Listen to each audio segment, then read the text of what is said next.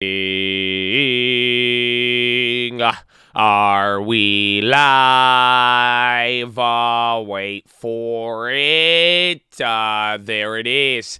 Good morning, ladies and gentlemen. I hope you're having a wonderful day. If you're watching this and it does not say live at the bottom of the screen, unfortunately, you're watching the recap. The good news is we are live Monday through Friday, 30 minutes before open. Drop your thumbs up on the video. Make sure you're subscribed. You're on mobile. Press hide chat. X out the chat. Hit the thumbs up button. Second link for the nightly watch list and main channel. First link for the Scream Alerts boot camp and real estate course. So, if you didn't watch the watch list, I would go check it out. We explained a lot of the data from yesterday, why we are moving and what we're leading into. Again, I got a lot of pictures to show you. A lot of people are talking very bullish, beginning of a recovery, beginning of an easing cycle. There is a lot, but now here in the morning, you just got PPI. So this data wasn't supposed to be that big, but let me give you a fun fact. The PPI came down, and that was its first drop in 2 years. So no exaggeration, PPI, that's why you're actually going up. We were already a little bit bullish, but that PPI came in lower, and that declined as well. Producer prices dropping, and that was the first time since 2020. So we got a lot to talk about. I hope you guys are ready. We got a bunch of plays to go over here in the morning. We got a couple of pieces of news, but now it's really about waiting for more data tomorrow, seeing how the market takes it, and kind of seeing where this stops. But a lot of people are feeling a certain way, so I hope you're ready. And good morning. Good morning, Tatadonia.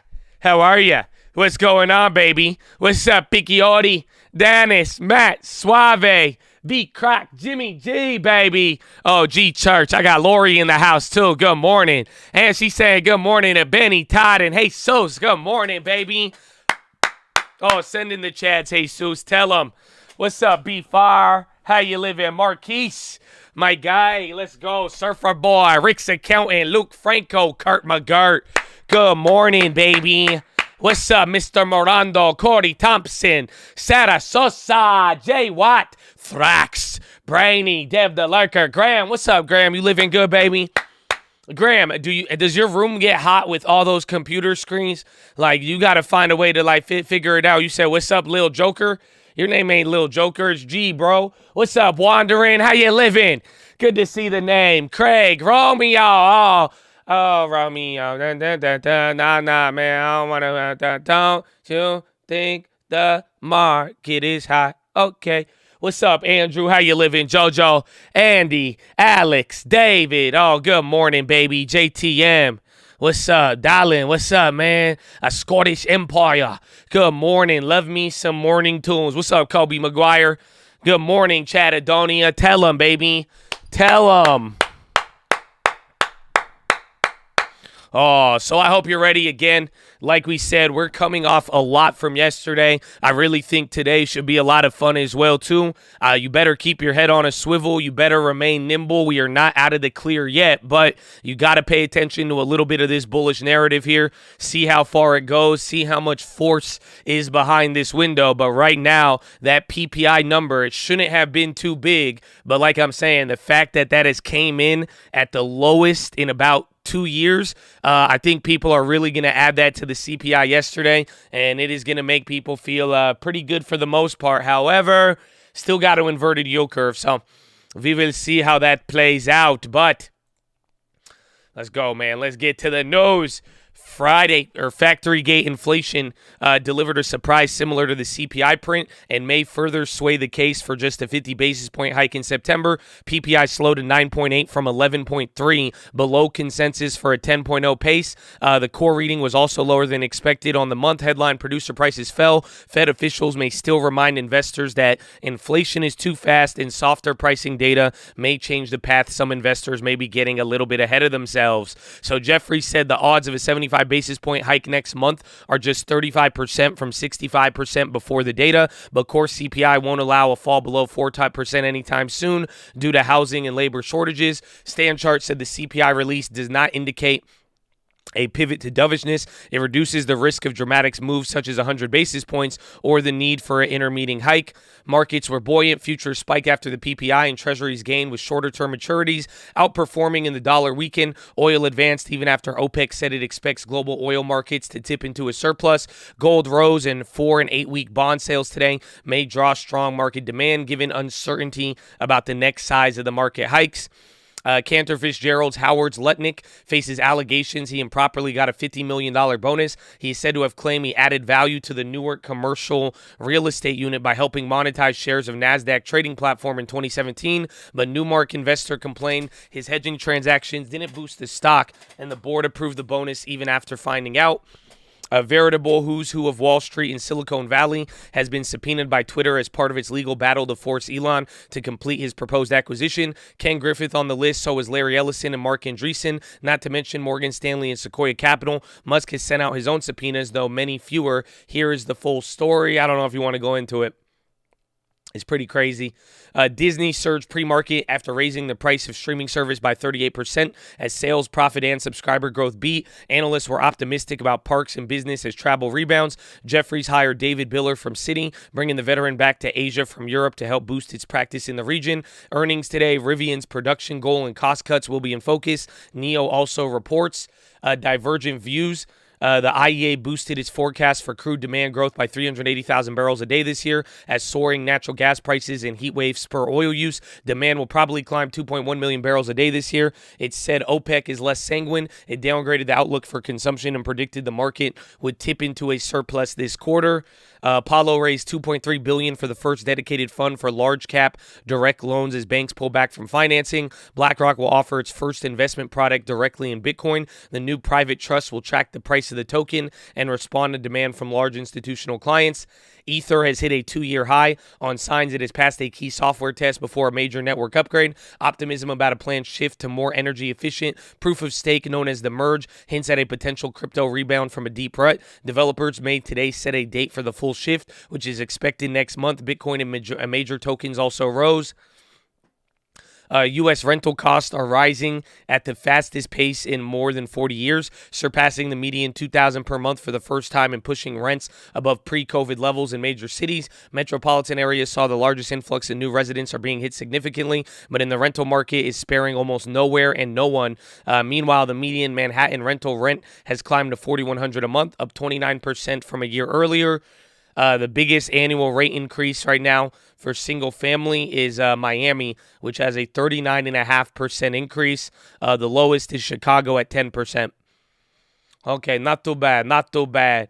11:30, $55 million of 4-week and 8-week bond auctions.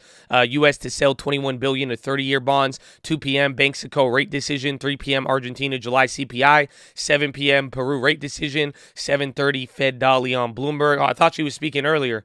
We might get her earlier. We'll find out. Earnings includes ResMed, Rivian, NEO, and Illumina.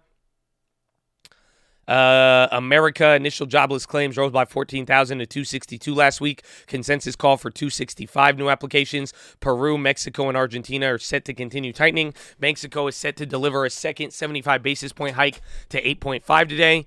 The average price of a gallon of gasoline in the U.S. has fell below $4 to the lowest level since early March. According to AAA, prices were at $3.99, continuing a downtrend for almost 2 months. Janet Yellen directed the new funding to the IRS won't be used to raise audit rates for Americans making under $400,000 a year. Resources will instead focus on high-end non-compliance. Elizabeth Warren rebuked Jerome Powell for withholding information on trading by Fed officials during the pandemic and said an investigation of the matter by its inspector general was troubling. Olaf Scholz promised Germans more financial assistance with the energy crisis and said current borrowing plans are enough to pay for a new aid package currently under decision. He pushed back against the idea of introducing a windfall tax on companies benefiting from soaring prices. Italy's centralist Italy Alive and ASI-owned parties agreed to form an alliance ahead of the general elections in September. Both pledged to continue the agenda of Mario Draghi. The latest polling suggests they would get just 6% of support. B of E Governor Andrew Bailey pushed back against plans by the UK leadership contenders, warning that curbing independence may jeopardize its international reputation and signal draft financial service rules shouldn't be changed to give more power to financial politicians. Singapore GDP shrank 0.2 last quarter from previous period against expectations of 0.2 growth. Nancy Pelosi said that the U.S. can't let China establish a new normal around Taiwan. Separately, South Korea said the deployment of American-made missile shield is non-negotiable for self-defense, pushing back on China's efforts to freeze the plan. Hong Kong's population shrank by a record 1.6 over the last 12 months, according to government data, marking a third straight year of declines. OPEC Plus may not raise output in the coming months because of limited spare capacity, the IEA said. It is said that the small hike promised for September may actually turn into a cut as Russian production declines. Russian oil output is set to fall 20% by the start of the next year. EU's most important ban comes into force. Gradually, monthly declines will start as soon as this month.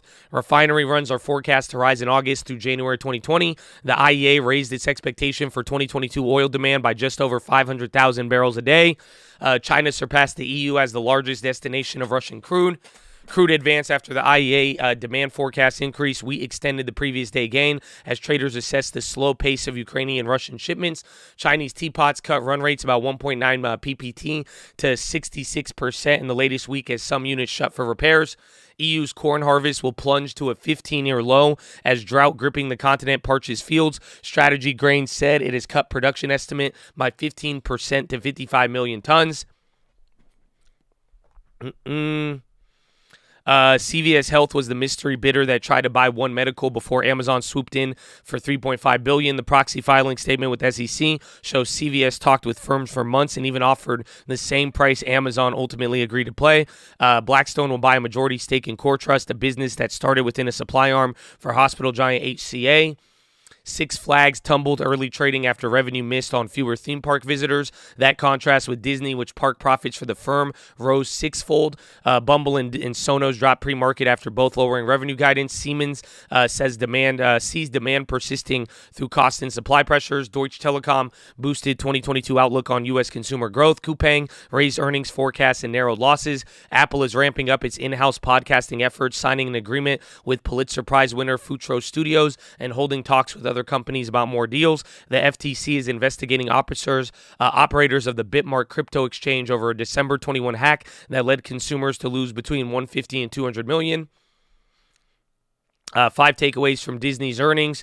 They killed it. Aspen to halt COVID-19 production as J&J orders dries up. Business Insider, Microsoft is cutting hundreds of contractors amid layoffs. Users report Verizon is down. Disney, price target raised to $140 from $124 at Rosenblatt. Disney raised to buy at Guggenheim, price target $145. Serena Williams. Announcement that the U.S. Open may be her last pro tournament led to a surge in demand for tickets, and it'll set you back on StubHub. September 10th match goes for $12,000. The odds of Williams wins are stacked higher against her, but expecting even pricier seats if she advances. John Texter took 12 months to go from fanatic football fan watching 100 games a year to one of the sport's biggest investors. He bought stakes in teams from London to Rio de Janeiro, building a football empire like a business to cast himself against the game's mega-rich elite. Rich guys decry taxes. Mark Cuban said while buybacks are everything wrong with what companies do, placing a levy on them tops the list of bad taxes. Senate last week agreed to a 1% excise tax on share buybacks as part of a tax in climate change. That was fast. Jerry Hall and Rupert Murdoch finalized their divorce with an out-of-court settlement weeks after the split, the Telegraph reported, but confusion reigned in hours before the announcement as Hall reportedly asked a California judge to cancel her divorce case. The couple remain good friends and wish each other the best, according to their lawyers. Well, that's cool. Long live COVID latest. Notable drops in the stress hormone cortisol were the biggest, strongest predictor of who develops long COVID in research. EU countries will join France's efforts to fight wildfires that have been raging across France for days. Emmanuel Macron said that the area most affected in Gironde, a southwestern coastal region where wildfires have devastated 17,000 acres and forced evacuation of 10,000 people. A deepening crisis. Bloomberg chronicled the lives of 4 households around the world who are struggling to put meals on the table. In the 12 months since, these families have seen world prices for kitchen staples hit records. And on this day in history, are you ready? Andrew Carnegie died in 1919 at 83. Born in a weaver's cottage in Scotland, he immigrated to the U.S. in 1848, began work as a telegrapher, and by 1860, he had investments in railroads, bridges, and oil. He got richer as bond salesman, but made his fortune building the biggest iron and steel operation ever owned by an individual in the U.S., which formed the basis of U.S. Steel. He gave away almost 90% of his fortune, about $5 billion in today's money. Wow, thank you, Carnegie.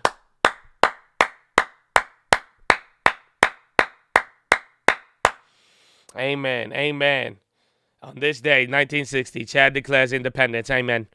Amen. But Chadadonia, it's weird. It's crazy. We actually got through that in 10 minutes. I actually wanted to see how long it was going to take. So that's actually good. Good morning. I hope you're feeling good. Maybe a little chilled out. I have a couple of more things I could read for you. Maybe we could wait for a little bit if you would like. But I see a question that keeps coming up. Josh, is this going to be oversold? Can this keep going? It can keep going. I think they're overbought. I think there's some elements. However, what you got to look at is, like we said, there's a window now until we get more data. And the data we got today, like literally this little pre-market PPI, that was enough to kind of give us a little boost. So right now, I think it's all about the levels like we talked about yesterday. If we get above 420, told you to watch for 423, and then watch for like 426 to 27, and then 430. But pretty much, I don't think this is that crazy, more or less. We're going to find out. Yeah, I would definitely be looking for laggers. That's where you're going to find money on this. Again, NVIDIA yesterday, that one was a lagger when we bought it. So there's a lot of opportunity here. I mean, people are worried, but the narrative that's going on right now is one, you could literally enter into a bull market right now.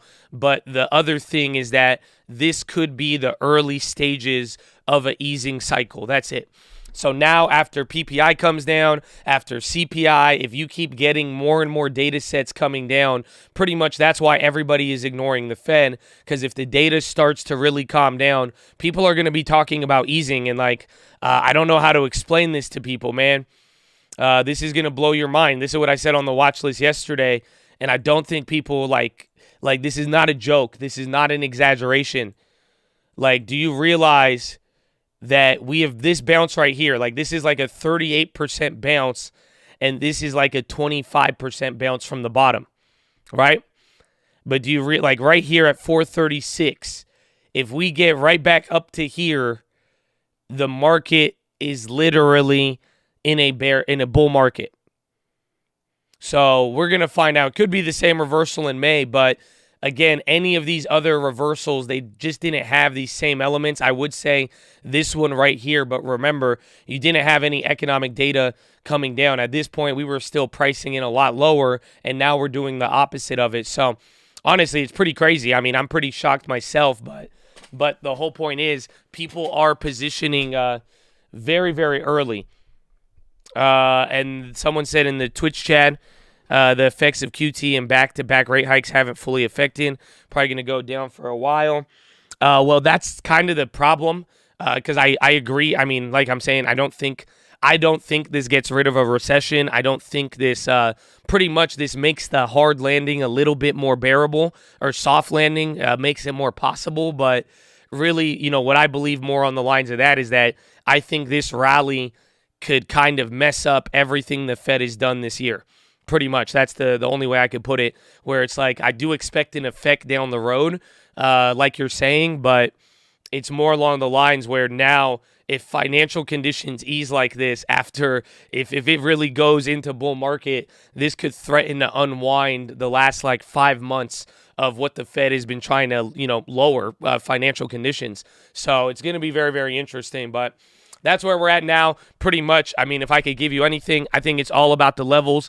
Watch for earnings or news, an external factor to kind of slow things down. But now you got another set of data. It's driving us forward. I would ride the wave, but definitely remain nimble, because it could definitely switch at a moment's notice. But this is definitely the most bullish we have been all year. I could say that without a doubt, just from looking at how things are. You're coming off a low. You got data now finally coming down again. Your first drop in CPI in 10 months. Your first drop in PPI in 2 years. So we got some good things. We'll see how it plays. But let's get more into it. We still got another 10 minutes here.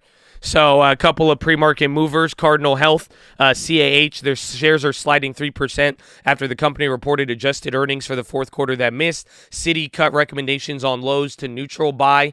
Neutral from buy as demand for do-it-yourself home improvement slows. Shares are down 2%. Coupang gains 5% after South Korean firm had great earnings. Disney rose 9% after the media giant rose better than expected, and they beat on everything and raised prices. First Solar shares gained 2.5 after a raise to overweight at KeyBank. Fiserv, FISV, shares gained 1.4 after being upgraded to outperform at Evercore. Hamex Technologies, HIMX, dropped 7 after the semiconductor reported revenue for second quarter that missed. Mara and Riot Blockchain lead cryptocurrency stocks. MQ Marqeta, outlook disappointed, and resignation of CEO Jason Gardner and COO came as a surprise, and analysts said shares of the payment company down 4.5% are trading here on Thursday. Matterport advances 21% after the company boosted its revenue for the full year. Second half growth outlook is better than feared, Piper Sandler says. Sonos dropped 17% pre-market after the audio products maker cut its full-year guidance for revenue and adjusted EBITDA, citing a challenging macro backdrop with strong dollar and inflation pressure pressuring consumer sentiment. Traeger Cook declines 14% after analysts reduced their price targets on the stock, with Bayer downgrading the grill maker to neutral. And then Vacasa VCSA gains 24% after vacation rental company raised full-year guidance amid strong consumer demand for travel, though through Wednesday's close, shares are down 70% since December. And then WeWork gains 4.7 as the company said it added the new CEO of SoftBank International, Alex Clavel, to its board, replacing the former CEO of SBGI, Michael Combes. Combes or Combes?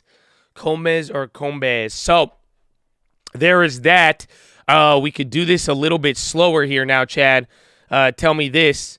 What are your plays? I have a couple plays I'll share with you. Again, I think every single play from yesterday should be having more gains today, but I'm going to be writing out some of those. What do you got, baby? What do you got for me, Chad? What are we looking at this wonderful morning? And then vote. Are you feeling bullish or bearish? Hit the thumbs up. JP Morgan. Honestly, JP Morgan is still lagging. I'm down with that. Even though I have the Bank of America, Square watching yesterday. Watchlist plays. Bingo. Valander killed it. Tesla calls. Baba. Coinbase. Palantir on the upside. Square on the downside. Visa lagging. Disney. JP Morgan. Disney could be good if the premiums are cheap. I definitely like Disney, Netflix, even Roku might be a good one. Roblox. Rivian has earnings today, so technically there is a Rivian pre-earnings run-up. Keep that one in mind. Bumble puts, NASDAQ 100 longs, Bank of America, AMC, BLU calls, MRO calls, Riot, Apple calls, news for Manip. What's that? Gamble, Galaxy Digital. Okay, any Coinbase? I mean, Coinbase, crypto stocks are doing good.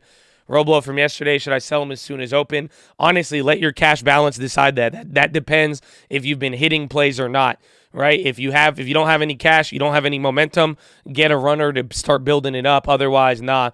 I am holding Roblox. I have it on my shares and the play I made from yesterday. So my shares are I think I'm $1 from going break even on my shares because I averaged down there in March. And then the debit spread from yesterday is up. The options on Coinbase are much, but if they come down, that can kind of be like Roblox. But I think Roblox is going to have more volatile options today. Snap are bracing for layoffs. Hot dog comments on Disney. I actually gave a comment today. I don't know if it's going to get picked up there, but I like Disney a lot. Again, I think the fact that they beat Disney or Netflix to the ad punch is good. I mean, Netflix has been raising prices for years now. They're kind of just starting, and they're doing good on it. Even their parks did good, and they're able to get demand from travel. Honestly, it was a good report. Again, there was political drama all the way down to the drama with other competition. Like literally Netflix lost 1 million people, Disney is adding millions more. So I actually really like it. I'm actually pleasantly impressed. Well, my mover on the day, honestly, I like that JP Morgan. I like the Chad coming out with JP Morgan simply because they're lagging a little bit here. And I really, really like that. I mean, they are kind of up right now, but they didn't move as much. So depending on how those plays, I like them. Other than that, I'm going to be watching Disney, Netflix, Nvidia, and Roblo and any of the other plays. I do like Matterport today. That's another play I got on the list, and then we're going to ride out the Bank of Americas as well. And I will look at Rivian if there's a decent play.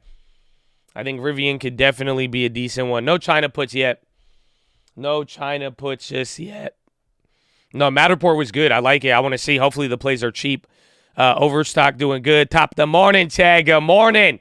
Make sure you like the video and make sure you're feeling blessed, Chatadonia. You think Robo or hold the debit spreads? I'll hold them, but if it gets cheaper, I would, pretty much if our debit spread goes negative, let's buy more. If the market could warrant it. If not, no need to push it. If anything, I'll probably want to make the debit spread free today and then just ride it out. I feel like I'm kind of neutral. I don't know. I felt more bullish yesterday, and I still like it, but I can't ignore that.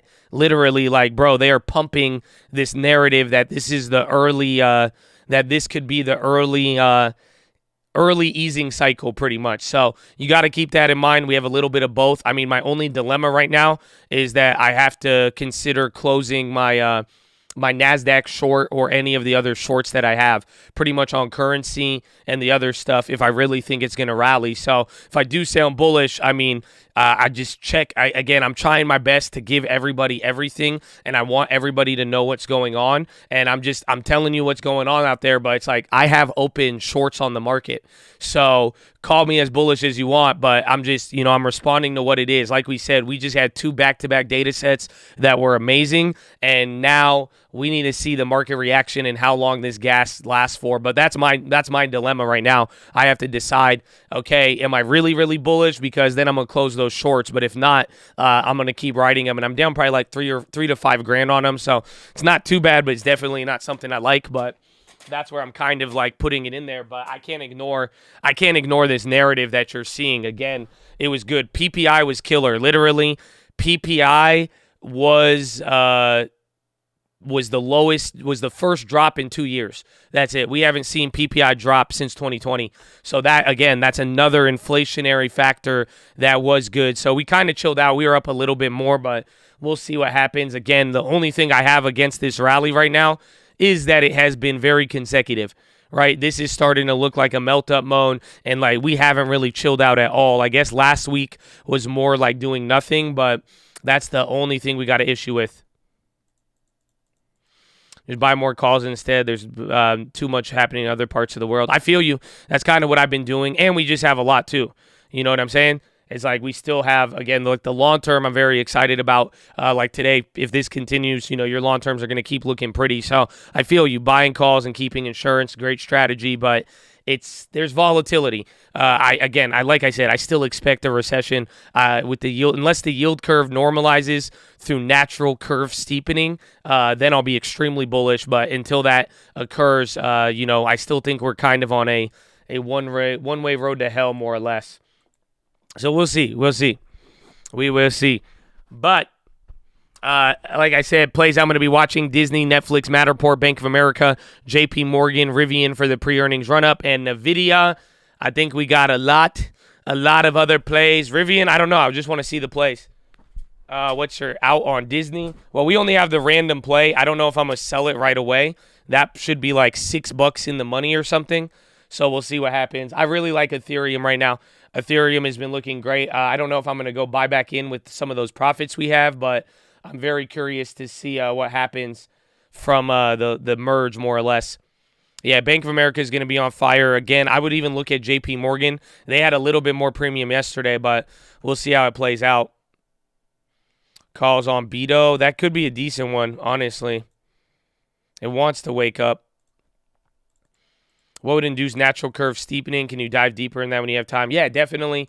I think, pretty much I don't know how long you stay here throughout the day, but if I see evidence, I could talk about it. Like yesterday was kind of evidence of that. That's why the short end of the curve, the yields came down as people responded to lower inflation, and then the longer end started to move. Pretty much the curve going back to normal on bond yields kind of leveling out, or rate hike odds expectations slowing down, or naturally the Fed pausing without having a big problem. That could kind of lead to natural steepening. But for the most part, it's usually when there's bullishness. Like, so what happens when the market is this bullish? Just from like a Wall Street standpoint, what a lot of people will do is, like, when you really see the bullishness, you buy stocks, you buy tech, and then you short bonds. So that naturally would steepen the curve, right? Because if people are feeling good in the short run, even if the short-term rates are a little bit higher, you could get natural steepening if everyone's like, screw it, drop the bonds, short the bonds, those bond yields will come up, and then they start buying stocks, and then before you know it, long end of the curve starts to rise up again as people short the bonds.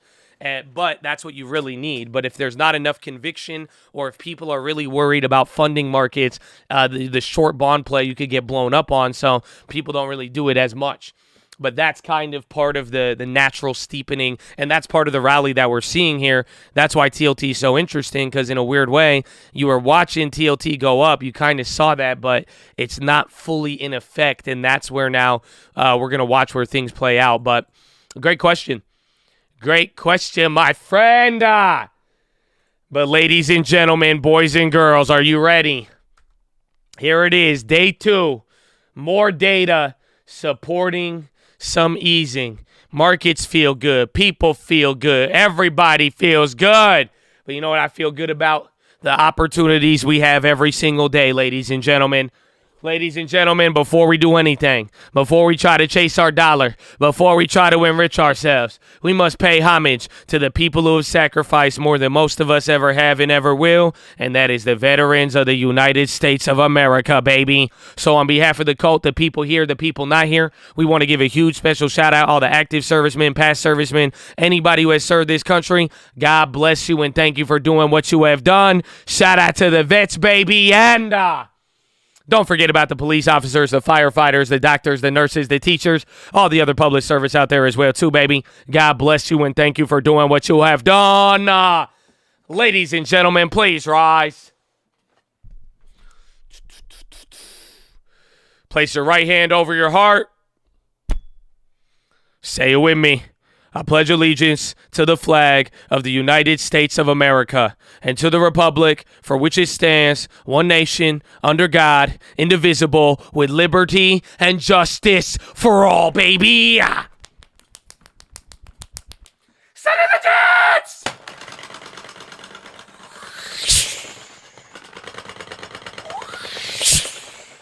Oh, it's game time, baby. Oh, no, let's go. Oh, good morning, Chattadonia. Good morning, Chattadonia. You are here. Oh, yes. It's a blessing. It's a blessing.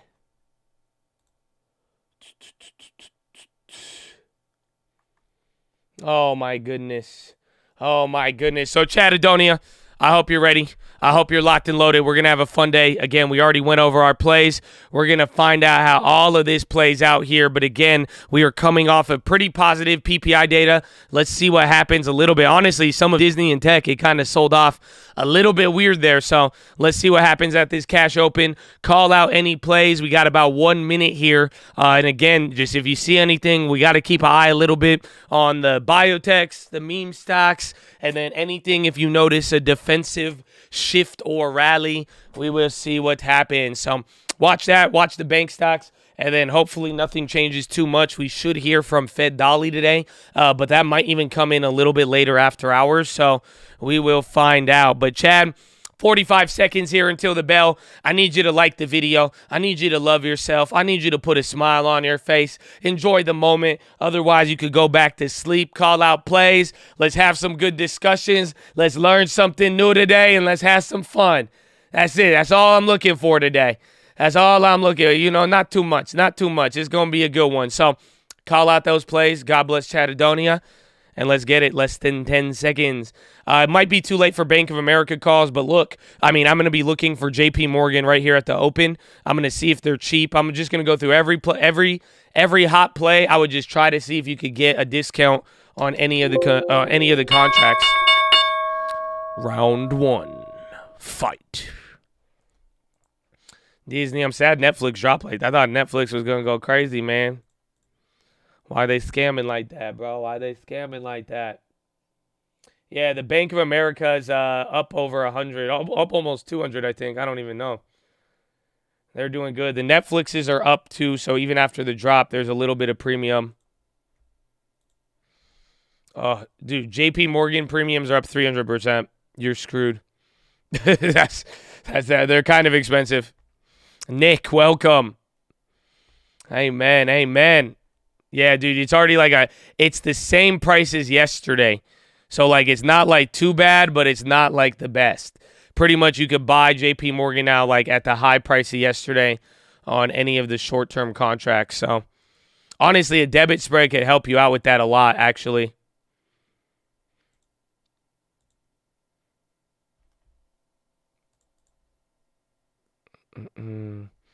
Roblox 1.6, Apple, Disney.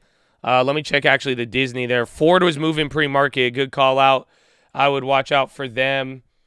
Again, if there's any news, let me know and I could get to it. But I think Ford was moving up a little bit early.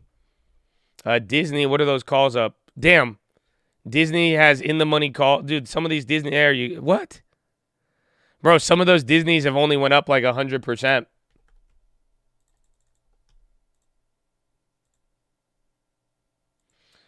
The random play went up to 6, but still, I'm looking at some of the other. Disney's not even that like crazy.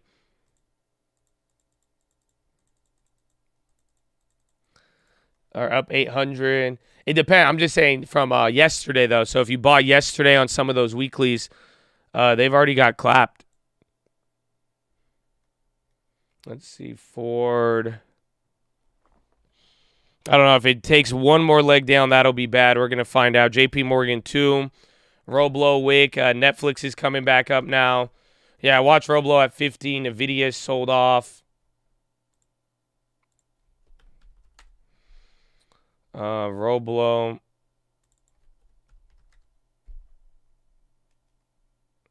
So you got 120 on yesterday's play. I don't know what that takes it to. 79, so that's over 100 too. That's where Nvidia's dropping. Netflix is going. I want Disney. Like some of them came down a little bit, but it's like we just need it to drop a little bit more.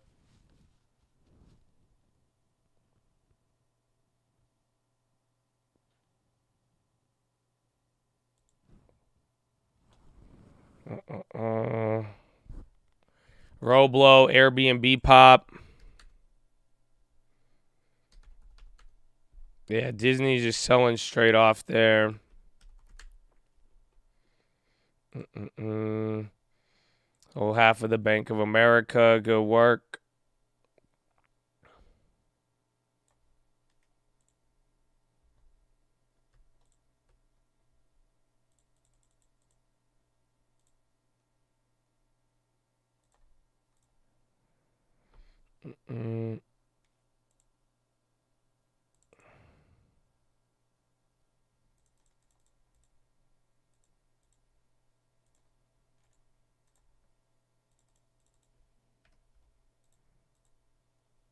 Oh, I ran up too much.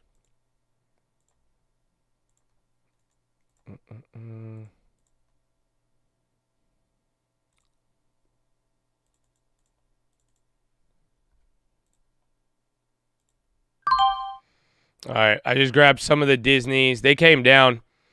I mean, right now, like they were up a lot more in the morning. They still have some premium, so we'll see. Yeah, why is even Airbnb running up? Netflix coming down. Those are the 128s. And then Spy's coming straight down right now, actually.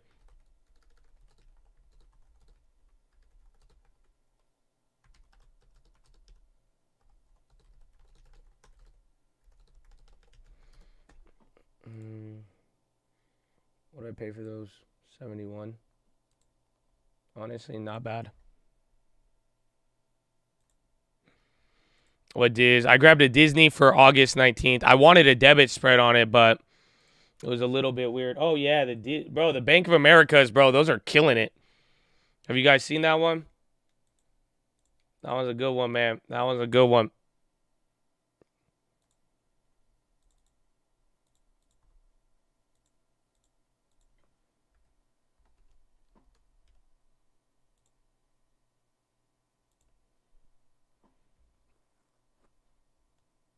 Okay.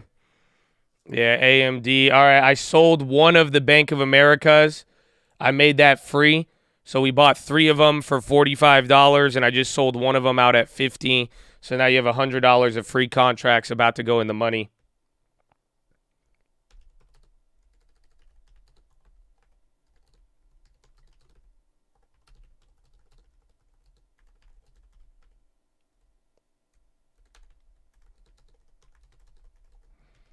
IWMOS. What does this mean? Oh, and then the Netflix are doing good too. I don't know if we want to use a ghetto spread on that one. What is that? 279? 270?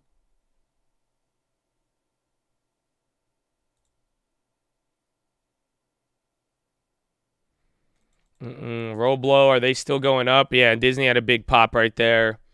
Roblo's hitting another high.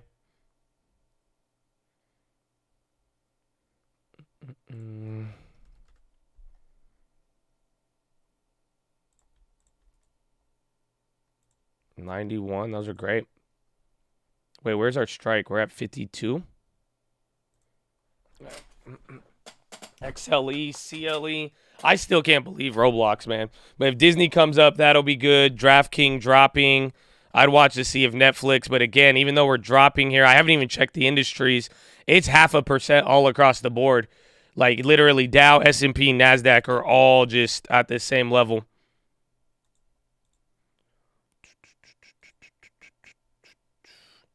Energy's the leader. Healthcare, utilities on the downside. Real estate's about to go negative. Consumer staples and tech are kind of matched up. So it looks like a little bit of a rotation, but tech and defensives are kind of on the same one. I got Disney for this week. I thought I got next week. I'm pretty sure I got Disney for next week. I don't know. Yeah, August 19th. That play's already up $100. I don't know what we bought. We bought them at 70. They're at 100 now, 110. So you need 140. You have 100% on that one. But again, we literally just bottom ticked that off the earnings. So again, this is what I was looking for on the Disney. Like literally, you see how it gapped up in the morning. This was even no, that's the Netflix. Hold on, where's the Disney? Netflix kind of did it too. But like, I want you to see these contracts. Because like they barely gapped up. This was only 100%, but then they came a little bit into yesterday's price. So that was good, especially if it keeps running up. Snowflake.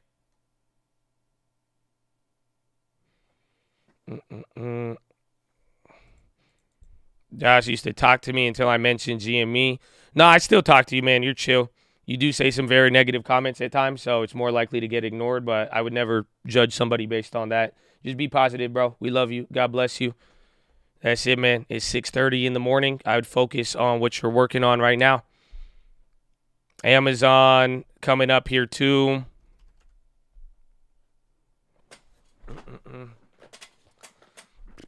Good morning, baby. Roblo, Netflix. Again, they're all going, bro. Even Netflix at 250. We love it. That Netflix is 50 cents to 170 now. So that's kind of ramping up. The Bank of America is still holding. What else is there? There's the Roblox and then the Disney. Dude, why is Airbnb going up? Now I'm just confused on all the stocks I want to go up. I'm just like, why are they deciding this now? I'm okay with it, but still. Old Netflix back to life? Get out of here. There's no way.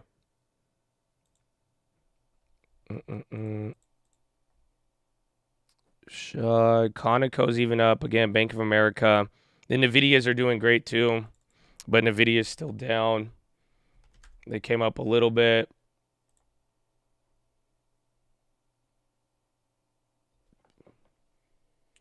$210.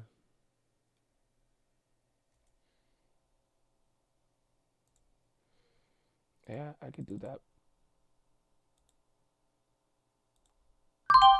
Okay, I sold 2 of the Disneys back. I just made them free. Honestly, I'll just walk away with 1 free Disney, about less than 5% out the money. Why not? Like I spent $210 for it, and I got $210 back on 2 of them.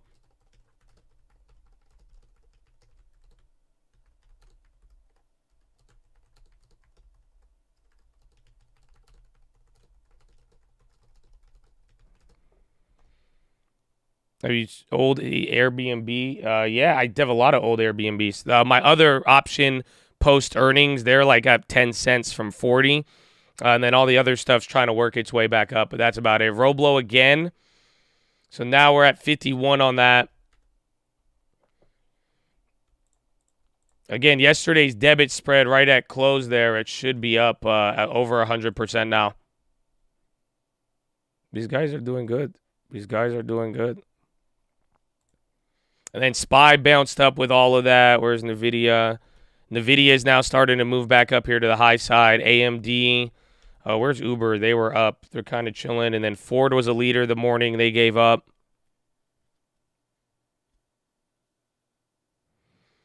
NVIDIA going.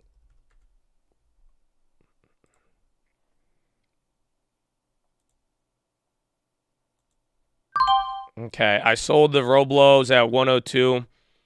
I think it might be able to go up there, and we're about to get in the money, but, I mean, I have a shit ton of shares, so I'll take another. I like these 100%ers.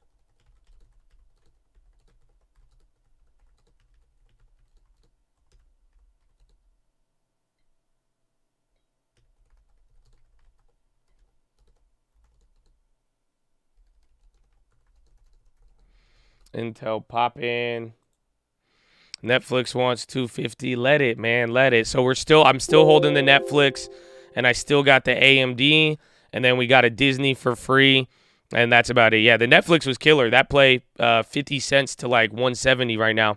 150. Yeah, 150. Even same thing with the NVIDIA. That one's 80 cents to 160, so that's 100%. NVIDIA, again, SPY's even getting a little bit more active here. Oil is kind of pushing some things up. Honestly, they all look like they're doing great. Again, utilities are down 0.05. Retails, real estate down 1.6. Healthcare down 1.8. Everything else is green. Energy and communications are the leaders. Financials in number 3. And consumer staples and tech are still kind of matched up. Arrival shares drop after low in production. Veru halted after 43% gain. Yeah, that's coming across the wire right now.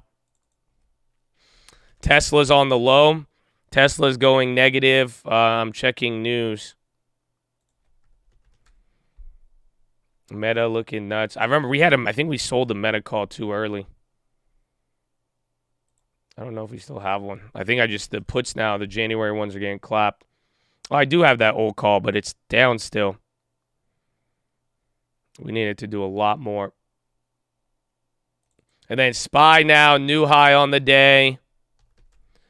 Amazon trying to break out. It kind of wants to. It's only a 0.71. Same thing with Apple. Any data. PPI this morning was very bullish. So PPI, Producer Price Index, it dropped for the first time in 2 years. The last time the PPI fell was before the pandemic. Keep that in mind. That means all throughout from the pandemic till today, PPI has been on a massive green rally.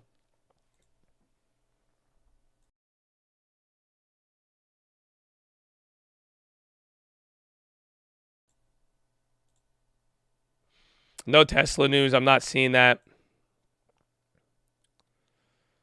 Nothing, at least nothing across the wire. But they are moving a little bit different. Netflix. So a couple of the names that were leading in the morning are chilling out now. That PPI dropped because that's producer prices. So yesterday, everybody got a pleasant surprise that consumer prices are going down. And what PPI is showing is that manufacturers are paying less to make their products now too. So that's a good sign. It could even mean easing supply chains, or maybe it's demand destruction. Who knows? But at the end of the day, it's just prices. It's more signals of some levels of prices cooling down, which is exactly what you want considering this inflationary environment we've been dealing with.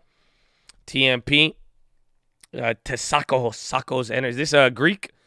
But SPY coming down, bro. Roblo's still going up there. I'm going to keep that one up there. But tech kind of really hasn't done much, some more than others. Again, I think Netflix is reacting because of Disney. But even Disney's coming back right now. The Bank of Americas, they came down, but they're still actually holding up. If those premiums drop on banks, keep watch on those Because if there's any downside with XLF and those get expensive, that could be good. Cardinal, they're coming off of, I thought they were down in the morning. They had the earnings, so no recession. No, I think we're going to get a recession, and I think a lot of people are still keeping that in mind for 2023. But the question is, are you going to get, a recession right now? I don't know about that. Again, at least as far as 2022 is concerned, we're going to find out. But this is people, it's not even worried about like recession odds aren't dropping, but the odds of a soft landing are increasing. That's the best way to put it. It's just that the odds of soft landing are looking good, and people like that. So that little dance at VWAP, we're right near open. Didn't bring the market down. Watch what happens. Airbnb breaking out a little bit. Good for you, BNB. Good for you. Uber everywhere. Does the market give a F? Doesn't seem like it. We're forward looking. Well, we are, and there's just a lot of optimism. Again, just a lot of signals have been saying, hey, things have gotten a little better. A little bit. Just inflation. It's just a weird world we live in. Honestly, the next 6 months are going to be wild. I hope you know that. Because now, after, like I said, this move threatens a lot of things.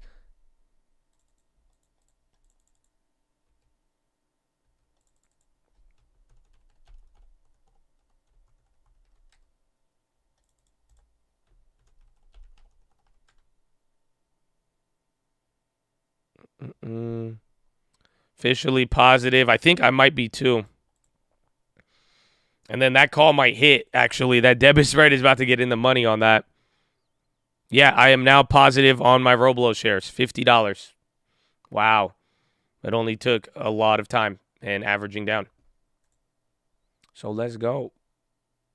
Then long term, it's actually making some nice moves here. JP, we're only down 4 on JP. Uber's now up. Netflix, we have a gain on. And then the small long term is very close to going green now. Where's the Netflix?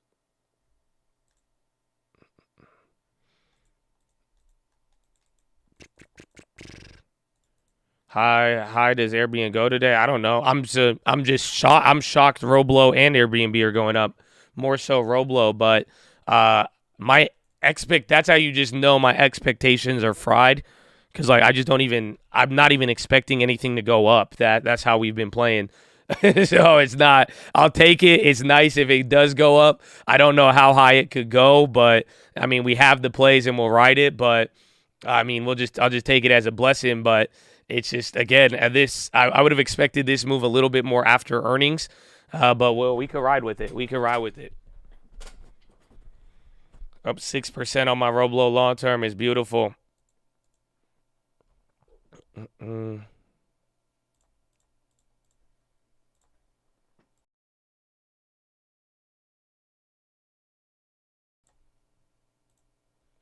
New York Times, Elliott might be interested. NYT, activist stake by Elliott. Again, Elliott's the same people getting into like PayPal and Pinterest. You've heard them a lot in the headlines as of late. And then bonds coming down. SPY hit a new high of the day. Was that higher than pre-market? Nah. So watch for that level because pre-market, again, 423. That level should sound familiar. We're going to see if that's going to act as a resistance more or less. Ford is trying to move. Yeah, Roblox debit spreads up over 200%. Even our Roblox shares have now gone positive, but do what you need to do with that one. I sold out the Roblo. I honestly, it's probably up even more right now, but that was a good hit. Again, and I took one. I made Bank of America free, and then we made Disney free, and then we still have Nvidia and Netflix, and both of those are up well over 100%. I think Nvidia is just at 100 actually right now. What stocks? I'm still holding cash. I don't unfortunately, we had the deposit and we were waiting. I wanted to wait for earnings and everything else, and then anything I would have wanted to get, it just started moving up. So I just said I'll wait, and that's why I'm chill. Because like I'm saying, we're very close to going positive now on these accounts. And so worst case scenario, I missed some extra bottom, but I'll get to go back into green, and then I'll have a lot of cash just in case anything happens. Unity. Are they up? Mm-hmm. Yeah, that play's still holding 1,000%. I still have the Unity. I ghetto spreaded it, so that's why I've been chill with holding it. I don't really care. Matterport up 40. Damn, I should have went with that one in the morning. I just called that one out. That one was good. Roblo now. Honestly, I don't know if even Roblo's even in squeeze mode. This is crazy.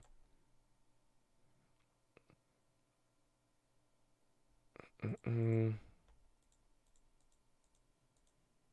51 call, naked, ghetto spread at the 56. Beautiful. Beautiful, baby. I mean, good thing we had all of those upgrades.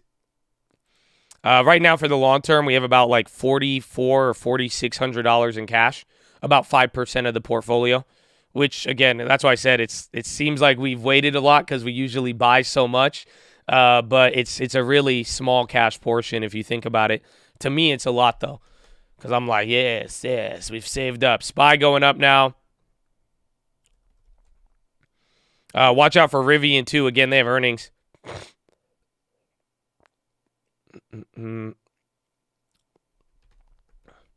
What did I miss? The only thing to really miss today is PPI. That's it. It came in the morning, and this is kind of the reaction. I think next thing I'd wait for Euro close, and we'll see how things play from there. But right now, this is just a little bit of the continuation of bullishness of yesterday. Add that to another data set that highlights inflation cooling, and that is what you got today. And now we're at 423. This is a big level. We already made Disney. We flipped Disney. We got like a nice like 40% on that one, or 50% on Disney. I made a Disney free. Sold out one of the Bank of Americas, and then riding the NVIDIA, Netflix, and all the other ones we got yesterday. And then I sold out of Roblox for about 200%. Honestly, we've had good. We've had good plays leading into this move. We've had great follow-up plays at this point now. I mean, you should have been exposed to something going crazy. So at this point now, it's just a matter of how much profits, if you're going to take it or how you want to push it. Abby hot.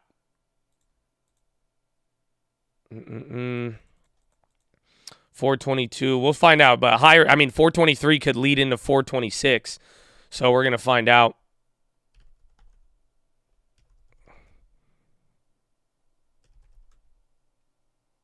What else was there? NVIDIA, Disney.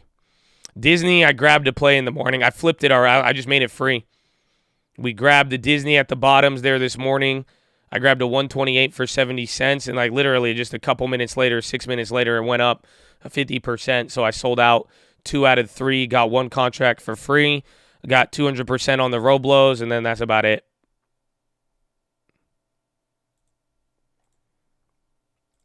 Yeah, but Disney's coming down. Netflix already chilled out too. So it's weird. I think we're taking turns on industries right now because healthcare is now positive, real estate, utilities, and staples and tech are matched up. Is New York Times still going? That was Elliott.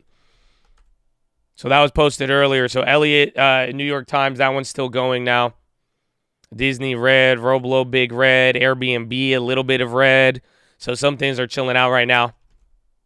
AMD's at the high, Nvidia's at the high though. Cardinal is going crazy now. Remember, I think they're coming off earnings today.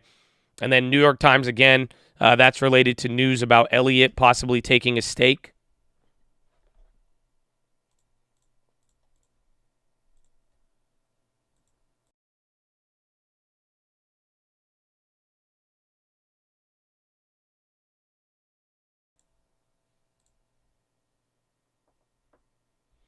The Colt has been killing it. Well, I mean, I think we just didn't get left behind on any type of move in the last couple of weeks, which is good. But I'm just more hyped on the long term. That's it. Like, again, I mean, I got plays like Roblox going positive. The Airbnb loss now is much, much more narrow. And then you also have, like, literally, we even have like a 12% gain on Netflix. So I'm very hyped for the long term because I want you guys to see this shit. That's all. You see the power of the long term. And now, you know, when it looks down, you're like, oh, this sucks. But just see how quickly it could kind of turn in the other direction. And now you're not going to miss any of that positioning when it's all said and done. That's all that matters. is that if you were able to hold the long term throughout all of this, it's been very painful. But this type of historic 1 month rally, you're not in the weird position where you're like looking around like, wait a minute, oh wait, what? Because that's what they're saying right now. People are calling the max pain. Dude, New York Times is going crazy still. But now people aren't, what they're saying as the max pain was if you sold out at the bottom once the earnings estimates got so dark, and then if you sold out at the bottom and then weren't able to reposition after July, that was max pain in a weird way, because that's where a lot of people got crushed on this. This was bounce, buy in, very quick flush, and then if you got trapped in on any of this, this was very, very painful on that.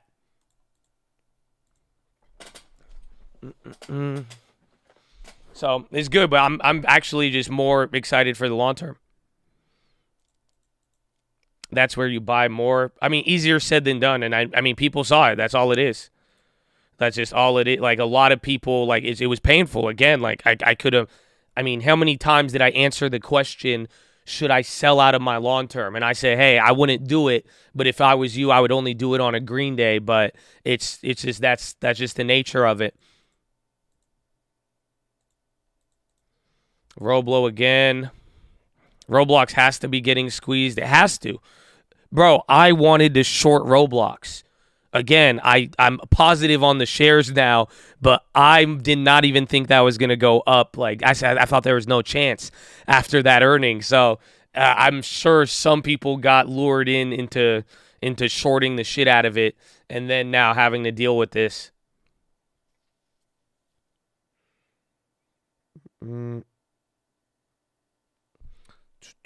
Airbnb, same thing with coin too.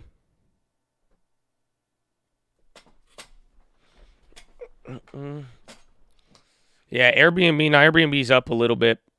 I'm actually surprised. It should have went up yesterday with it, but that's cool.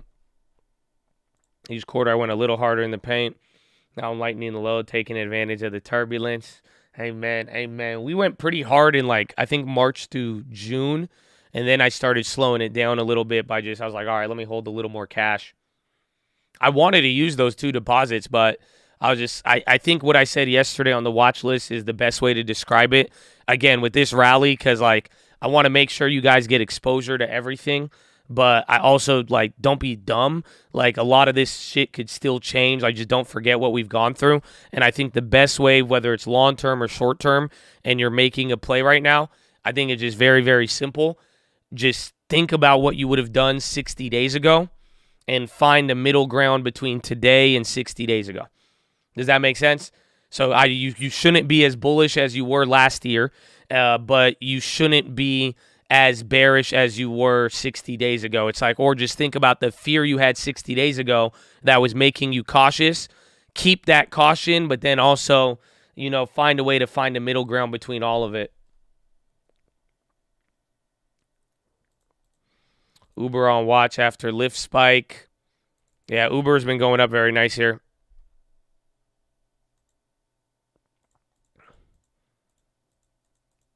Apple, I think Apple has possibly recovered all the gains.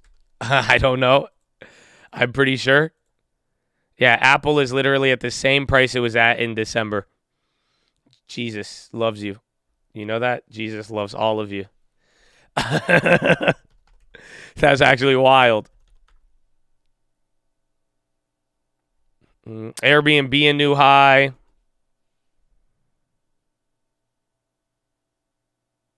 Watch lemonade break. I think anything could short squeeze right now. Just be careful of it. That's all. Just be careful of everything. That's the only way to put it. Damn, those NVIDIAs are launching now a little bit more. Netflix chill. Disney's at the bottom of the day. They were halted earlier. Home prices up 14% year over year, second quarter. Realtors say.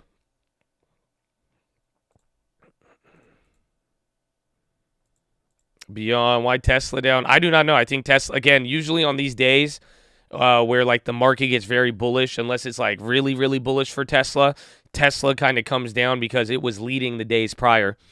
So that's the only thing I could think.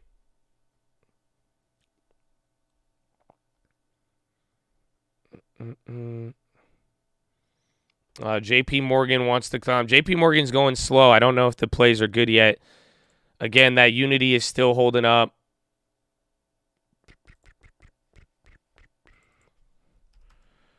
Oil's about to drop, so watch here because we're rocketing up. I don't know if oil will have a positive effect here or not. But oil's coming down. We are now popping on everything. Again, even Roblo at 53. A lot of your growth plays. Even snaps up 7. Oh, my gosh. Market rallying. Again, we're coming off of yesterday, but don't forget this morning that PPI was very bullish. It was your first drop in PPI since the pandemic. So not only did consumer prices drop yesterday, producer prices also fell today as well, too. Fubo, we just had it up. They're up there. They're going up. They're kind of squeezing. They're up 14. Again, a lot of things, everything across the board. This is it's bringing back memories when everything would go up. I don't know if you remember that. You guys remember those days? Yeah, I think you got a reminder of what it felt like when everything used to go up. So it's just kind of like across the board, everything is gassing. What is the volume? Only 7 million right now in 30 minutes. So it's a little bit above average. I say only 7 million, but if it slows down.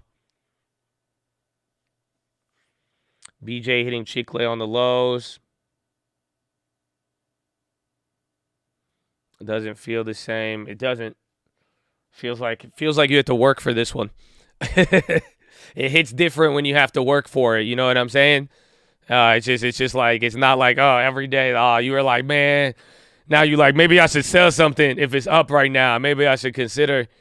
I don't know. Yeah, I still got the Nvidias, 80 cents to $1.90. Unity, those plays are up. They're holding up like a solid 1,000%. They're actually up $5. So 47 cents to $5. We will be in the money in a little bit, and then hopefully that ghetto spread could hit. I sold 1 out of 3 of the Bank of Americas. So I made the Bank of Americas free. I have 2 for free.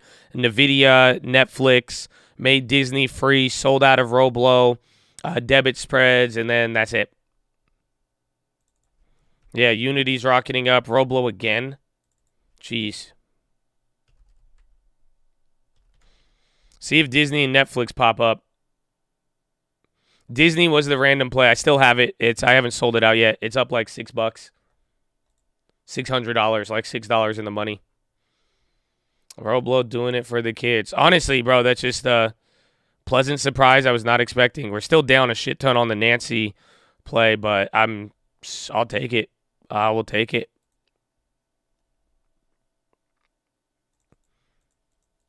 Significant drops, UNH and ELV. Good call. SPY, bro. Those little 3 candles at the top here at 423.75. We may go a little bit higher. Again, I think 425 to 426 is the next level. UNH is getting candles. Good call out on that.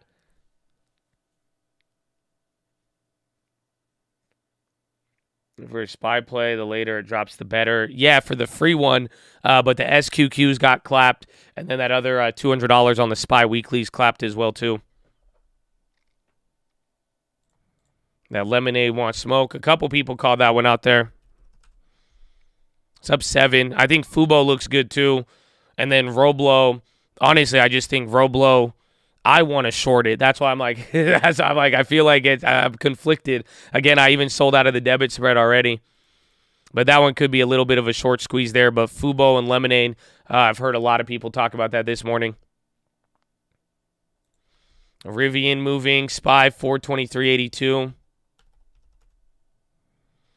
Shorted what Nancy says. Jay Quelix, my man, and Oscar. Nice, the market is bullish. Hope the chat is getting the bag. I hope so too, man. And I hope this balances people out. And I hope now that you got to deal with downside and then now you're seeing some stuff come up, I hope you can find a real good middle ground and make good decisions now and use this opportunity to prepare for the next 6 months. You know, pretty much now, if the market comes down in 6 months, what would you do today? If the market was going to rocket in 6 months, what would you do today? It's like find that balance because point is, this is just a moment and it's not over yet. But now, if it's eased some of the pressure and pain, then you got to really find out what you're down to deal with in the next couple months. Again, I was down to deal with this. This is why we did what we did. We held through. It sucks. It's painful. If you cannot bear that pain, you need to rebalance. Otherwise, now, if you see what's possible and you're excited, hopefully you can lock in your decision and don't change your mind for 10 years. Snap 8, Roblo, first candle's down. Rivian is now rocketing. Airbnb still going. Let's see, is Amazon and Apple? I think Amazon and Apple. Apple, that was a big candle there. I think Amazon and Apple are going to hit it there. Pay the plug. Small good decision, Chad. There'll be opportunity. I know, it feels like we just warming up too, baby. Or not. Amen, amen.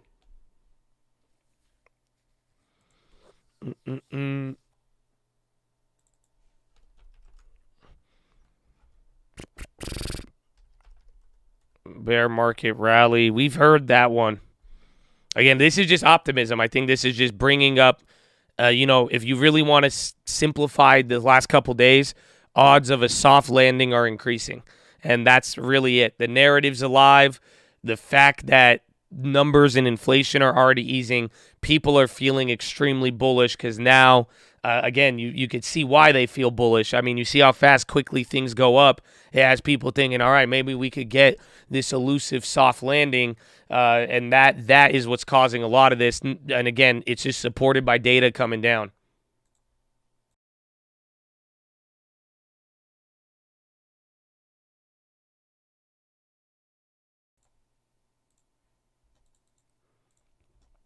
Jamia looking up. Micron. What's the other one? NVIDIA.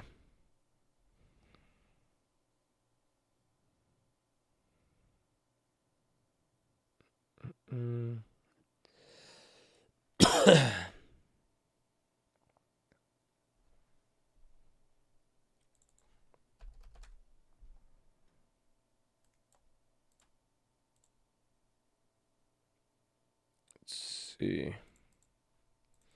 God bless Cole. Thank you, Josh, for your plays.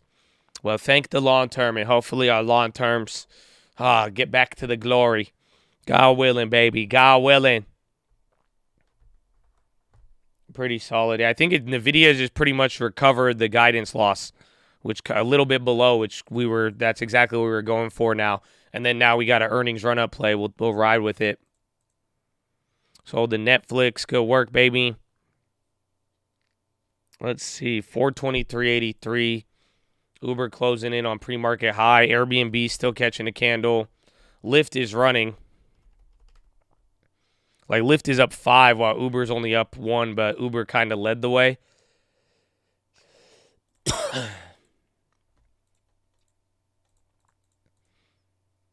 Michael Burry will be pissed off if we have a soft landing. I think so. I think a lot of people. It just depends how it plays out. But, I mean, on the bearish side, it's just like this rally, though, it threatens a lot of what Powell did. And that is the part I don't like. As much as, it's nice to watch things go up, the thing that I really like, it bothers me, is that you have to, if financial conditions ease and the market gets up to a certain level, it's like all of this work that the Fed has put in has gone down the drain. That's it. What's the point of all these rate hikes? Because you got to think about it. What's already been happening? Interest rates have been going lower now, especially on the long run. Short-term interest rates have gone up, but the 10-year has been going down. And then now, if this gets any more bullish, and then if Powell doesn't have to raise even more, like mortgage rates are going to start coming down. Then it's like that could fuel more speculation. And then now you have speculation fueled in the market. So it's pretty wild. Pretty wild. That is the negative part about it.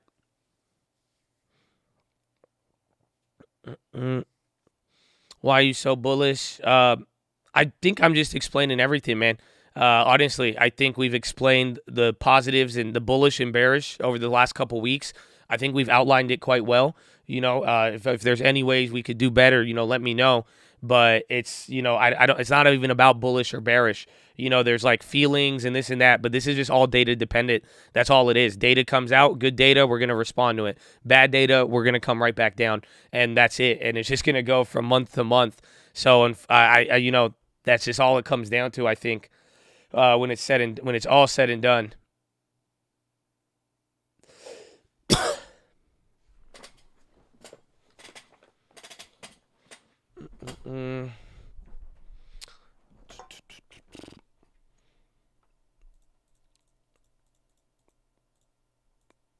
Data over bias, but month to month, pretty much.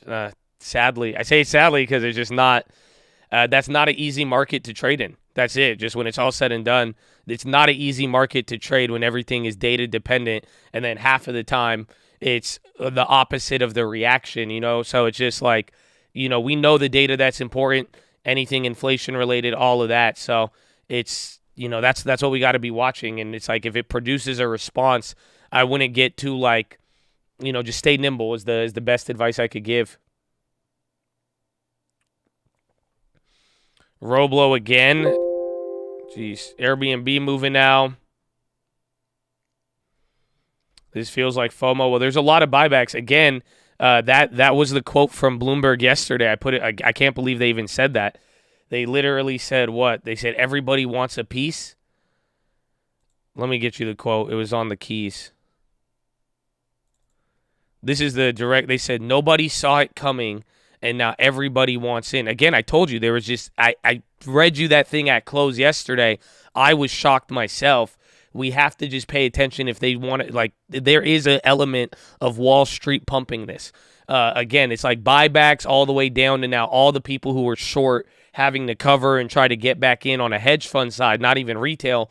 And then it's like now, like, people are pushing this melt up. Again, it's stupid. I can't explain it to you. You are closer to a bull market than a bear market, and I know it sounds paradoxical, and it should, but that's the weird element of all of this. So there's definitely a big element of FOMO on every side, and yeah, it is kind of self-fulfilling, but I mean, you just can't ignore that, though. Like I'm saying, when I start seeing these people talk like this, when I start seeing Roblo should have went down, and I see it get 7 price target increases. It's just like you could watch that narrative getting pushed. So just pay close attention. The only thing that's going to cause a shift, it's going to be an external. We're going to either top out at a level, or it's going to be another set of data that is going to clap everything. Thank Josh for the info. Well, thank you, my friend. I'm glad, man. I hope people have been learning, and I think a lot of people have, and you guys are seeing the ups and downs, the good, the bad, the ugly, man. And that's what it's really about. That's why, if you were only expecting one thing to stay there the whole time, the good, the bad, the ugly, we got to take it all in. You said at the beginning of the month, August 10th was the next thing to look at. Yeah, we said it for a long time. That's why we set it up. I think most of you have been prepared very, very well. And that's why it's like, let's ride it now. Next levels, we'll go to 423. We're already there. Let's see 426, 427. Let's see what happens at 430. And then now the next data set tomorrow will be key. The PPI came in as surprise. And then the next data set will be one more jobs number, and then another CPI, and then September 21st.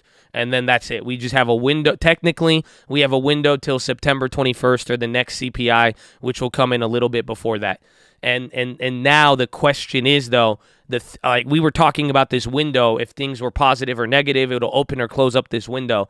But now the thing we don't know is the force. I don't know the force that they're coming in to smash this window. If there's a month of time where you could be bullish, it's like, how much force is going to come in, and that's now where the key levels are when we're looking at it.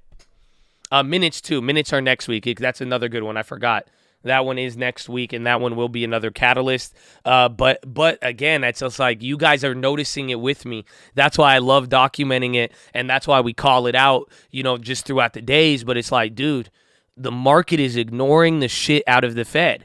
So I don't know. Let's see. The minutes have been very important at the beginning of the year, and they've caused a lot of moves. But now I don't know how much the minutes will actually do anything this time around, because they are ignoring the Fed without, just with zero, repercussions. Like they're not even like. Honestly, it's like a blatant like just. Nah, we don't care what Powell says. We don't care what Dolly says, what Bullard says. It's like, nah, the inflation came down. We already thought you guys were pushed into a corner. The Fed is not, like, nobody's listening. So how that plays out is going to be the interesting part. But that being said, I don't know if the minutes will be as pivotal as we've gotten. In a weird way, like PPI shouldn't have been that important today, but PPI dropping for the first time in 2 years, it found a way to now become very, very important. Netflix at the high, and if everything's at the high again, 424 now. So watch out, 425 to 426.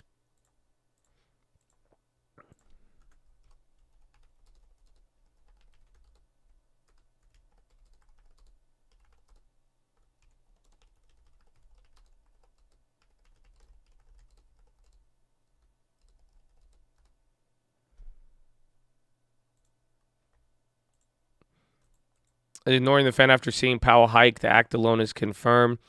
Is it just trust? No, I don't. I really, there's a lot. I mean, there's been a lack of credibility. There's been so many reasons to explain why the market would be ignoring them. I mean, the real simple answer is when the market ignores the Fed, its credibility is lower. That's it. If you want to keep it simple, but I don't know why. Like, again, because there's other elements of retail. There's other people. Again, retail inflows are almost comparable to 2021 now at this level, which is wicked to think about.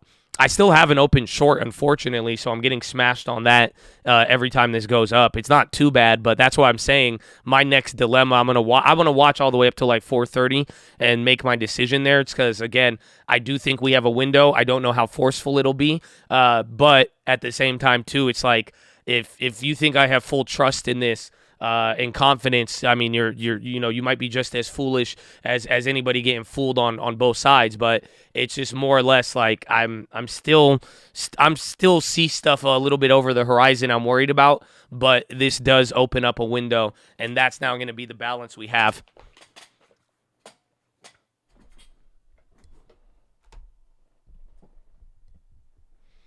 I heard someone say if inflation comes down without a material effect on employment, i.e. no recession, I hate to tell you it was transitory. Maybe, but then that's just, I would ask you to define transitory. You know what I'm saying? At that point, we'd have to put some level of time frame on it. But it's a very interesting thought to say the least. I think I don't even say transitory around me. Okay.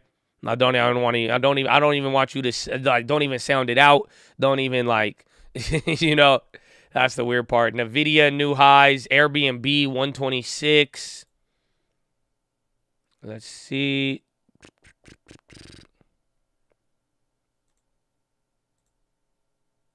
There it goes. Very good. Very, very good. We get Fed minutes next Wednesday, yeah. Uber new high as well, too. SPY new high, 424. So watch out for 425. 425, it's literally either going to go like a tenth of a point above it and then chill out, or if it will massively rip through 425 and go straight to 426. So watch out for this level. 425 will either be resistance or it'll be a breakout point. Snow pop. ASON's on the high, too. Dude, snap. But Snow is moving up there. Cost blew yesterday's lows of the day. Again, there's been a little bit of a mini rotation out of defensives, more or less. That's what we've seen. So some of the plays that were more stable over the last couple months that, were less risk on, people are holding them or they're just not catching the new money, more or less. 424.93, bro. This is it. This feels like the good old days. Where's the volume, bro? Volume's 10 million, and we're not even at the first hour. So you're a little bit above average right here. And again, at this level now, you are at the May 5th, or is that June? Yeah, the May 5th decline. Wow. This was right before a bottom.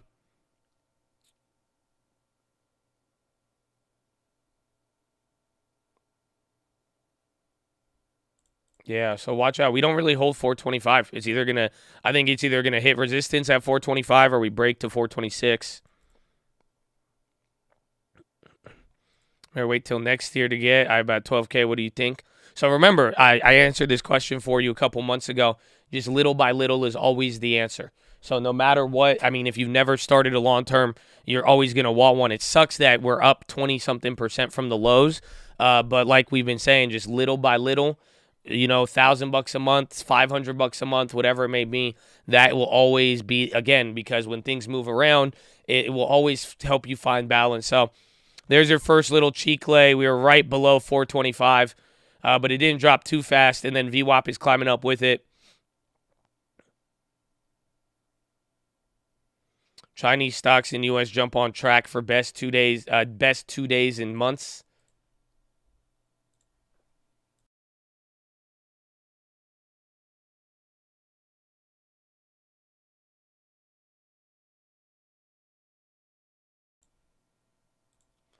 So in the long term, anything can be transitory, but honestly, what it's been 1.5 years could be persuading. It's been about like 2 years, but I don't know if I would call it transitory. And then don't get fooled by the baseline effects, right? So remember, we had 2% inflation, not even for decades. Like we barely could get to 2%. So that's year over year. It's like we're still up 8% year over year after going up 5% the year prior. So it's I wouldn't really see it as a transitory phenomenon. I wouldn't say this was a transition or it was like going from low inflation to a brief spike that comes down. It's like it's playing like 1970s inflation, and that's what you got to be careful for. If you call it transitory, even in a move like this, again, you've heard me say this, inflation comes in spikes. Inflation comes in waves a couple years at a time. Unfortunately, like the 70s did the exact same thing. The 70s had a massive decline, massive rally, and another massive decline as inflation went from below 4 all the way to 12, back down to 4, and then back up to 15 before coming back down to 4 again, and then lower into the 2s.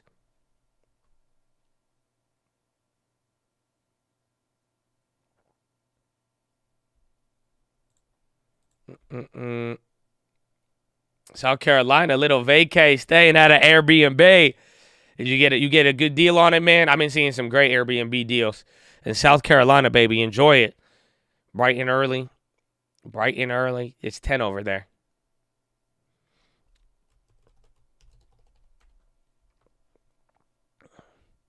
If you see indications of that happening, would you sell the long term? No. I won't sell the long term until Powell gives it to me on a silver platter. And he's going to, God willing. That's it. That's when it's all said and done. The, oh my gosh, panic, we're going to have a really big problem. That will be served up through the yield curve on a silver platter. Anything else is just going to be, you better have patience. Just because you need to have patience with Powell and the Fed because they move so slow. Like if all of this year is just this whole year is a lesson on patience when it's all said and done.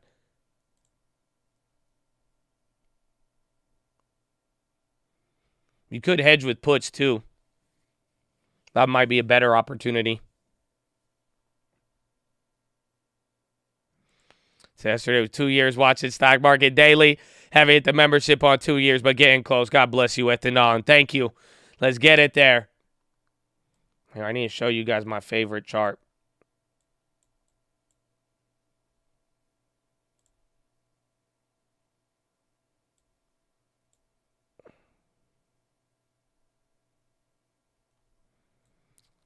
So, this is like, again, and why I say just don't let anybody try to fucking pump transitory again. And this is where we got to not get confused. This is my favorite 1970s chart. This is why I tell you to buy dividends and do everything else that you need to do. It's very simple. Take a look at the run-up that you had from the early 60s leading into the 70s, right? SPY was at 104 from a low of 50. Went up 100% on the whole market. And then inflation from 68 to 70, you dropped about 30%, right? And then from 1970 to 1972, guess what? You had inflation, and inflation went crazy. So then, this is 1970 to 1972. You rally up 70 to 118. Excuse me.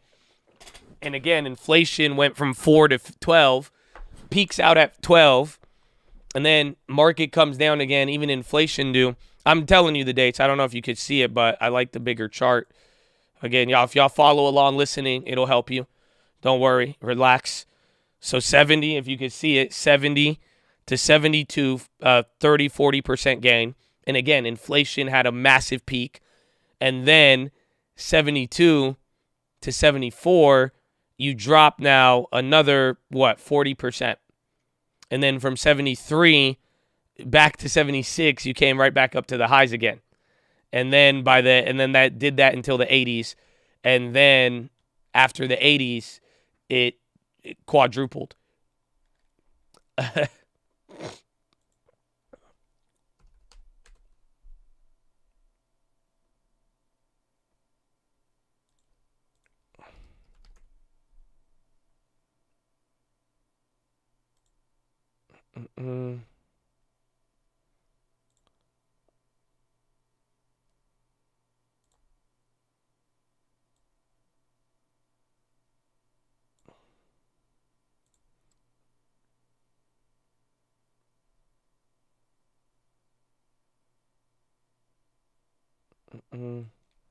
So take a look.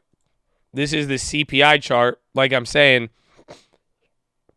a lot of people don't realize that this is why inflation is very insidious. That's it.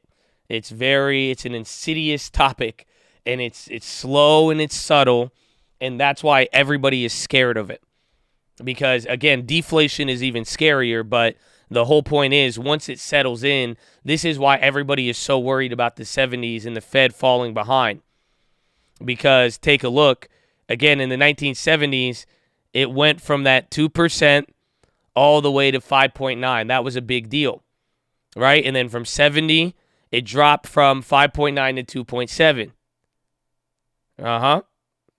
And then 72 to 74, it went from 2.7 to 12.3. And then from 74 to 76, it dropped from 12.9 or whatever, 12.3 to 4.9. And then from 76 at 4.9, by the end of the 80s or the beginning of the 80s, it came back up to 14%. And again, that's part of Volcker and everything else. Again, inflation remained this whole period until it started to plummet, and then that set up the new ranges. So do you see what I'm saying? So this was the first inflation run up, 2 to 6, brought the market down, and then from 1970 to 72, look at 1970, 72, it was at the low. We started going up, and then right as the market peaked, inflation rocketed back up to 12% again. And then you went up, and then from 72 to 74, you were in the gutter. And then pretty much until 74, until the market came back, until inflation came back down again, you didn't get a rally. And then inflation went up again. Market was still able to go up a little bit more after the final peak. And then eventually it chilled out, and then we went home.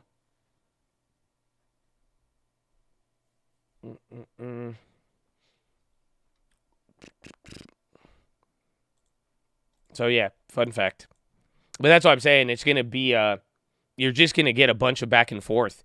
And that's why no matter what, it's all going to be data-driven because it could come out of nowhere. It's just insidious. It's just you don't know what's happening. That's all it's saying. But that's why I'm saying I would be very careful. I would rather fall back on the logic that inflation comes in waves and use history rather than to fall back and then say it's transitory after a year and a half or 2 years.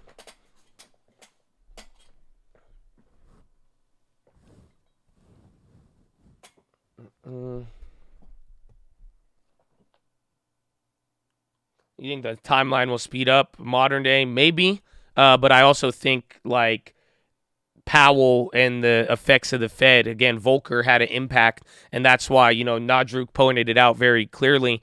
Like, you could even see, like, at some times when inflation was dropping, like from 74 to 77 or like 76, like, take a look. For the most part, the market was like dropping and then bouncing from 74 to 76. It kind of stayed in a weird level. Again, the latter stage after the 80s, again, when Volcker was going nuts, it did eventually chill things out. So don't underestimate the Fed, but anything could happen is a great answer. Yeah, SPY fell down as we were explaining that, but maybe it catches a little bit of steam here. Airbnb, baby. Getting what he deserves. No price target upgrades yet, though.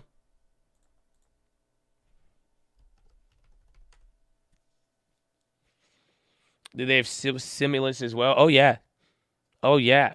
Dude, what do you think? Where do you think they learn to do everything they're doing right now? Bro, the 70s was a playbook of stimulus.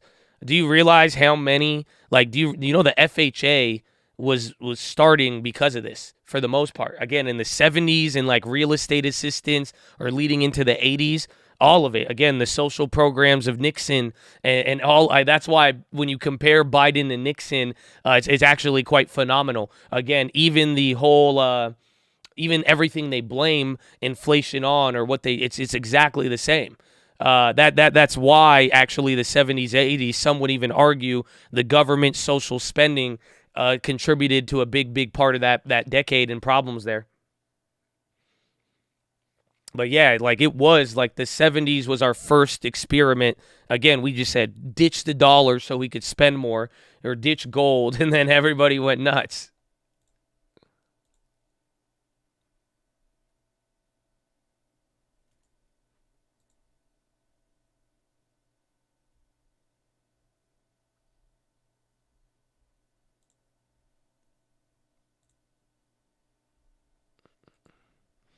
Teladoc ripping, Roblo running, Airbnb's on the high. I'd watch with Apple. Oh, yeah, Teladoc 10%, really running. Does Teladoc bring up XLV? Think we'll continue through tomorrow.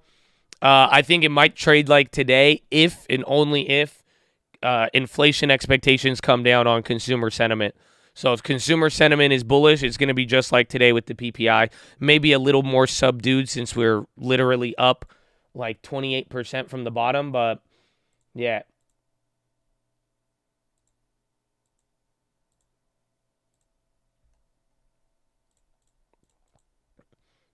Yeah.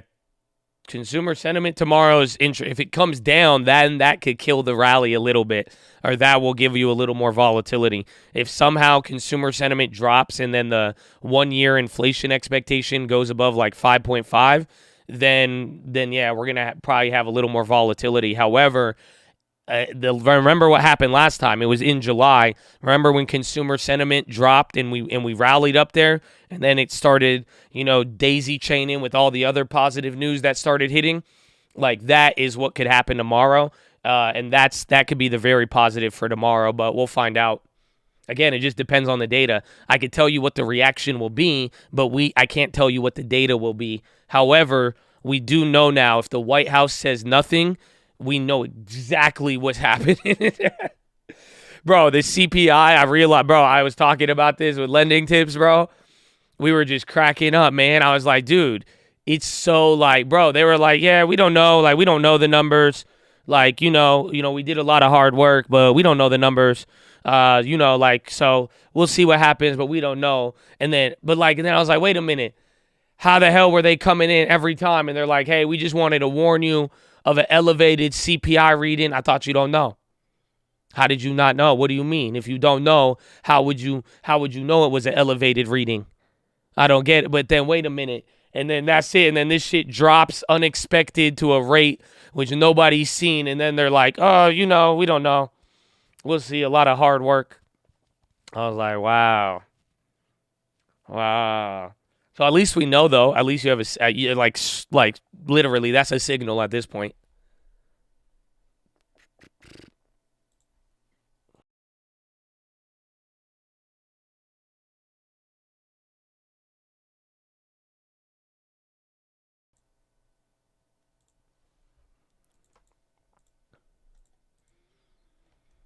Just don't make eye contact.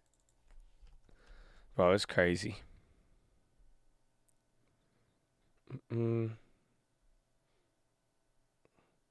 Credit replaced the gold standard. Well, yeah, but why? Again, during the 70s, they wanted to spend money from Vietnam to social services to getting the FHA started and a bunch of other programs. You can't do that on a limited supply of gold, unfortunately. You can't send dollars all across the world if it's backed by gold, because when they did that, France tried to take all the gold. So that's kind of the it's not like it's a bad thing, but it definitely, again, when we compare why inflation in the 70s and today, but what I'm just trying to say is just watch out for inflation to, you don't kill him that fast. It's like a movie, you know what I'm saying? Like in the movie, and it's like big bad inflation, and then it's like halfway in the movie, there's one scene, and they like throw inflation into the fire, and then they all celebrate, and then they go back home, and they're like, haha, yeah, oh my gosh, I can't believe that happened, and then they get a phone call, it's like, bring, bring, and then he's like, what's up, motherfucker, it's inflation. You thought I was gone? I know exactly what you bought last summer. And then they hang up. And then they start seeing spooky signs. It's like, dude, you never kill the boss that easily. I'm just telling you that. Like, you know what I'm saying? Like, you've been taught. You know this damn well. The boss does not die that easily. That's all I'm saying. So we'll take it now. We could go home and celebrate. You know what I'm saying? This is the intermission. It's like this is the scene in between him coming back. But it's just like, don't think that you're like, oh, yeah, he fell. I'm like, do you have the body? Yeah, exactly. I ain't seen one. Exactly. Until you see the body, like even then, as he could do some Michael Myers shit, bro. This is literally Michael Myers inflation. Come on.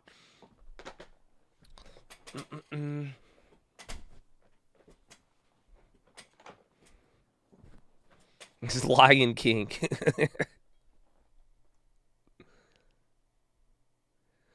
That was great, like really great. That's good. That's good. I'm glad you liked it as much as I did, because that's what's going on in my mind. I'm like, nah, I don't trust it, man.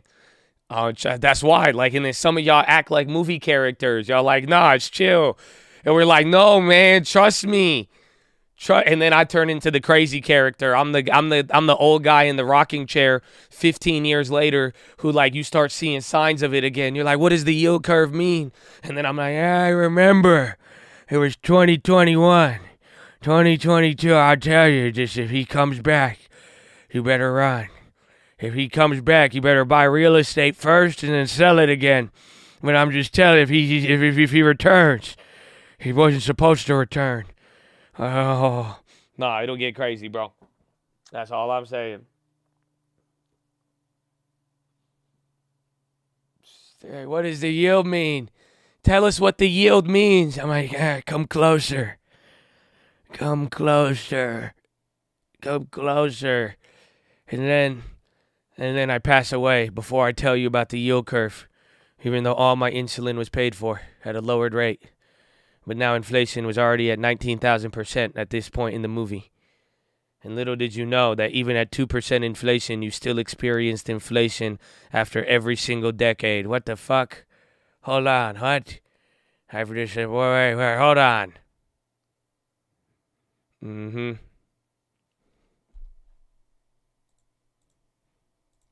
China's impending market crash coming from the corrupt housing market. I think it's something to watch, but I think it's more of a gray swan. I think it's going to factor in other ways. In a weird way, everybody is already getting obliterated. So that's the thing I think a lot of people fail to realize with China right now. That's why I call it a gray swan and not a black swan. Is just simple. I did not watch the China collapse video. I mean, I've been watching China for a while, but the point is everywhere else has been obliterated. So it's not like the whole situation in East Asia and all of those places is just really, really bad. So that's why I'm just like, keep it in mind. But it's like I'm not too worried about it until I see, again, the currency. That's it, really. If you've noticed with a lot of these things, it's like, again, being in the market for this long, This isn't the first time that I've encountered a lot of this stuff. And honestly, everybody talks a lot. You see the culture. There's a lot of ideas. Some are good, some are dog shit. But when it's all said and done, if you haven't noticed, like with any event, I'll take in the event, I'll interpret it, and I'll see what's going on. But usually I boil it down to one real big fundamental factor that will be the trigger. Do you see what I'm saying? So with China, it's very simple, especially if you know how they work. It's going to be their currency. When the money is really clapped in China, that currency is going to weaken drastically. When the current, because again, they won't support their currency. They can now, but when we've had evidence. When China gets to a problem, they do not have enough money to support that many people and to keep a currency on that level. So pretty much, I would be watching currency and trade balance, as that will confirm a true economic collapse in China. Otherwise, it's very hard to speculate with a communist regime that is able to control the narrative and timing of a lot of things very, very easily. And that's been the problem with China. That's why Evergrande didn't clap the way it was. Again, even in Evergrande, remember what I told you, wait for the full-blown default to turn into bankruptcy. And unless we get that, and again, they found ways to avoid it to a degree. That's what we were looking for. Yeah, SPY's coming down now. Back to VWAP. VWAP has elevated a lot, so that's the good part. But we are coming down now. All of the hot runners are chilling out. Let's see. Not as much, but some more than others. Uber went negative.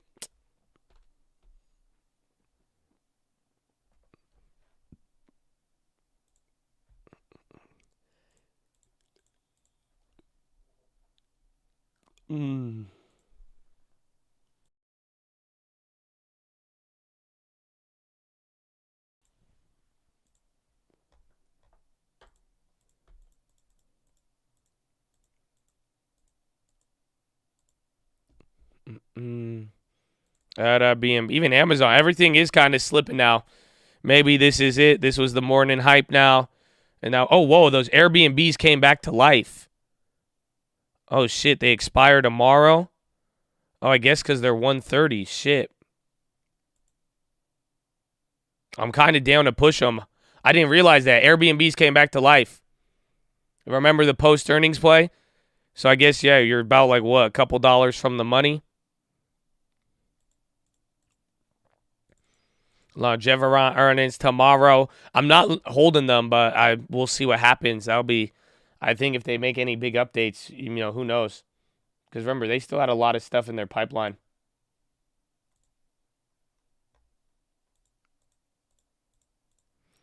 I just signed the terminal docs. Yes, welcome to the club. Michael Bloomberg is over there he's rubbing his fangs. He's like, yes. That's exciting, though. Let's go, baby.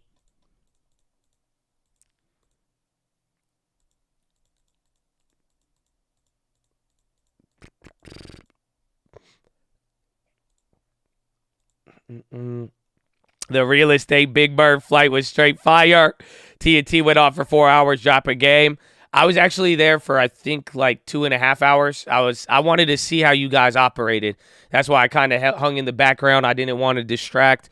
I wanted to see how you guys went about it, and it was exciting. I was glad to see, man, a lot of lurkers, bro, and I'm glad a lot of lurkers came out. There was a lot of people. They were like, yo, I've been lurking finally, and I'm glad you guys got to participate, man, and I hope you guys got to see what we got going on there, and that's why, Tyler and Trey, man, this is why we put them in to run it and have them go about it, bro. No, it was exciting. It was very, very exciting, man. So hopefully you guys like it. Hopefully you guys make it easier to access, and ultimately, just hopefully you guys take actions in the right direction and just take this step, man. Again, it's actually wild how long we've been talking about some of this stuff, and just that's why I always shout out the people who took on the task early, started their careers while watching the stream, while getting in stocks and doing all of it. It's been absolutely amazing.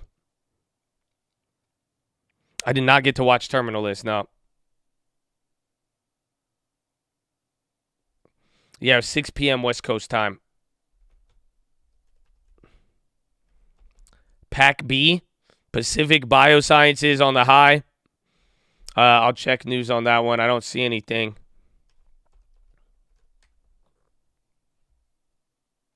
No. The last piece of news that came across the wire is from 2008. Is this a joke? I don't see it. Why are we green? PPI, I mean, won yesterday. Yesterday was good enough news to, like, you could part. You know how girls, like, when it's their birthday and they're like, it's my birthday week.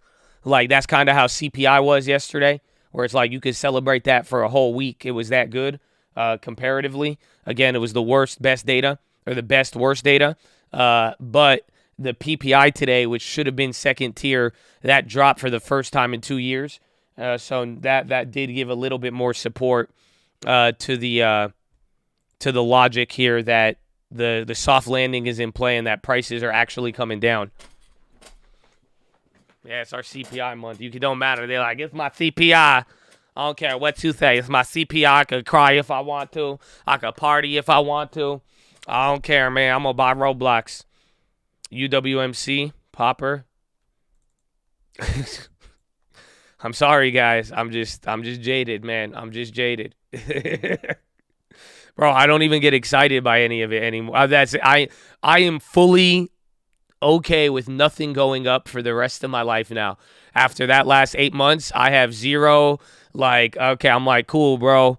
Like, that's it, man. Like, I just, like, show me, like, I just want to see it in, like, 6 months, maybe 6 years. I don't care, but I'm just like, nah, bro. I don't, whatever. You do your thing. You do your thing. Like, I'll take it. Again, I've never been, like, I thought I would have been more excited about Roblo, like, I'm positive on Roblox now, but I'm just like, okay, that's cool. And then, like UMC, like, I'm sure this is very exciting, but just the element, I'm just stuck in, I'm very skeptical of everything no matter what, but it's just like, it's just the middle, because I'm like, there's stuff to be positive about, stuff to be negative about. I see the good, but then it's like, there's a lot of bad. That's it.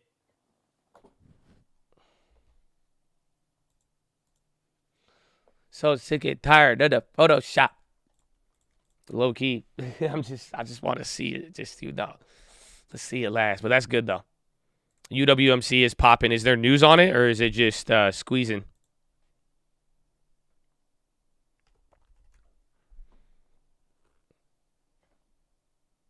I don't see anything on that. Nothing on Test C. UWMC, I see no headlines. You need to stick to your inverted yield curve philosophy that hasn't gone anywhere during the rally. I agree with you, and I am. Like I said, that's the only thing. That's the only thing I think is gonna invoke a real reaction out of me, up or down. At this point, I'm over it, and there's not really anything. Again, like we're positioned on both ways, and it's like we got long term, we don't have long. Like we have shorts, we have everything. So it's like I agree with you 1,000,000%, and I'm glad that you picked up on that. It really hasn't moved as much. It did. I mean, again, it was at 48 the other day, so it has moved somewhat, but that really is going to be the kicker when it's all said and done.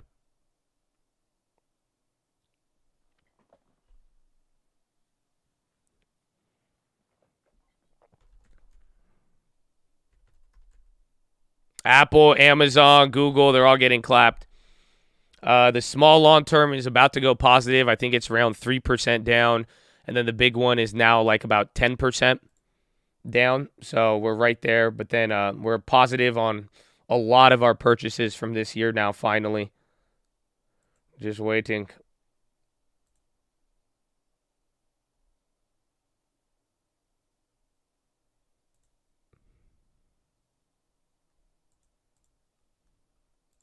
Could get ugly.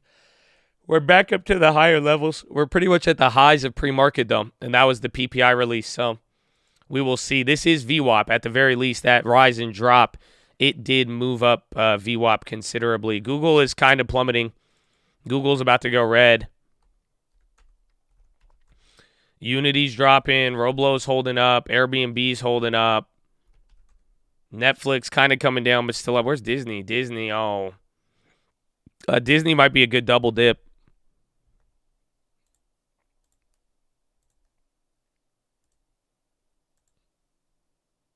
Yeah, those Disney's got cut in half again. Honestly, I low-key could be down for that.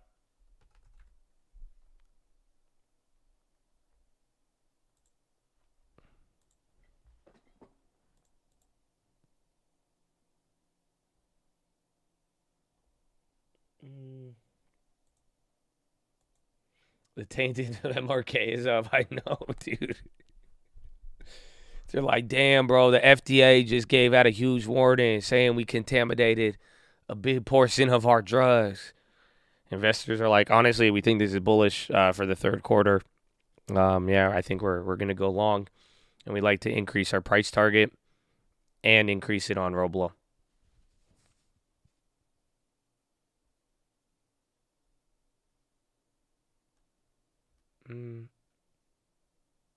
It's still early.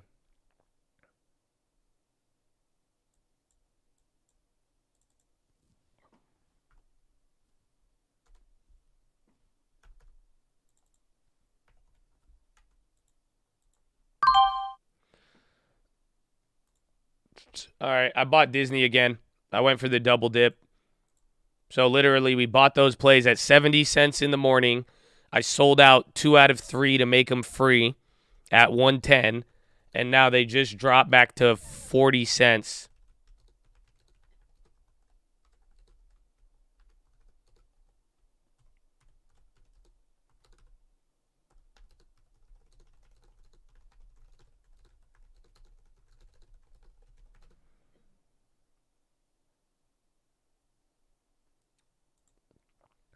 How long did it take for you to want to start learning option strategies?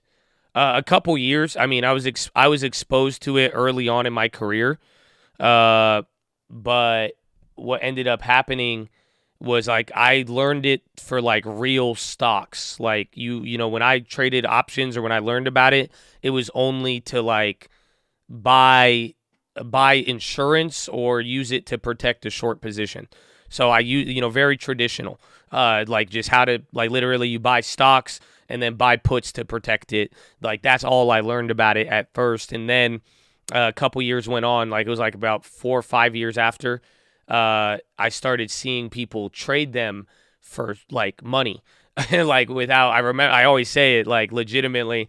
I had a good friend of mine and he showed me options, and I was like, wait, you're trading that without owning the underlying stock? I thought he was batshit insane. Like I thought he was absolutely insane. So that's when I was like, okay, let me see this actually a little bit. And then I started playing with it, and then I saw some people like lose big money on it, and I was like, wait, why? Like I saw what they were doing. I was like, let me try something with it. And then I started playing around, and then it unlocked a whole new world filled with power and yelling. No one to tell us no, or inflation's low. Now I'm in. Okay. I love that song.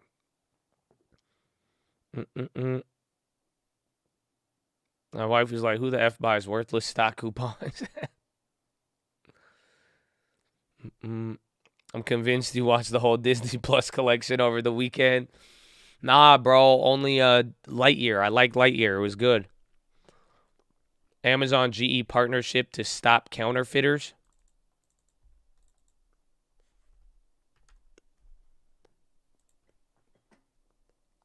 What happens? Redbox stock. After merger, your shares are going to turn into every 1 share of Redbox will turn into like a third of a share of Campbell's soup. Is it Campbell's or what's it called? Chicken soup? I don't know. It's one of those.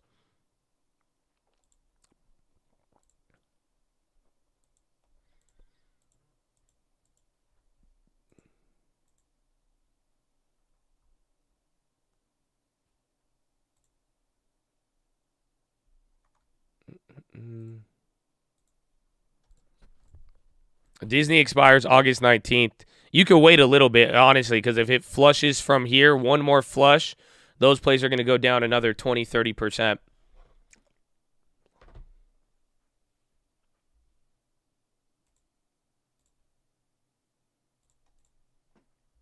Do you feel like it's better to start out with options while having the underlying? I mean, you'll definitely learn the game. Like you'll learn it how it was designed to be played. And so it'll be slower It'll be a little bit more restrictive because, again, if you can only trade options on what you own, there's a lot of limitations in terms of dollar amount, but you'll learn a lot. I mean, for me, that's what gave me the fundamental nature of my options. That's why I truly believe I understand options at a whole nother degree, simply because I learned initially to use it with equities. It's not like it wasn't this magical investment vehicle that popped up out of no, like it makes sense why people would provide and sell options. It makes sense why anybody would pay for something that's worthless, right? Because like there's a motivation, there's a rationale to it, and that is where you'll just get a better understanding. So personally, if you got the patience and you got the timing and you're willing to take it a little slower, I would definitely learn like that. And I would definitely start with the underlying. But, this day and age, you don't necessarily have to. But, I mean, like, all I'll tell you is, like, I genuinely know people for about 1 or 2 years. They've traded stocks with, like, genuinely just not knowing what an option was. Like, straight up, like, I know people who Robin Hooded them, and literally 2 years down the road, they finally, I made an explanation, and they're like, oh, they just thought you buy a call if you think it's going to go up and then buy whatever price you want. They never had an idea that it was a contractual obligation, the exercising, all of that. So that's the key. You're forgetting to tell them to play very small if you're new. Yes, but that's what I'm saying. It's like if you trade only options based on your underlying, you're going to trade small by nature. That's why I was saying it's restrictive capital-wise, because then you have to buy the shares, so then you have to have all of the shares, and then every 100 shares will only get you one option. You're not going to go that crazy when it's all said and done if you're going to match up with what you're holding.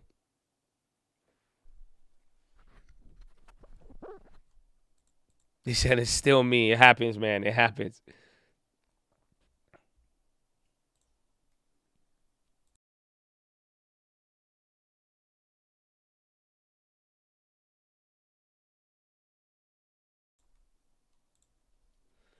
Do you think the market would be better if we had European style? No. I don't know. Maybe. But Europe, I mean, last thing you want is anything in our stock market to become like Europe. I promise you. Again, to trade options in Europe, it's like a whole nother obstacle. Like they don't let everybody trade it as easily, the brokerages, all of that. But European style is different. European style means that you can't sell options until expiration, pretty much. So like if you buy a call and it goes up in value, you can't sell early. You could only sell at expiration, and then pretty much if it's in the money, that's the only way you make money. But that has a lot less. I mean, guess what? They're not going to have gamma squeezes, and there's not going to be, you see what I'm saying? Because now there's no like leverage obligation beyond that.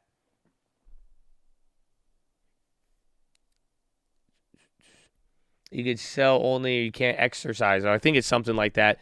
Again, there's different variations. I encourage you to look it up because I remember we've had this argument and debate before. But I would think about the leverage effect.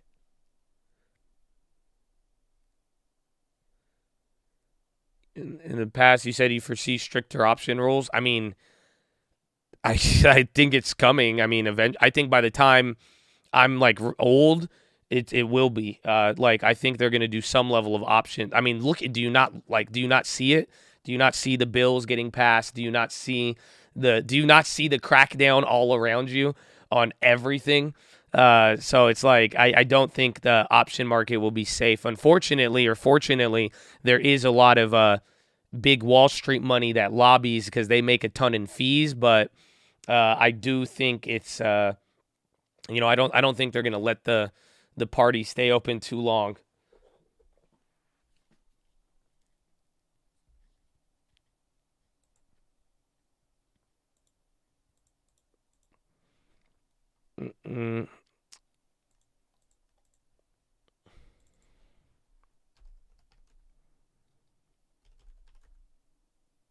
Apple, everything's kind of chilling now. That did sold off even more after that. Should have waited.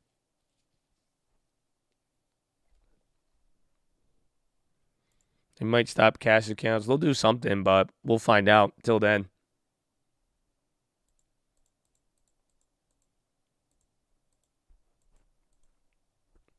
JPM pin. Where's Bank of America? No, JPM's dropping. Banks are coming down again.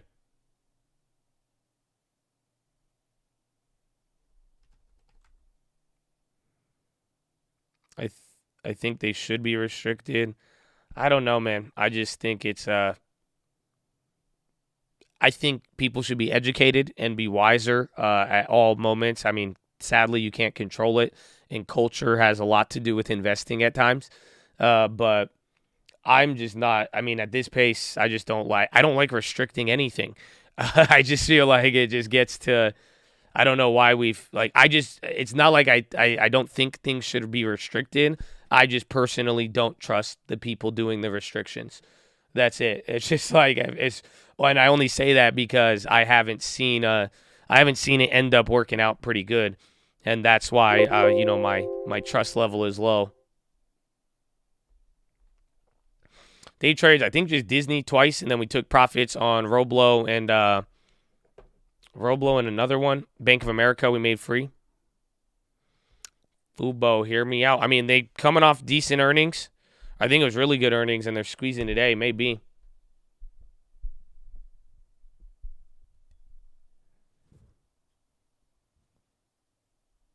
My story in the future for my sons when they ask me about trading, it'll be Josh at the trading fraternity and the coat.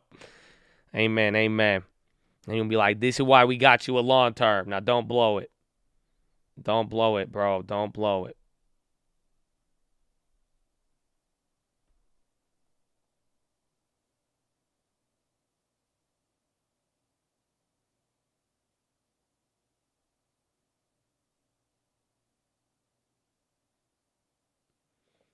You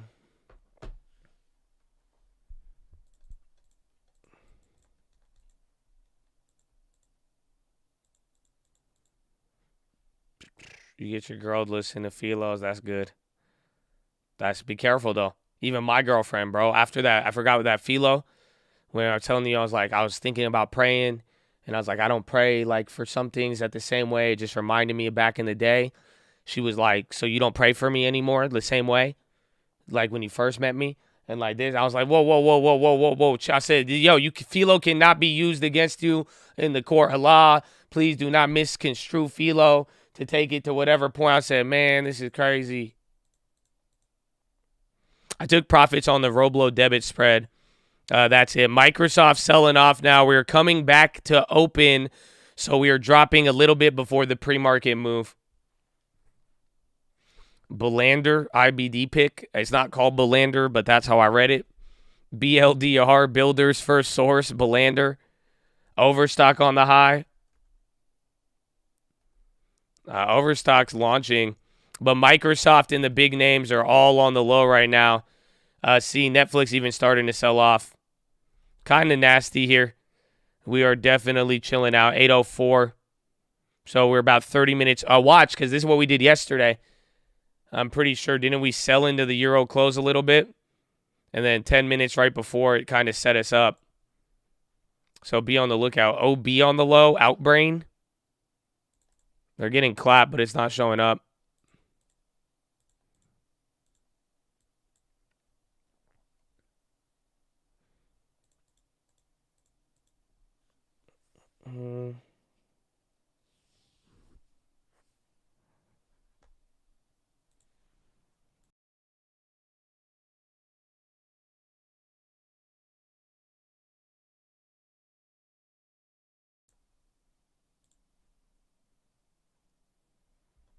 Oh, Chad. Peach bounce, please. It's Bradley Frizzle in the peach. The PPI came in lower. The CPI came in lower. But the peach continues to hit all-time highs. Bradley Frizzle in the peach, ladies and gentlemen. Horna.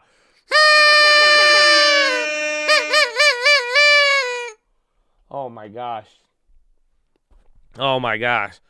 Will the real Bradley Frizzle please stand up? We're going to have a problem here.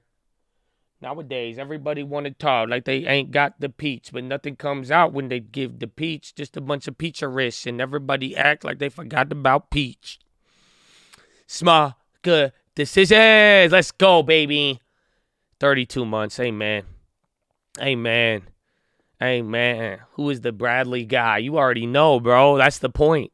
Even if you don't know Bradley Frizzle in the peach, you know Bradley Frizzle in. That's the crazy part about it, bro. He like Andrew Tate of the Chad. Like, I'm just saying, like, you just know. Like, you've seen it before. It's just like, you like, I don't get it. You're like, why is everyone going so crazy about the peach? What's up with the peach? What does it even mean? Is the peach mean something deeper? I'm like, man, y'all don't feel me, bro.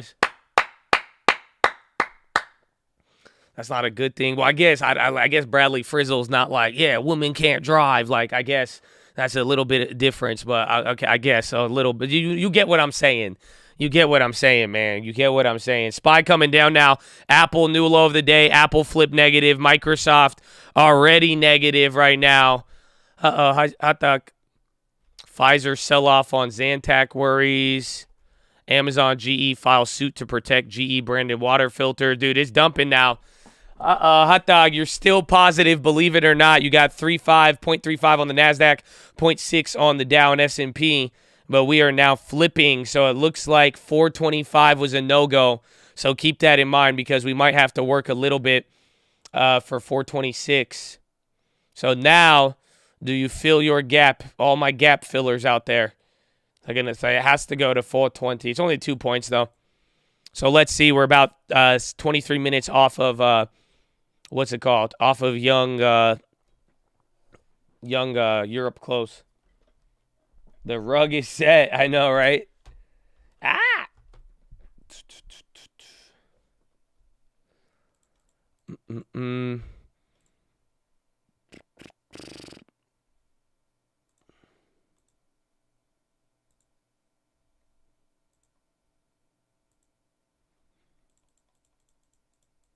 Was that a bird? It was me, but kind of, because I could look like a bird from time to time. And I don't know why God gave me this ability to make animal noises. Like, I could do a bird call like a mother. Like, you know what I'm saying? Like, bro, I could do like horse noises. I could do monkey noises. I could do a fish. You want to hear a fish? Pretty good, right? So, like, I don't know why I could do that. It's really crazy. I could bark like a dog. Psst. It's like, man, I was made uniquely in his image. You know what I'm saying? Like, he was like, I'm going to give this guy ability to make a bunch of animal noises and read a yield curve. Amen. I said, okay, I'm down. I'm down. SPY keeps going down, bro. It is dropping. You're getting a little bit of the fade. I would watch, honestly, right here at 422. See if we break below 422 flat, because that will be the PPI low in pre-market. Icon got upgraded. Amen, baby. Welcome. Tesla tanking. They were already leading the way. I just watch out for the big tech, and then now Netflix is gone. Watching NVIDIA and Roblox, because those had a lot of gains, and now those are giving up. I think everything is, honestly.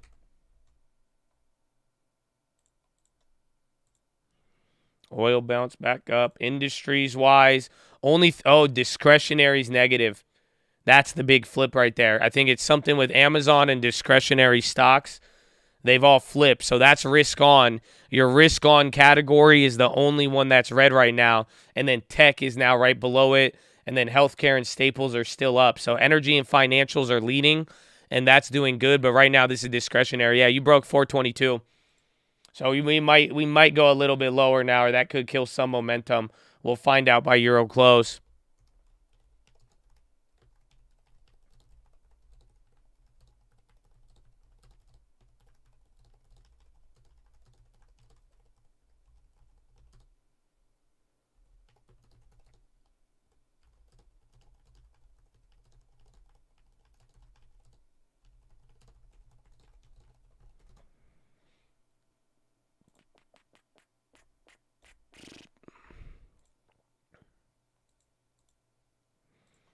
Trump invoked his Fifth Amendment right more than 440 times Wednesday.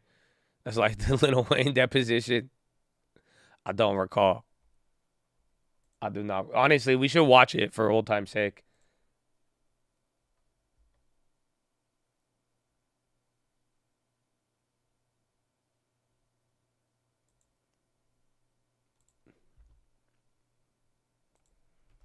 Yeah, bro. I like this. Somebody just sent this to me. You guys were motivated by the Andrew Tate comment. Like, I'm down. Like, I like this. I think it's very motivational here. So, why you should go to prison as an entrepreneur. No cost of living, gym and rehab perks, surrounded by hustlers, taxes paid for you, and then time off from wife and kids to focus on the grind. I honestly, Bradley Frizzle, is this brought to you by Bradley Frizzle and the Peach? I don't know, but yeah, no cost of living, man. Just saying. Just saying.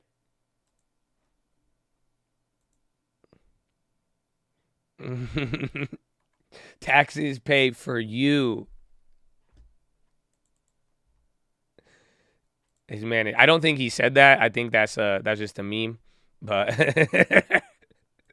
some of you like, this man is advocating to go to prison? What?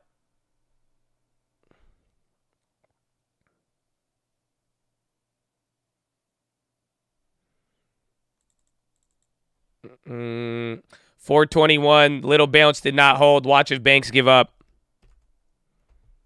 Banks are going to be the leader now with energy. And it's starting to look defensive in a weird way. I'd watch if like Costco and Walmart, yeah, if some of those other value names bounce like Staples, but discretionary and tech now, the risk on is fading for sure, or at least with what we're getting here. Again, 18 minutes until Euro close.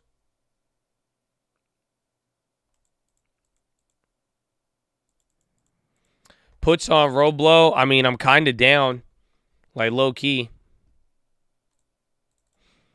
I didn't think Roblo was going to go up, so, it's a really, it's a tough position, my friend.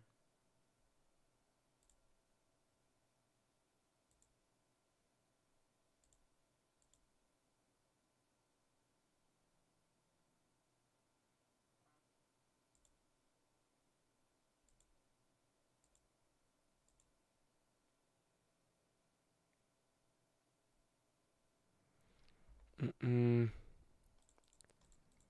Buy the dip, Roblo weeklies.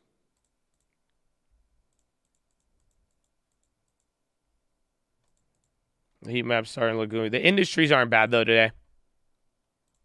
Like it's not like this is what I'm saying.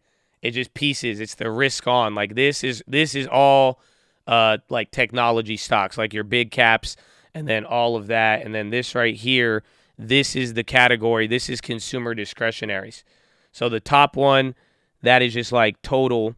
But then the bottom right is retail. And then this is like auto components. So this is Tesla. And then this is like retail, like Macy's and stuff like that. But so most of the parts are open. That other red right there, that's pharmaceuticals and biotech.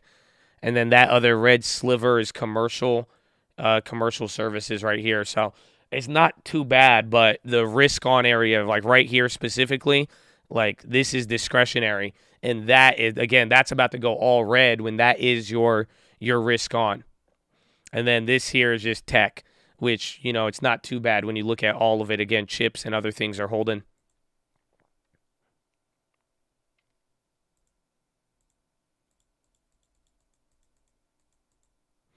You a big cap. Where your tick set? Where your Vic set? That's pretty dope. I could see that turn into a melody.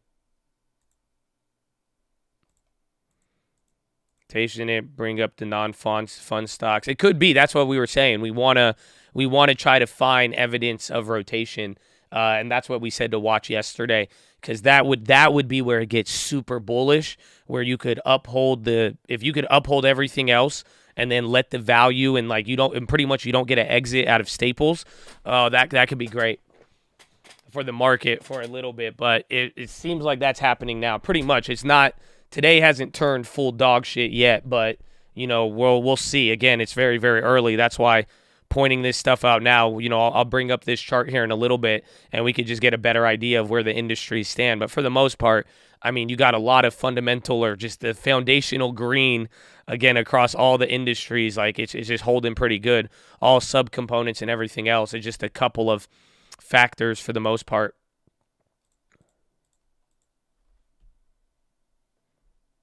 Anything, use the debit spreads I've been liking. That's it.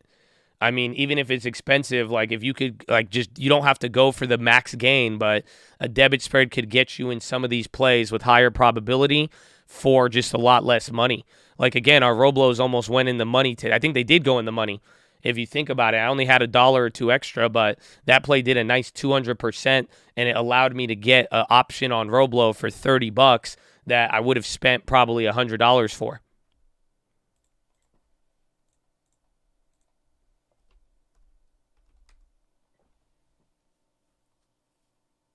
Like, where is it? It was the 52s. Yeah. Like, look at that. I got a $200 call contract for about 30 cents. So, but again, our range was a lot smaller. And we're able to do our things. It was probably a little cheaper than that yesterday, though, too. It's probably like $1.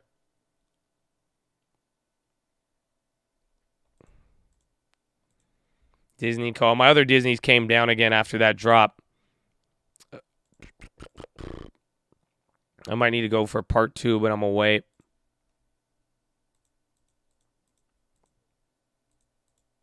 Pfizer calls. Zantac news overblown. Hurt all pharmas. It could, but you're right. That is very, very big news today. I forgot what it was. Something with like Zantac, that old heartburn drug. They have liability emerging. Bro, you can't make this shit up. I didn't even see these in the morning.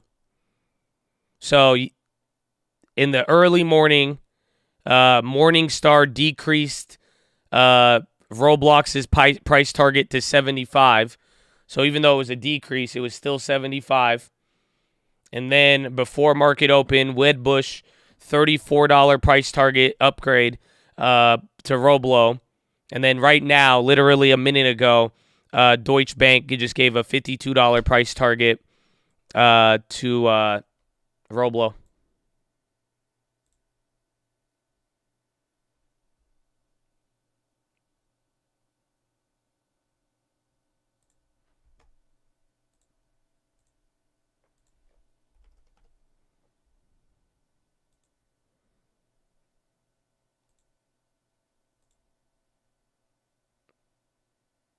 What is it?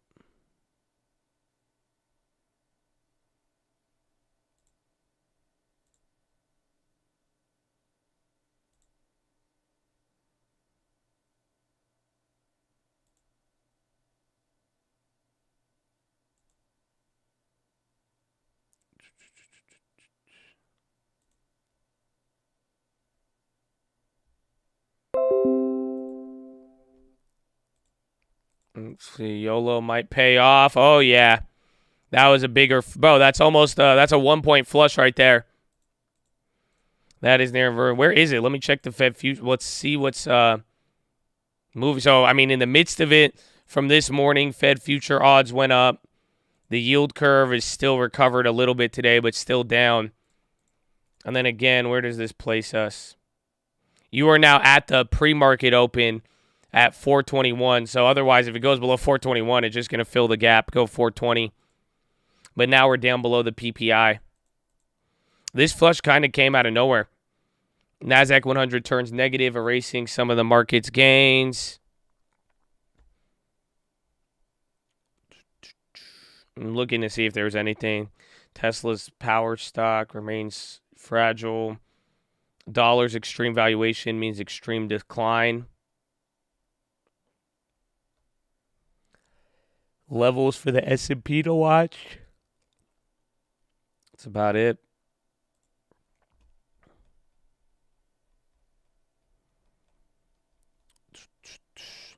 We're extremely overbought.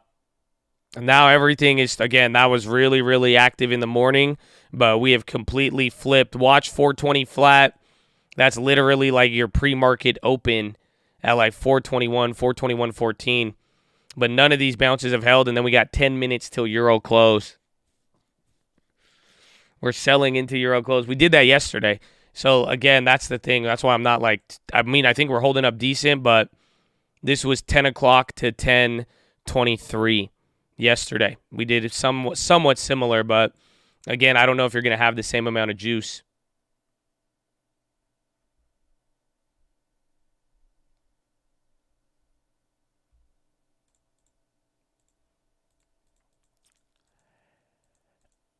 Inflation ain't fine. Should we really be celebrating? No. Again, it's still bad. Like I said, it's the best, worst data, but it was the best inflation report in 10 months. And like the whole epitome of the watch list yesterday, it's simple. What could have gone wrong did not go wrong. That's it. So like there was like 10 things on the CPI that all could have went bad, that could have made it like just a lot less better, and they didn't happen. Same thing with the earnings and all of the earnings season, and also even with what's it called? There's one more factor, the PPI this morning. Again, just all of these random factors, they're just not there. But I agree. I mean, 8.5 is still a historical level, and some could very well argue we haven't really even seen the impacts of everything, and even what the Fed is going to do and how those rate hikes have like slowly factored into the market.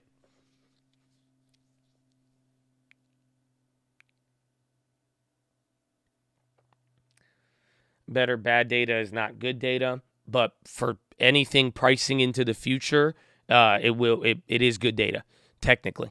If you have bad data but shows that you're improving, again, markets are pricing into the future, whether it's Powell and future cash flows and everything else. Don't think we can rip to 425. It'd be 4 points. At least today's range is bigger. So if you guys remember, yesterday's range was pretty wild.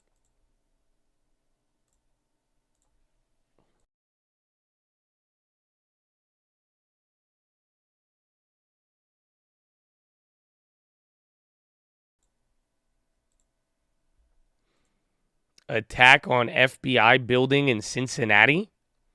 Oh?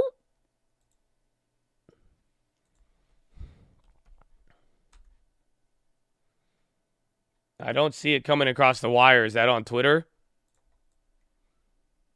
So this is it coming on Twitter. We don't know if this is confirmed.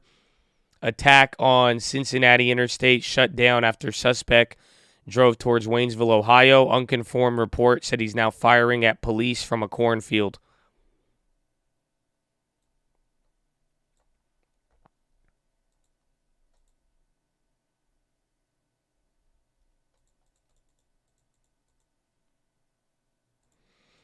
Fed talk might come in after hour, believe it or not. I mean, I think Dolly is the only one scheduled today, but I think it's at like 7 p.m. So we might not even get Fed speak.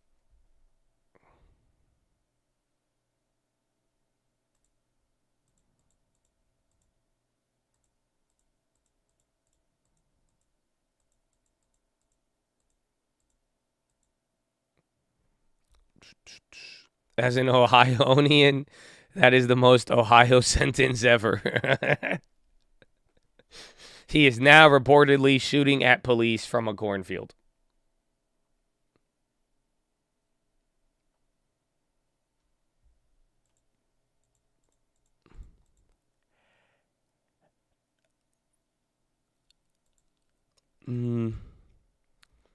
Abivi. So little bounce after getting close to that 421. Abivi is going up here now, which is good. Again, XLV's holding up. Utilities down. Materials up a decent amount. Same thing with XLF.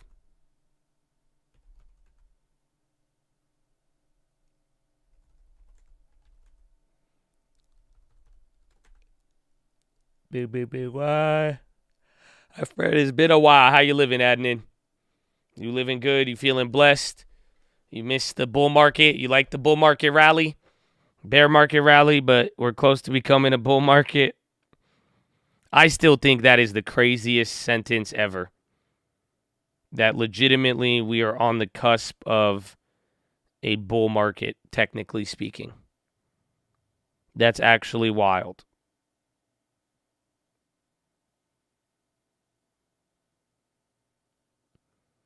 Crazy bouncing. Nah, I wish the market crashed. Oh, really? Well, that's good to hear, kind of.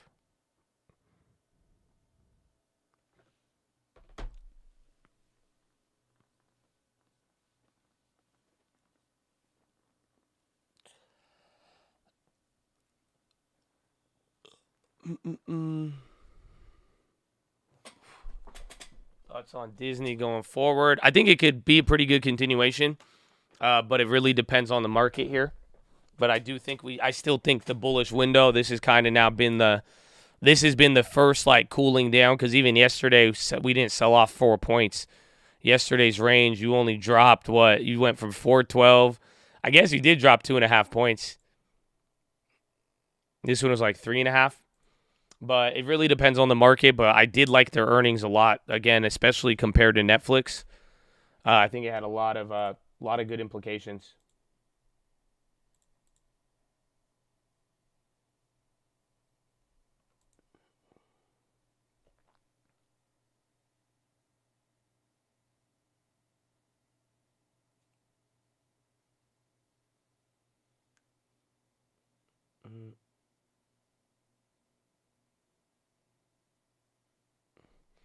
This one's interesting. So this is on Twitter. They said the Inflation Reduction Act is being misrepresented online by its opponents, officials and fact checkers say. So they're saying the big thing is that the money allocated will hire 87,000 employees over 10 years. IRS said that many of the new hires will replace current employees who are expected to quit or retire.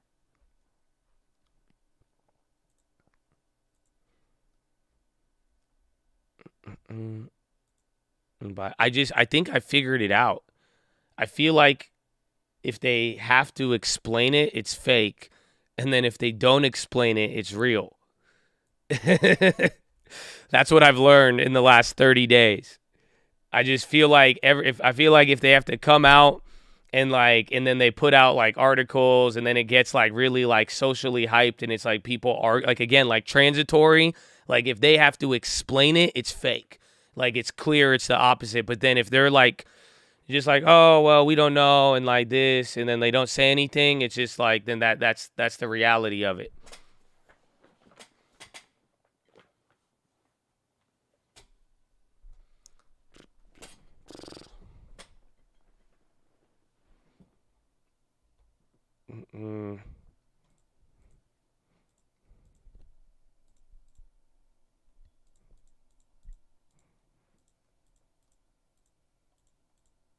LMT staying strong, defense, and Nancy's just flexing.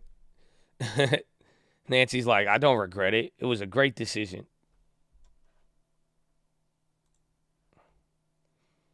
I feel like if they need to hire that many people, they're expecting depression and need more people for collections. Maybe. I mean, I think if it's spread out over 10 years, I mean, I don't know, but it could imply something. I think the easiest one without reaching too far is just aging workforce. Some IRS agents will carry guns now too. Did you read that? No. What? What do you mean? Why? I thought we trying to do gun control. Why do they need a gun? Hold up. Hold up for a second.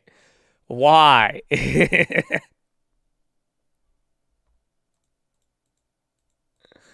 Oh man. Like I'm saying, I'm just speaking from a point is last thing I want somebody collecting money from me to have is a gun. That's it. I don't know. I feel like it's a different situation when you owe somebody money and they have a gun. I just feel like it's different naturally. I don't know. Again, I try to avoid those situations, but that's crazy.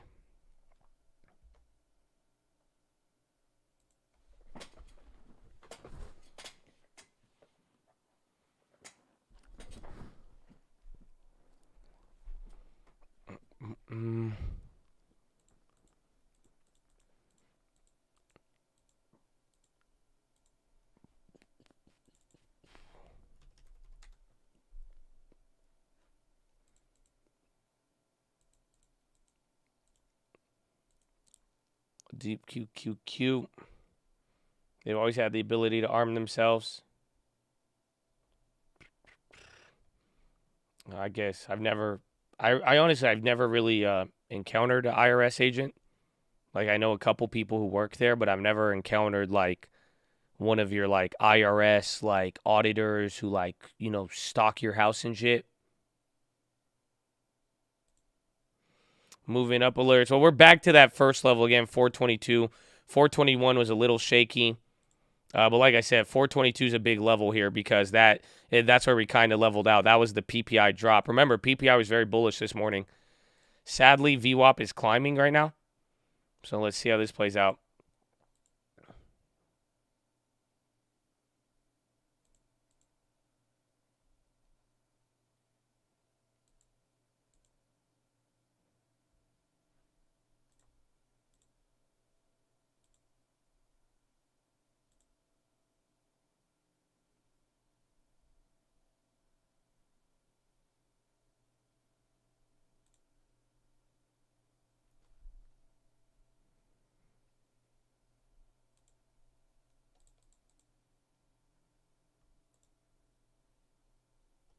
Mm.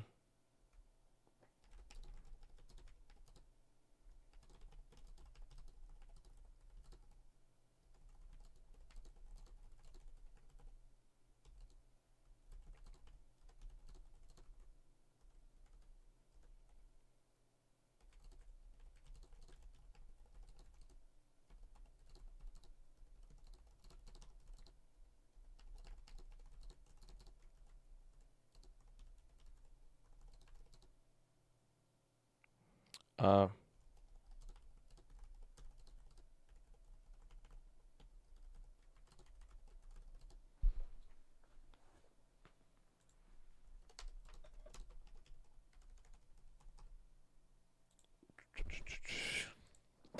VWAP is volume weighted average price.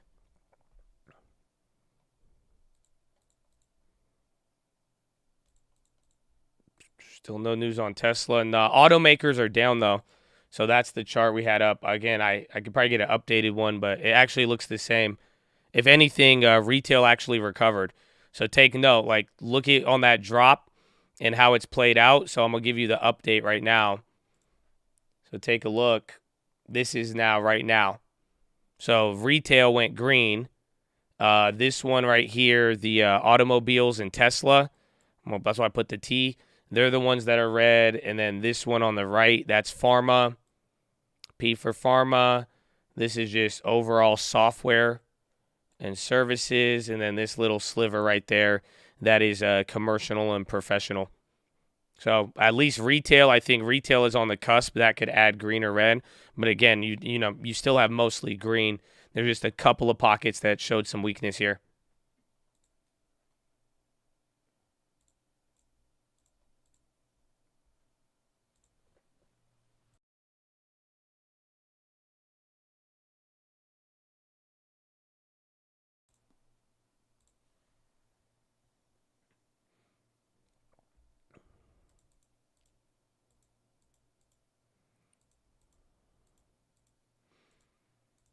Do I agree with necessity of off-lit exchanges? Like, do you mean like dark pools and like OTC markets and ways to like pretty much fund outside of market hours and other methods?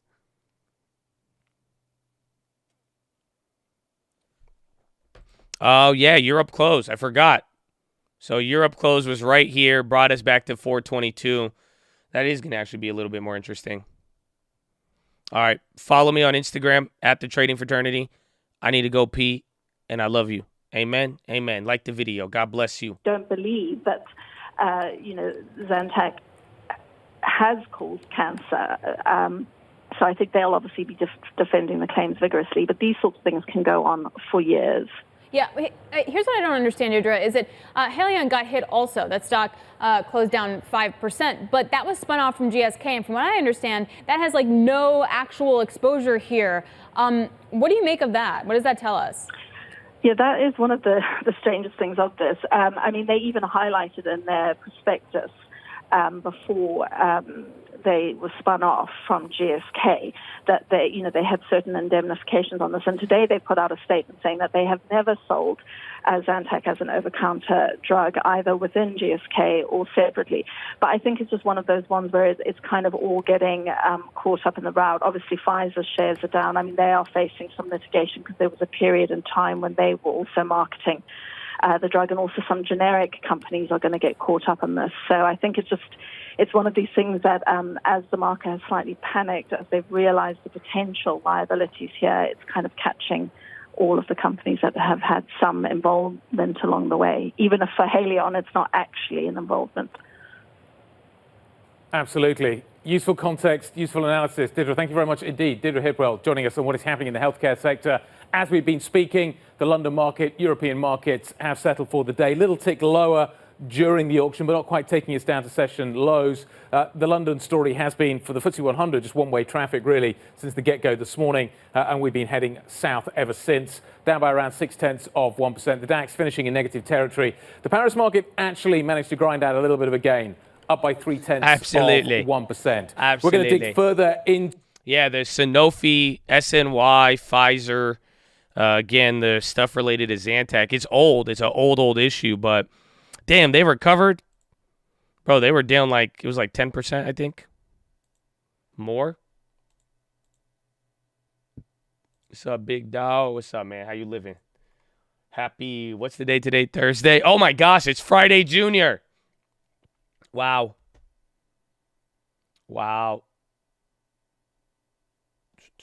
Look at GSK.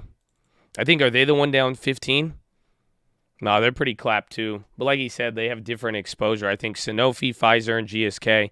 SPY's coming down again. We'll get to the industries here in a little bit when we see it, but we are coming off of Europe close.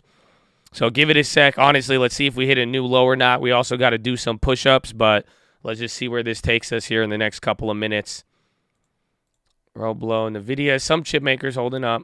Again, I'd watch consumer staples, see if staples get a bid on any of this. Rivian earnings, I mean, we were looking at Rivians yesterday.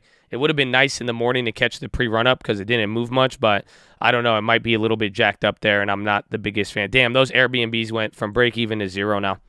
Or they're back down. Airbnb ruthless. NVIDIA is still holding. The Netflixes came down, but they're still up. But a lot of the early money gains. Disney CEO Chapek says streaming is growing phenomenally.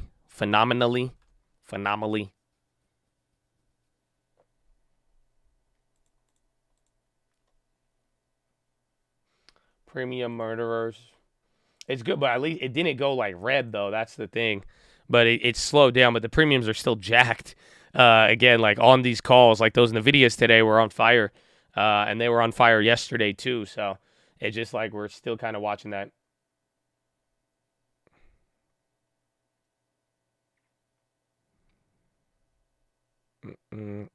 Why the pullback? No news, surprisingly. I mean, rate hike odds did come up a little bit, but I doubt that's the case. And then your yield curve has been bouncing a lot as of late.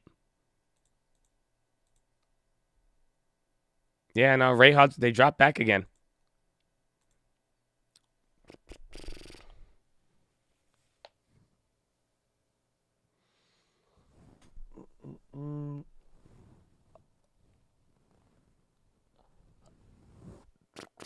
How to deal with burnout. I mean, last time I felt really burned out, I got really, really angry, and I just stopped doing everything. And then I found God, and then that helped. But other than that, usually kind of what we talked about the other day, you got to find a pull back a little bit. You're probably going through that anxiety of the back and forth about caring too much, caring too little. But, I mean, honestly, just enjoy life. You know, maybe take a vacation. Don't be afraid to walk away for a little bit. And setting good boundaries, I think, is actually a big thing I learned. If you have your right boundaries, it's very easy to not get burned out. Usually, if you're getting burnt out, you probably don't have boundaries and you keep pushing them, or you let people push you, and then you get burnt out.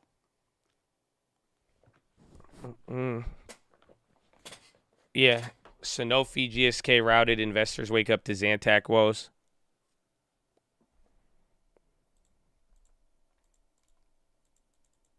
We'll go lower before split. I don't know. I mean, people really like this split, so we'll find out. It's kind of hard to say. Costco brand sold OTC Zantac. Oh. Bro, you might be onto something.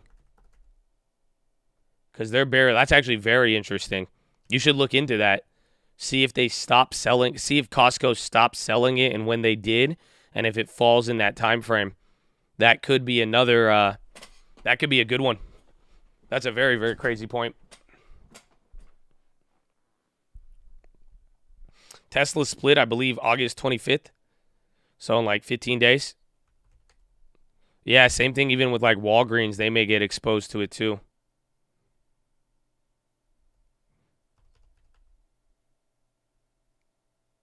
But then again, if they don't go after any of the retailers, they may just put the liability on the producer.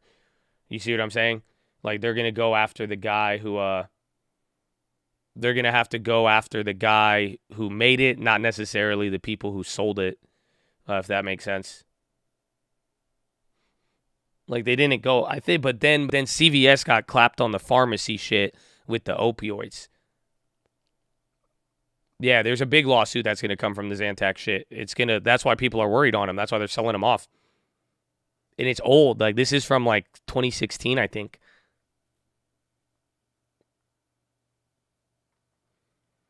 So Zantac already got pulled off the market years ago. There's reports that it pretty much caused cancer. So they pulled it off the market years ago. But now it looks like, I don't know if there was research or whatever it was, but it looks like they're reopening up a lawsuit against the producers.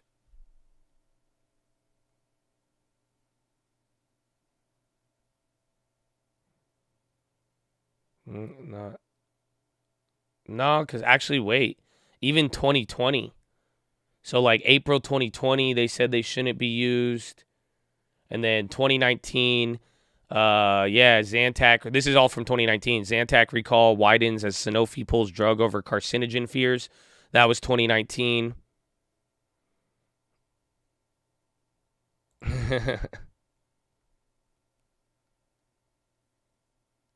And then, are you ready for this one? This one's funny. You're gonna love this one. I'm going to the old news. This was in March 2020. Zantac has low levels of cancer-causing chemical, FDA says. So before, they said it has low levels of cancer-causing chemicals before they recalled it. Well, yeah, it looks like the news started in 2016.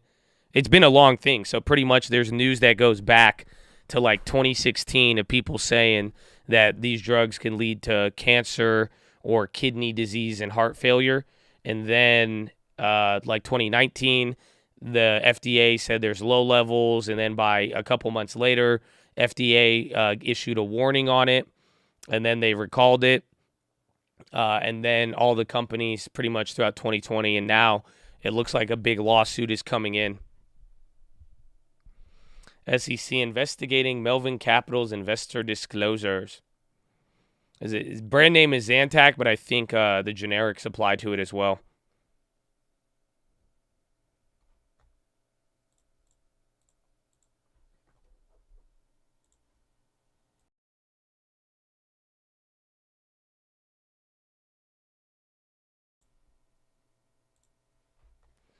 Zero Head said TGL is the new HKD. I feel like we're talking in like AOL speak. Where like LOL said TBT, GG, ICY, TTLY. Treasures Global. Oh, is it an IPO?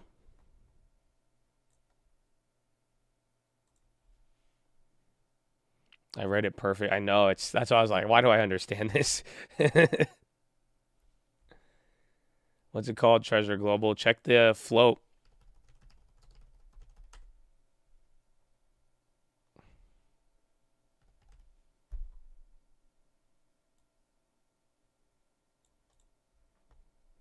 2 million shares offered at 4.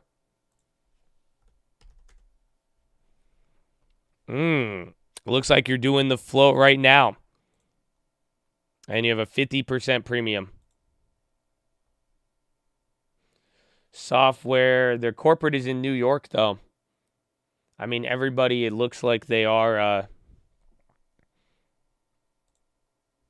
like, it looks like this is their website. Treasure Global is an innovative Bro, they made this with Fiverr. platform, bringing together the world of e-commerce and physical many users through its smarter decisions supported by Dude, what the fuck? Bro, I'm going public tomorrow. Fuck you guys. What is this, bro? Yeah, I mean, it might go crazy. I don't know, but that's it. 8 million upsized offering. Dude, I don't know, man. That's it. Do we just take on? Honestly, man, I don't know. I think we should just go and we should just go public. Call this a day, man. They have under 300,000 shares additionally. I think it was an upside offering.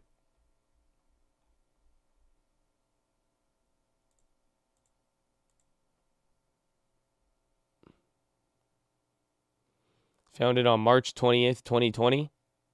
U.S. holding company, dual-facing business model.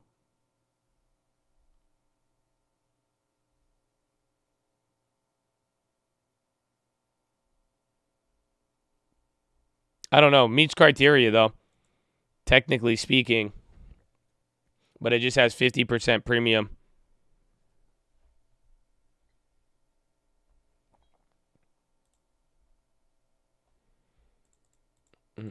I bought it. I didn't buy it. I'm reading the chat. Graham said he bought it. I mean, I wouldn't be against 100 shares, honestly. But we'll see. Just see if it ramps up and you need more demand. You need more demand than not, just because there is the premium. I did sell the Roblox, got like 200%. I think it still might be up.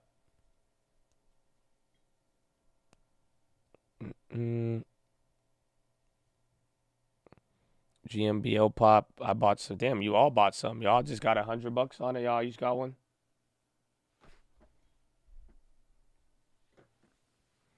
I mean, why not when the market is going absolutely insane? I feel you, but we'll see. This one just has a little bit of a premium, but it didn't go as crazy as the other ones. I'm interested. It's like, why did this one, it started to gap up and then it got halted, but then it's like, it chilled. I don't know what it is.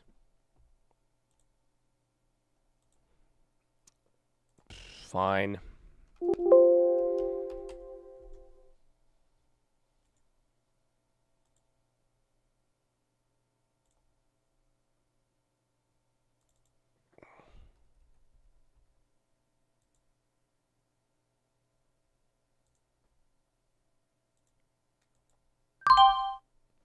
All right, I got 100. I got peer pressured. I totally did. That was just total peer pressure at this point. That's it. I said I just want to fit in with the cool kids. $600. I still got the MGAM. I guess that was 800. I mean, you know.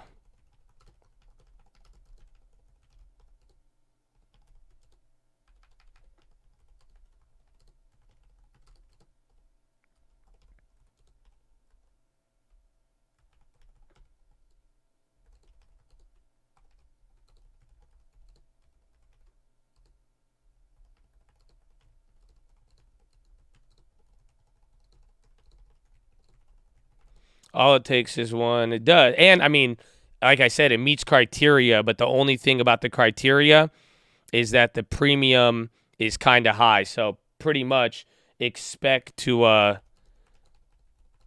hold on, expect to lose 50%. I have that in the stream alert, too. Again, it's just like any of the MGAM ones. Just don't get your hopes high. That's it. It did do the criteria. They have 2 million shares plus a 3 million offering extra 300,000, and they've already done 2.8 million. So they've traded the whole entire float, but they've traded it at a premium. So if the premium is up, that's all you got to work at. So it's like $600, 100 shares. You'll lose $300. If not, it'll do it. The video, it's a scam though. That's it. It's just like there's no, bro. I'm cracking up looking at their website. So just, you know what I'm saying? Like I don't know how active y'all gonna get with it, but we'll find out. We'll find out. This is TGL, and then SPY's coming down. And the video did it for me.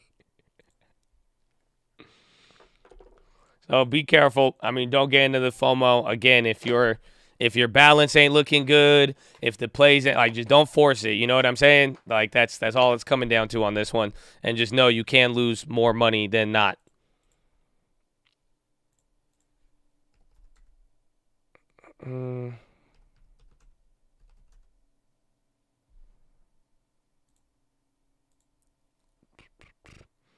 Premium is just they IPO'd at $4, so the stock is trading at $6.90. It's about a 72% premium. They halted it. Oh yeah, it's over. Is it halted? Yeah, it's over then. That's it. It's not gonna work then. Yeah, that's it. Hold on. Wait, what do you mean? Wait, what do you mean it's halted? What do you see? I was like, wait, because I was like, it's very interesting that it hasn't got halted. And that's something you got to look at. BA. BA's kind of selling off, but so is the SPY now. You are hitting another low. Finito. DGL was fun. No, because I was like, why did it get, like, think about it. It was up at $9. It did all of this. It didn't get halted. Or they halted it a couple times on really low volume, and then they let it kind of run here, and then that's it.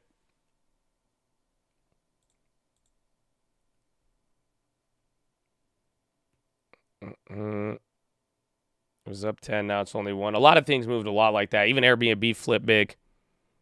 Scammers. The Bank of Americas are actually holding up good.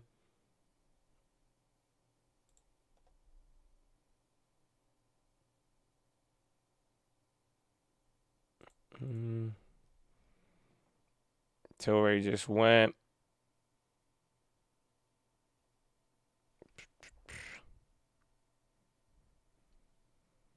Scamming if they halt. The halts is how they get rid of the activity. And then pretty much halts get people worried. You have to wait. And then any orders that are like by halting it, they get to pause all of the market orders and everything else. And then they could organize the book by the time it opens. So, I mean, it leads to orderly trading, but it does kill momentum very, very easily, depending on what kind of name it is.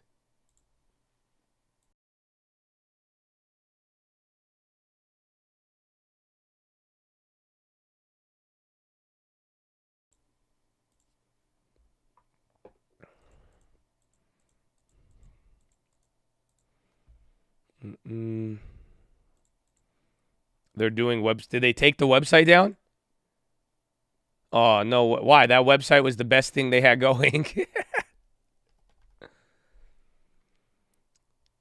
TGL being bought by Furus right now.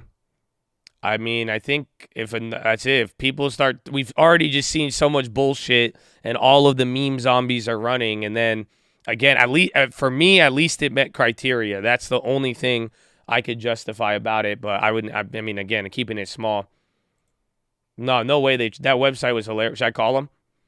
No, they're not doing. Okay, I thought they took down this best.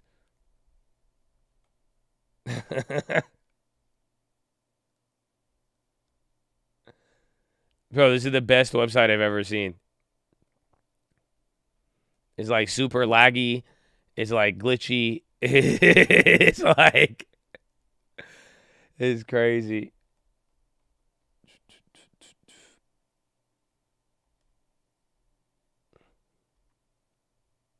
Price $5.50. Volume, look at, they got that already there.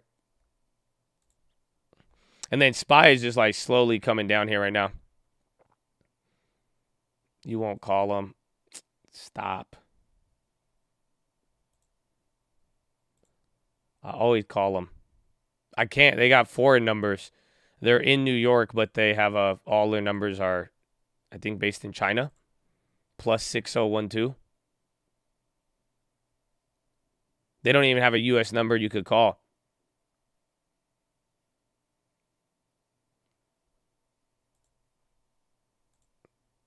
Let's see. What's Pixie Group? And then the CEO owns 1.5 million shares in Triumph.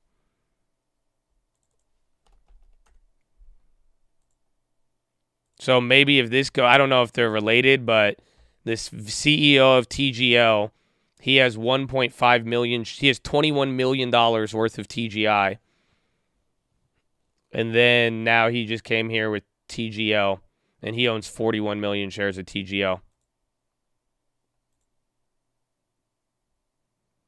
And then the other guy on the board, the other CEO, they have the chairman, then the CEO, he also owns TGI.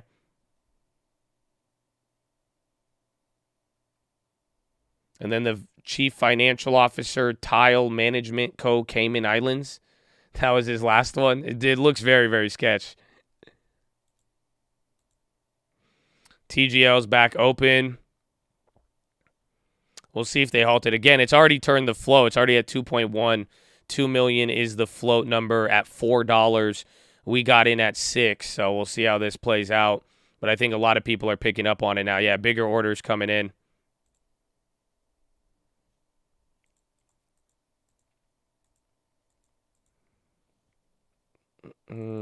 And then TGI, that's funny.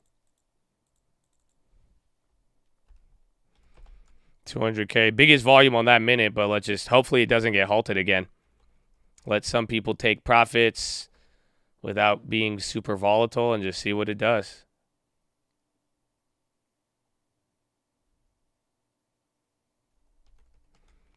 Times reporting Musk had no intention in building out high-speed rail.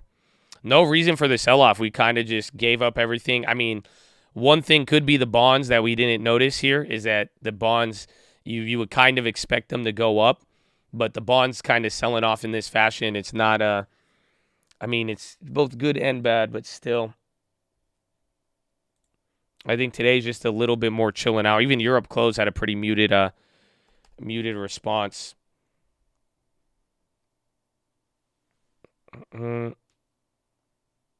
Remember DoorDash IPO and people ran up door? Yeah.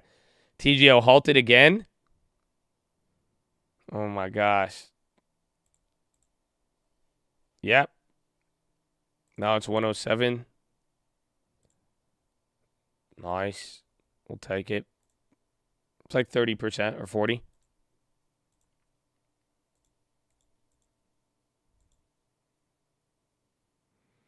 How can he own 40 million shares? So this is what I think a lot of people forget to understand is that there is shares outstanding and shares for float. So you could have shares that exist in a company, but they may not be publicly traded. So they're IPOing today, and they're only releasing the 4 million or the 2 million shares into the thing. So you could still own shares, but they may not be public, and then the only way you would have to approve it. That's why when they do like added shares or anything else, if they want to do an offering, they'll get shares from people who hold it. So that's something people don't recognize all the time. Honestly, that's a big thing with Airbnb. I was gonna write something about it, but what they like Airbnb, I think a lot of people don't realize it's the same situation even with Airbnb. So like, let me show you this. Where is it?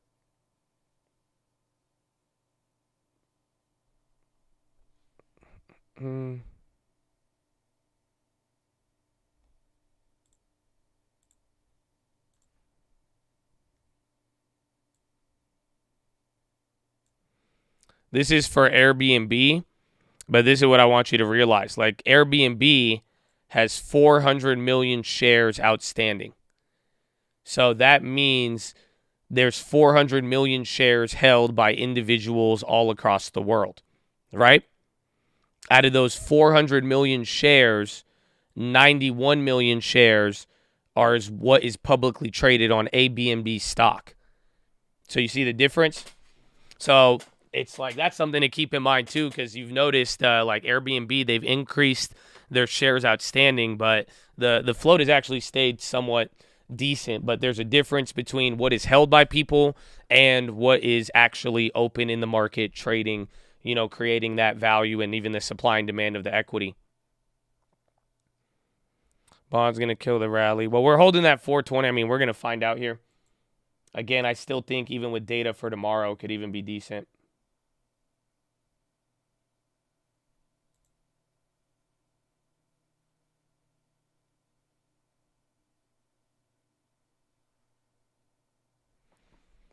LiDAR names on watch after a pic circulating from kilowatts. What's kilowatts? And then Tesla starts converting its energy fleet to Model Y electric SUVs.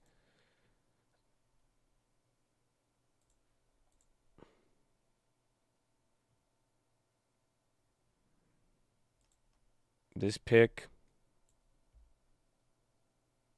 Not your average lift. No way. This thing, there's 6 likes and then 1 retweet. I guess so. If this is a real first spot, and I think you might be getting it really early.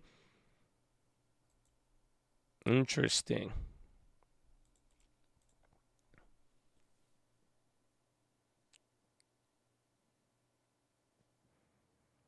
LiDAR lift car. Is that Lyft was killing it? They were still up. Nah, now they're bad. Damn, Lyft was up 5%. I guess Uber's negative now. Yeah, LiDAR, little pops. Verlander was already going crazy from yesterday. AMD and NVIDIA, everything kind of chilled out.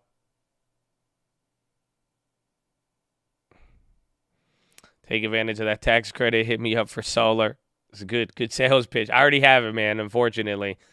They forced it upon me when I bought my houses, so I was like, yeah. Otherwise, I would have used you, man. UNG pop. Yep, there it is. Dude, it's back at 29, dude. This thing has been like low-key climbing. Remember, we still got those 23s in the money for October. XOM, COP on the high.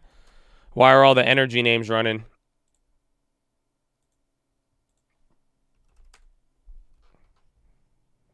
How long do you think this rally will last? I don't know. I think we have minutes next Wednesday. You have more data tomorrow. The real big drivers of momentum, the sales more or less, it's going to be jobs report and CPI and then Powell. So technically, like on the most optimistic scale, you have till September 21st. Realistically, you probably have till September 1st. Honestly, probably about like 2 or 3 weeks here, assuming no other data gets in the way or claps anything else. UNG popping again. TGL resumed. I think it's halted again. Is it? They have to halt it again. No, it's actually still trading. 969. Yeah. Oh my god. Dude, look at all these shares are trading. It's not. Is it halted or no? Okay, yeah, I was like, bro, what? They let all those trades in and then just halted it. Jeez. So 960, we're up like 50% on that now. I think. I don't know. We got it early, but kind of late. I still didn't like the 50% premium, but y'all just peer pressure. That was it. We were like laughing at the website, looking at it, and then like every time I would look at the chat, one guy would be like, "I'm in." Graham is like, "I bought it," and then Jay Alt's like, "I'm in," and I'm like, okay, man, okay, what's happening here? What is happening here? Exit strategy, dog. I ain't even think that far, to be honest with you, man. I don't know. I don't know if that sounds confidence-inducing. It shouldn't, because like I said, you're probably gonna lose on this play, but we'll take it. So I'll probably make half free. That's what with the whole MGAM thing, I like it, but I think I'll just do probably sell out half at 100%, and then we'll just ride, bro. That's it. I think.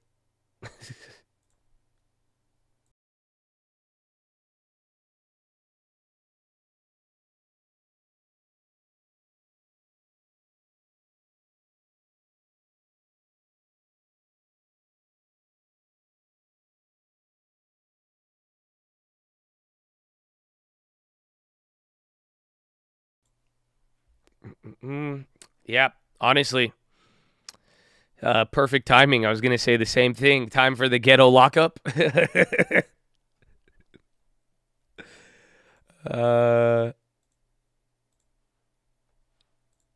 Let's see.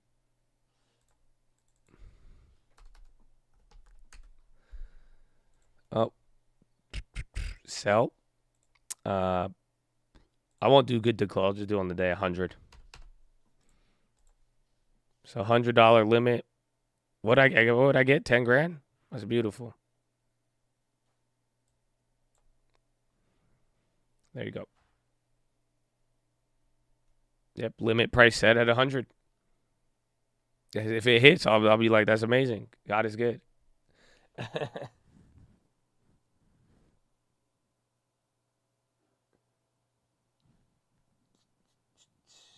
20 realistic. I don't know. I mean, anything that gets halted a lot usually kills it unless it turns into HKD and then just gets halted up $100 at a time. That's the only way. Is this a similar vibe to the Hallelujah song? You got to pump it up, don't you know? Pump it up. You got to. No. Bro, I was expecting like some like, dude, I was expecting something Middle Eastern. I was expecting some like bangers. Like, I don't know, man.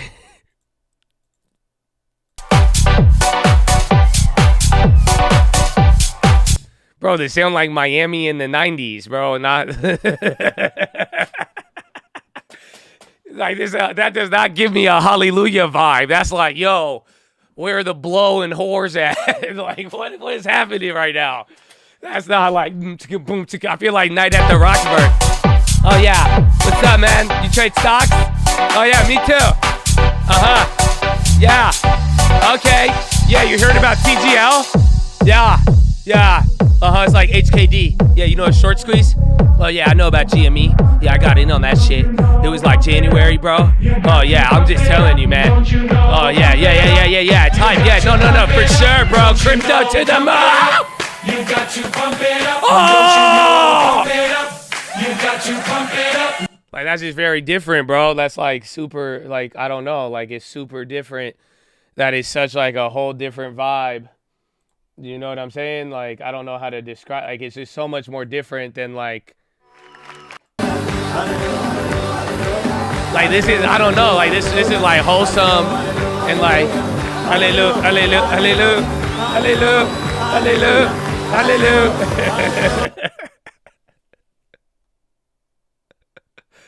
Oh man, that's good. It was fun. Honestly, I kind of started liking it though in the middle after just giving it some like, I like that middle set.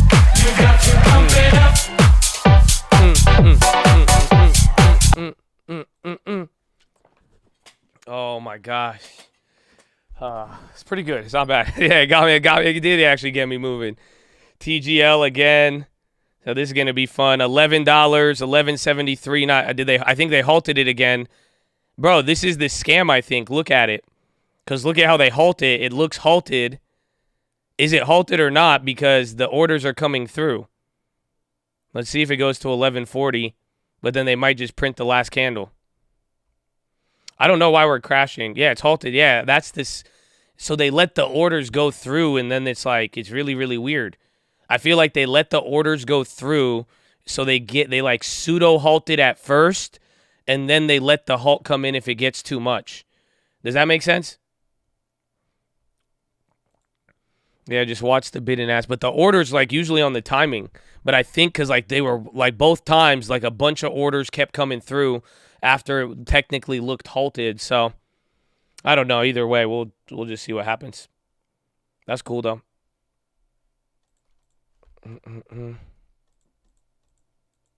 They got to settle. It's just graphics.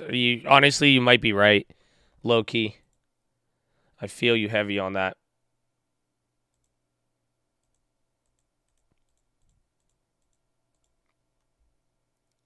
That whole pump it up just made my morning. Thank you, Troy, for this. He's like, yeah, man, this song really reminds me of that church revival in Arabic you played. Oh yeah, bro. I'm like, I don't know, man. That was fun. That was actually, I had a lot of fun. I meant to say, oh, you meant to send a different one. Oh, that makes it even better. Oh, okay, I feel you. I feel you, like the crowds. Oh, I was going to say, if you meant to send another one, I'm like, why was that one queued up? Hold up. That means, like, fast stock news. You know, he got to get a bunch of news. He got to, like, copy stuff. He got to paste it. So I'm like, wait a minute. Why was that other song queued up then? Hold up. Oh, this is great. You got to pump it up, up, up, up, up. Oh, man. This is great. Yeah, I know. I can't stop laughing about it. Like, I'm just, dude, I want to do that again. That was fun. I don't know. I had a lot of fun pretending I was in like a crypto club or something. That was just, wow. I don't know. I feel energized. MGAM. We still got that one too. I think we're still down on, we got in on MGAM at like what, 6 or 8? I don't even know. I think 8. That's good. Honestly, TGO, I want to see how many times they halt this shit. That one's going to be I don't know. I don't know if it will turn into HKD, but 175 is nice for now, but let's see what happens. Ready for honestly, we are dropping, all fun aside and all of the random hype plays. Don't get distracted here. We're coming into 421, so remember, like with the pre-market levels, I think anything below 421 flat, that's where it starts to get ugly. Then you fill the gap at 420, and then we'll see where we're at from there. But it is moving a little bit slow. UK grid cancels power capacity notice for Thursday. I want to say that's bullish. You got to pump it up. Oil is rocketing now. Back to 94. That's a level that's good for the oilness.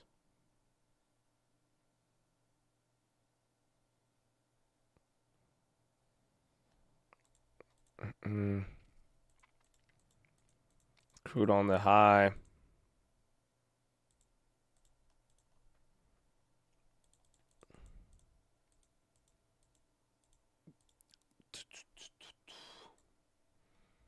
Meme support. Where are all the memers?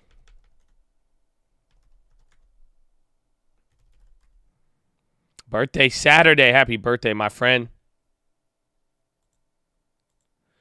Explain why they halt. Usually just activity. I mean, if a stock moves up too much, they halt trading to make sure it's orderly. That's the definition of what they say. But, I mean, lately, you've seen it from last year. Halts are a good way to prevent things from going too insane. But, like, you have to imagine, like, every one of these halts, it's jumping up another 20%.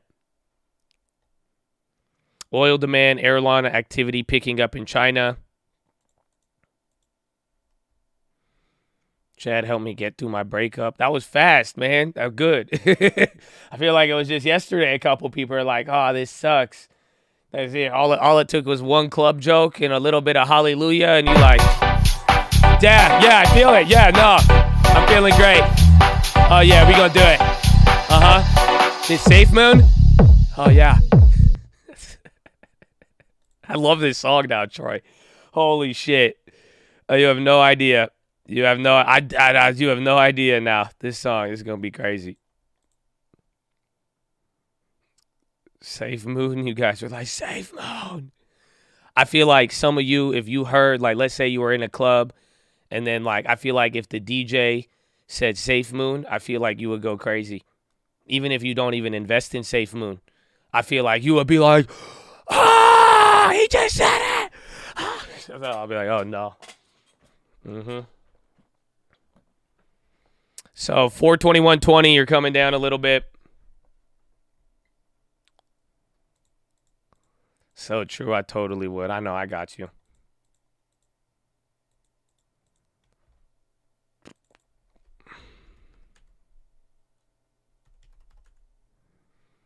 TGL delayed resume time, 12:19 Eastern.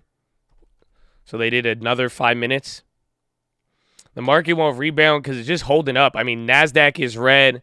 Let's take a look here at the industries. Remember, okay, Chad. Now it's getting a little uglier. So take a look. This is what we had earlier here for you. So here's tech now. So tech as a whole is red. Software's the weak spot. Again, pharmaceuticals now. That's brought down healthcare. And then right here, what we got is consumer discretionary, both retail and automobiles. Right here, Tesla, Macy's practically. And then services. And then all of a sudden, real estate. This was a green that, this is fun. You can fill it in. You see what I'm saying? I didn't know I could do that. It's kind of like a coloring book. But this one's real estate, and now they have decided to go red. So we'll see how it plays. I'm trying to, let's see, you think I can fill it in the lines perfectly? Okay. Yeah. Perfect. Feel this looks like a Wheel of Jeopardy. Why are we dropping? We should be. Well, we test, again, like we said, watch the levels. I mean, now that we're below 423, that's not good. But definitely watch how you play it out. You got to pump it up. The Wheel of Jeopardy. Yeah.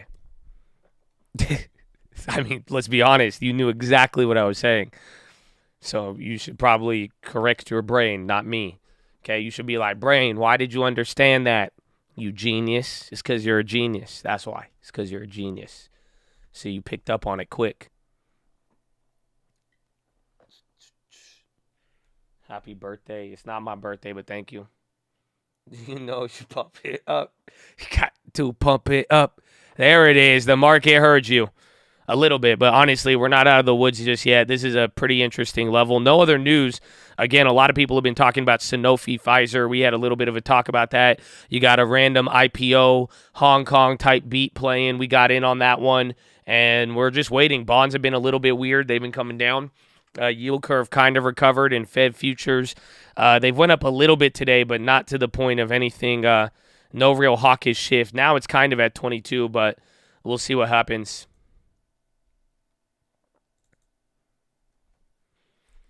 TGO open in 13. I thought 12.19, but we'll find out if it does. That'd be nice.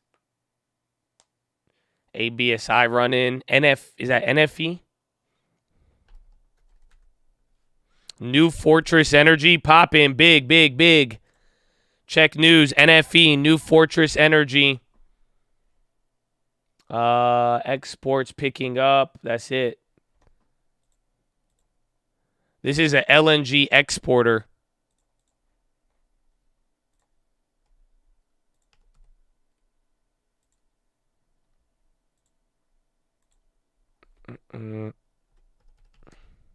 NFE from CNBC. They had stuff earlier. Payment for orders flow, equity tracking, just LNG terminals. They're ramping up. That's it. That's about it. Oh, TGL unhalted now, 13.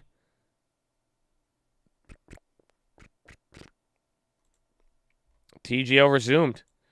Yeah, it was at 12.19. Oh, it's actually getting a red candle now, but big volume. It finally hit its high of 13.60. They're letting it trade a little bit. Hopefully they don't halt it if it goes down.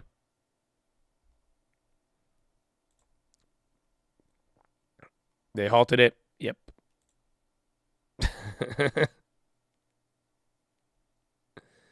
Yeah, they halted it. Halted down. So they let it go up to 13, then come back to the price.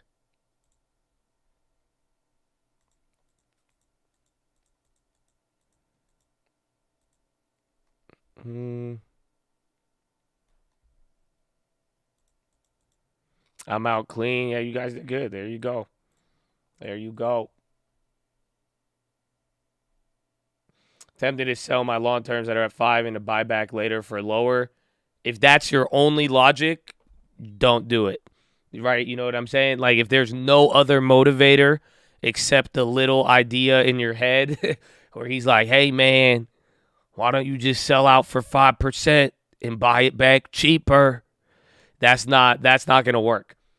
Promise. Again, market timing fallacy. Honestly, I would maybe even get puts if you really wanted to, or I would just find a way to stack up cash and be strict with cash and then use that for anything new. But if you don't want to put it towards a house, if there's no like other plan or whatever it is, it's not going to, usually that'll wind you up in some trouble.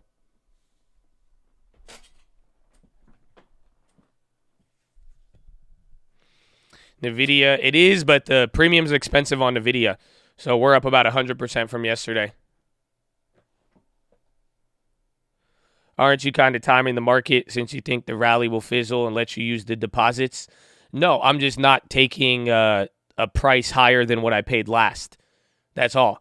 So the nothing about 5% cash is trying to time the market. So imagine all of this year, and then your portfolio is only 5% cash. Would you define that person as bearish or bullish?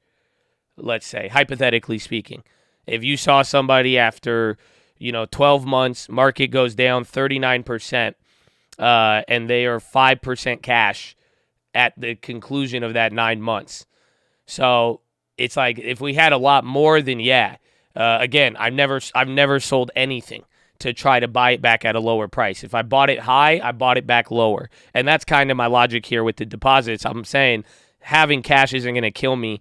If I have 5%, it doesn't put me in a position where, again, it's not as if I'm being so timid and, coming back into a shell and hiding. It's enough to do some damage, but it's like I'm just trying to make sure I don't pay more than what I did, because I bought at some I bought at some very low prices, and I was surprised I went negative on them. I'm surprised JP Morgan at like 120 to 116 went lower. I'm surprised that Airbnb at 126 went lower. I'm surprised that Uber at $22, $24 went lower. So that's where it's like now they've came up, but after getting surprised like that, I want to make sure I at least get them at that price or lower rather than buying into the FOMO and not. And like you said, it's just I'm not trying to sell anything to time it. I'm just slowing down the buying. But, when you really widen out the scope, 5% cash after X amount of years, I mean, we're bullish as ever comparatively.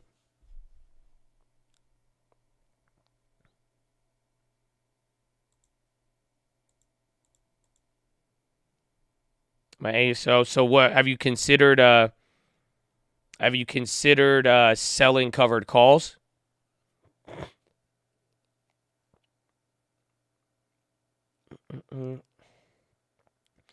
Like that would be a way you could get the middle if you'd like. But again, if not, find another way.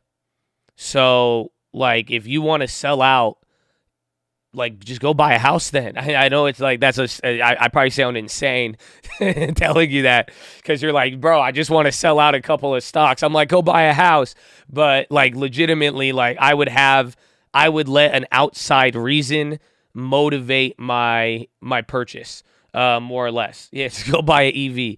But it's like I would rather have a reason to sell out than simply selling to try to buy back later, where it's like, why not just hold and then buy back later just keep cash available, and then you could buy it cheaper, more or less.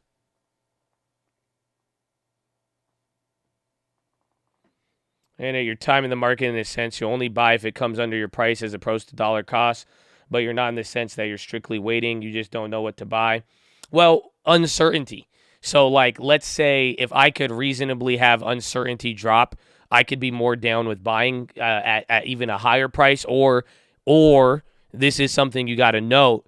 Let's say I can't find something for another 3 months, then I'm going to have to fucking buy something.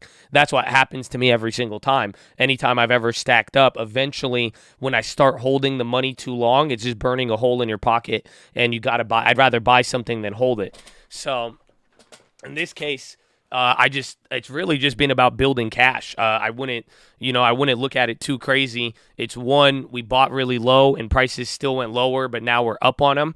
So now like there's a somewhat of a premium on anything I'd want to buy. But just don't forget, in this environment, we're like, hey, we're fully invested. Having cash is not going to hurt. Again, it's just it's kind of sad we're even talking about this now, just because like this shouldn't be confused with I want to sell out because I think I'm going to get it cheaper. Do you know what I'm saying? It's like these are two different areas of the highway. One of these is a highway, one of them is a side street right now. And it's just not even like, please don't let that confuse you.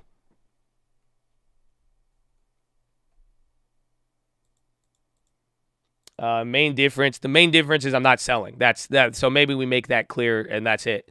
I'm not selling to time the market. I'm not engaging in the market timing fallacy. And I am simply building cash. That's it. And once the cash balance goes above 20%, then maybe we could talk about that starts to look like trying to time the market. But until then, it's not really, it's just not selling, building cash, and that's it.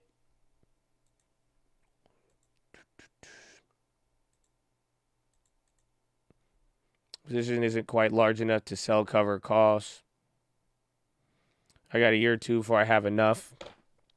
So yeah, it's tough. Like I'm saying, if I'll tell you this though, if you were like panicking 60 days ago, 90 days ago at the low, if you were scared and you regretted all of your life decisions and you were like, wow, I don't want to do investing anymore, then maybe you could use this opportunity to leave. Otherwise, you know what you're in for now. You see what I'm saying?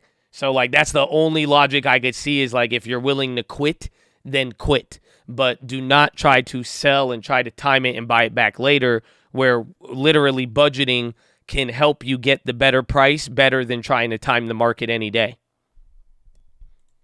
So, yeah, I think you can call it budgeting, more or less. That's why I'm saying I think if I go above 20% cash, at that point it's kind of like, okay, are you budgeting or are you just waiting for something? Because now 1/5 of your portfolio is just cash, not doing anything.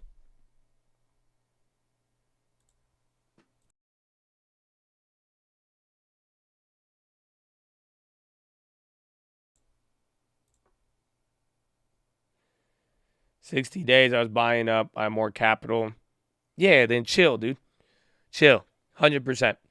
And again, I really hope though you guys can I'm so grateful for this big decline because I really feel like now that we talk about the long term, we could talk about it more realistically. Now you guys know what it's like to go down on it now. Now you know what it feels like. Now you know what it could look like up and down. Now you know what it looks like when you miss a rally. Now you know what it looks like when it's just like, wow, this is what 20% off the bottom it really, really feels like. So regardless of what it is, I just hope now you see the reality of the situation. And that's why it's like you see my approach to this whole time. I've stuck with the same exact approach you have always watched me use no matter what the market threw at me. That's it. The only difference is we were able to stack up 5% of cash. That has been the only noticeable difference over the last 36 months if you really think about it.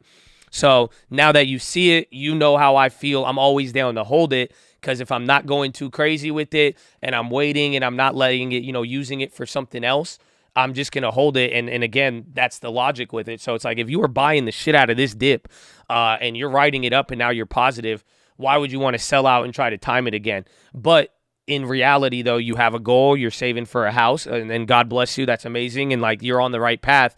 So, but now you know the reality. Now you know realistically by September, you can be down another 10%, but also we could be in a bull market a month and a half from now, sadly to say. And then again, 18 months from now, 12 months from now, it could still kind of come back down. So the point is a lot of things are going to happen and move, but if things are moving fast, usually my approach is just don't move at all. If I see bullets flying everywhere, I just duck and don't move. That's what most people tell you.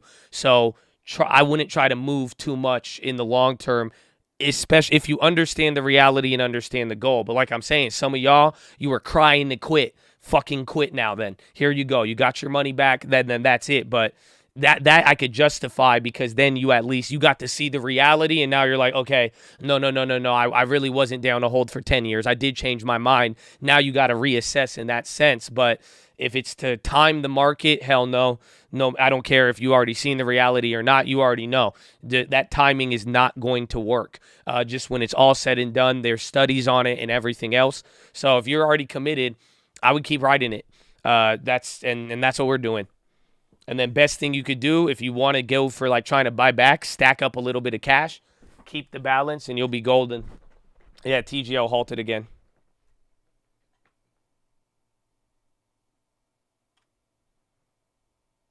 Yo, what the hell?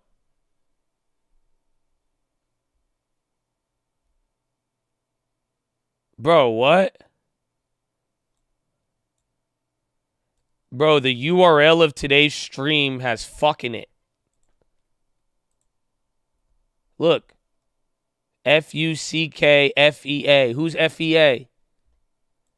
Federal Energy Association? I don't know. Bro, what?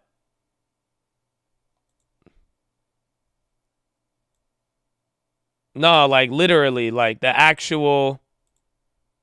This is amazing. I don't think I've ever seen that. It literally says fuck.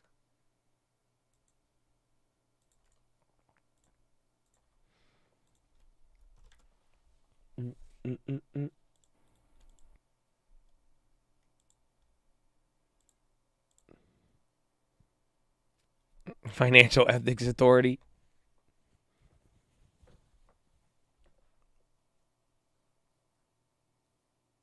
No, it's just straight, bro. It's just straight up like that's just straight up the F word in the URL. Damn it! I gotta reopen the stream every time I de-dock the tab thingy.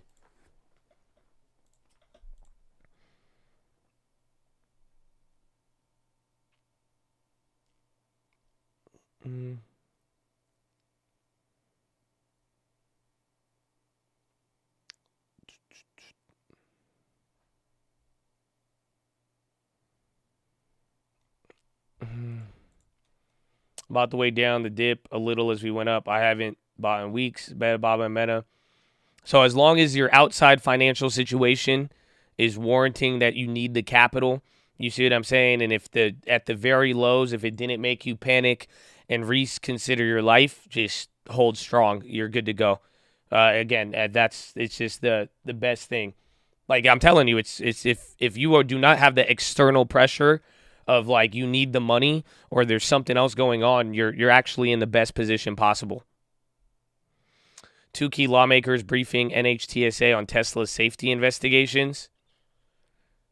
They've uncovered troubling safety issues with Tesla autopilot and self-driving features.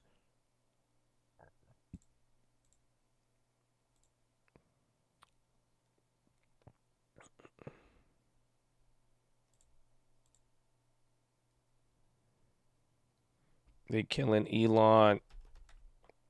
Tesla's kind of going up. SPY's even coming up here too. Let's see what happens with TGL. I kind of have the external pressure. I'm still eating ramen noodles to hold on. Hey, man, the defense, and there's other things you could do to defend, and that's exactly what you should be doing if you're trying to find a way. But like we're saying though, if that external pressure now starts to weigh and like you're seeing how things are and now you have gotten a 28% rally in the last month and you have at least something up there and now it's like, okay, I would sell to take care of something, not to time it. Then there you go. That's easy. That one, then let the situation speak for itself. But just do not fall into the trap now of trying to try to time anything.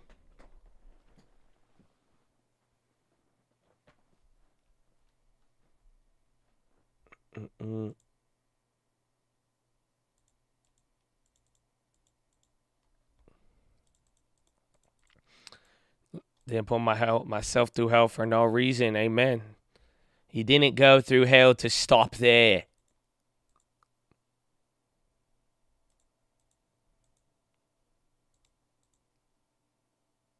Does the quantity theory of money have any significance to what you're saying?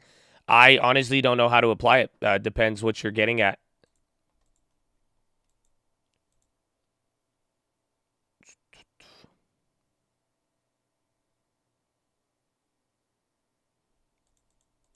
Through the valley, I be walking, chilling. Amen, baby. Amen. And that's why, man, the long term, we got to see a lot. We have got to definitely see a lot of things happen. And that's why it's like, I really just hope everybody makes their decisions now after seeing the full course of meals. You know what I'm saying? It's like you've got to see everything on the table. You know what's possible to the upside and downside as long as you are, acting. But it's just like, the hard part is always decisions. That's it. If you can make the difficult decisions, you're going to get paid. And the decisions are going to be how to hold the long term. Do you hold it? Do you back out? Do you hold it while trying to maintain? Or do you try to time it? And again, one good decision will always go a very, very long way in this type of environment. But, and also, too, if you feel pressure, don't be afraid to slow the game down. Again, that's one of the best things you could always do. You could slow it down. You could chill it. Like that's what basketball, slow down the field of play. You could lower budgets. You could just calm things down and slow it down. And that's why I'm saying a lot of times I like doing nothing just because it will keep you alive.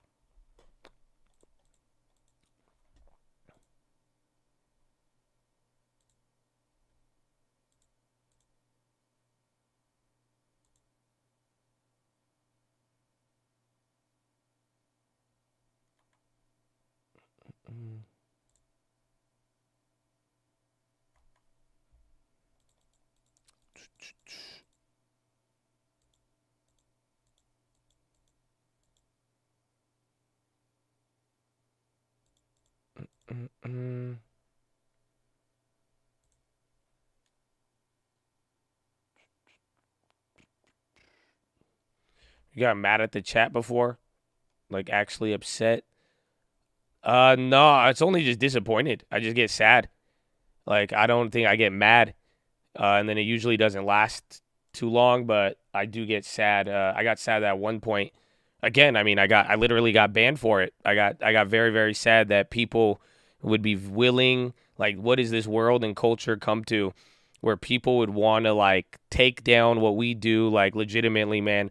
I don't know too many people who do shit like this for 8 hours, 7 hours a day, offer as much as they can, possibly for free, giving a service to people and, like, doing all that. And then just because, like, Donald Trump, or it's, like, something they don't agree with, like, I just get more sad at people, like, bickering with each other over stuff. Yeah. That's it. It's just, honestly, it's just, and I think there's a blessing on that. I think God is literally, like, every single time. I mean, he is those with the brokenhearted.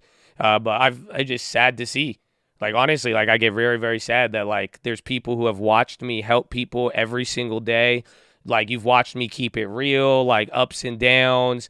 It don't matter what it was. I would be the first to tell you an unpopular opinion if I think it would benefit you instead of getting you involved with something crazy. And it's just like, wow, like people will not will get so identity politics, and then they'll bring it in here and try to like seek like anger and like fight with people.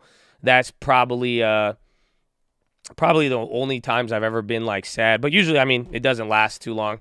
I mean, I've never been one to get hung up on things. You gotta keep moving, baby. Gotta keep moving.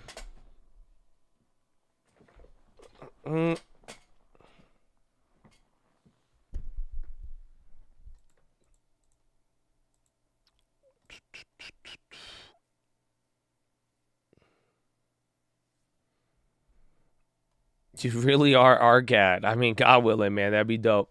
I wouldn't mind being Arcad. Hallelujah, hallelujah, hallelujah. Crop survey, WA. Oh, that's Friday. That's tomorrow. Nick Wing, 5, baby. Oh, no, Russell Thompson, breaking it down. Oh, no.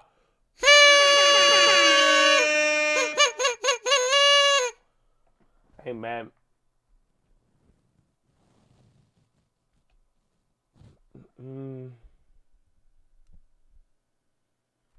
It's marketers having turf wars.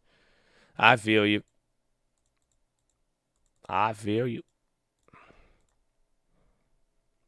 Oh, Plug Nation, baby. What's up?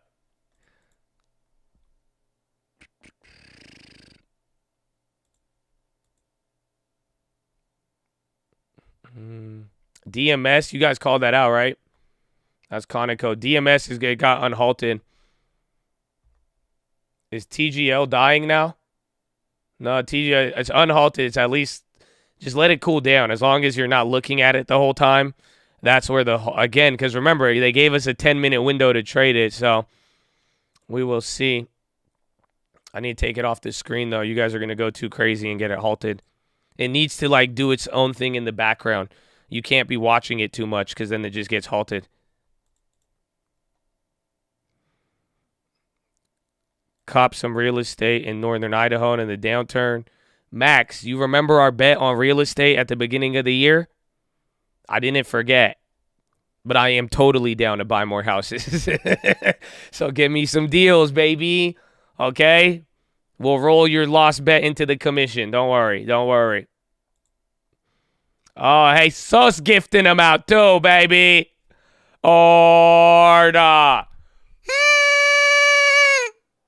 Amen.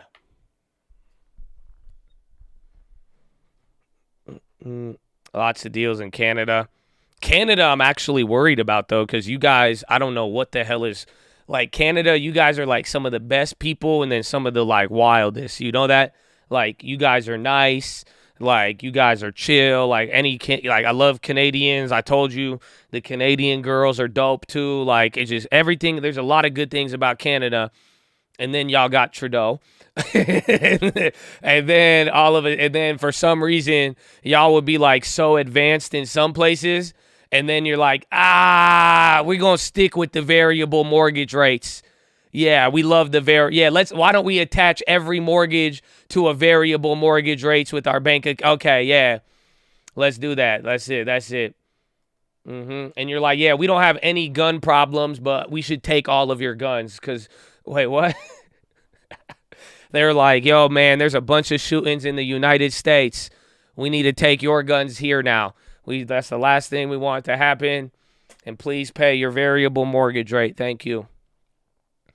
That, I never got it. And then you have Trudeau. Trudeau wild, bro.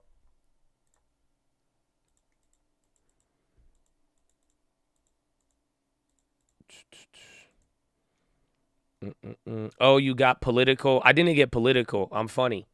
That's it. You're political. So when I say something funny about the reality of the world, and then you get extremely political about it, and then it puts you in like the Donald Trump Biden mode, that's what happens. You see what I'm saying? Because all of this is funny. Like back when I grew, like, bro, none of this used to be like normal conversations. Like nobody cared about this shit. You joke about it. You make fun of George W. Bush. You made fun of people. Like it was funny. Like it wasn't like that's it. You didn't get mad about it. It didn't define anything about your life beyond a joke. And that's it. Politics is naturally funny. That's why SNL actually was popping back in the days, believe it or not. So that's it. That wasn't political. I'm just joking. Like, that's it. That's me shouting out my Canadian people, bringing up some of the funny news that we've gotten and being able to laugh at it rather than getting crazy.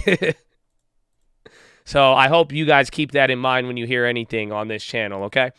It's like a lot of times I hope this could be the place where you could laugh about things and people don't get mad and people don't, like, you know what I'm saying? Like, that's it. We're here for one reason. Shout out to Long Term, baby.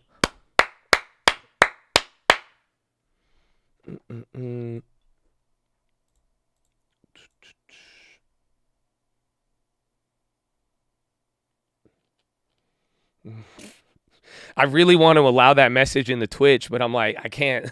Are they going to allow every message like that? Because, like, I feel you, but it's like, you know, that's where we still you got to keep it calm.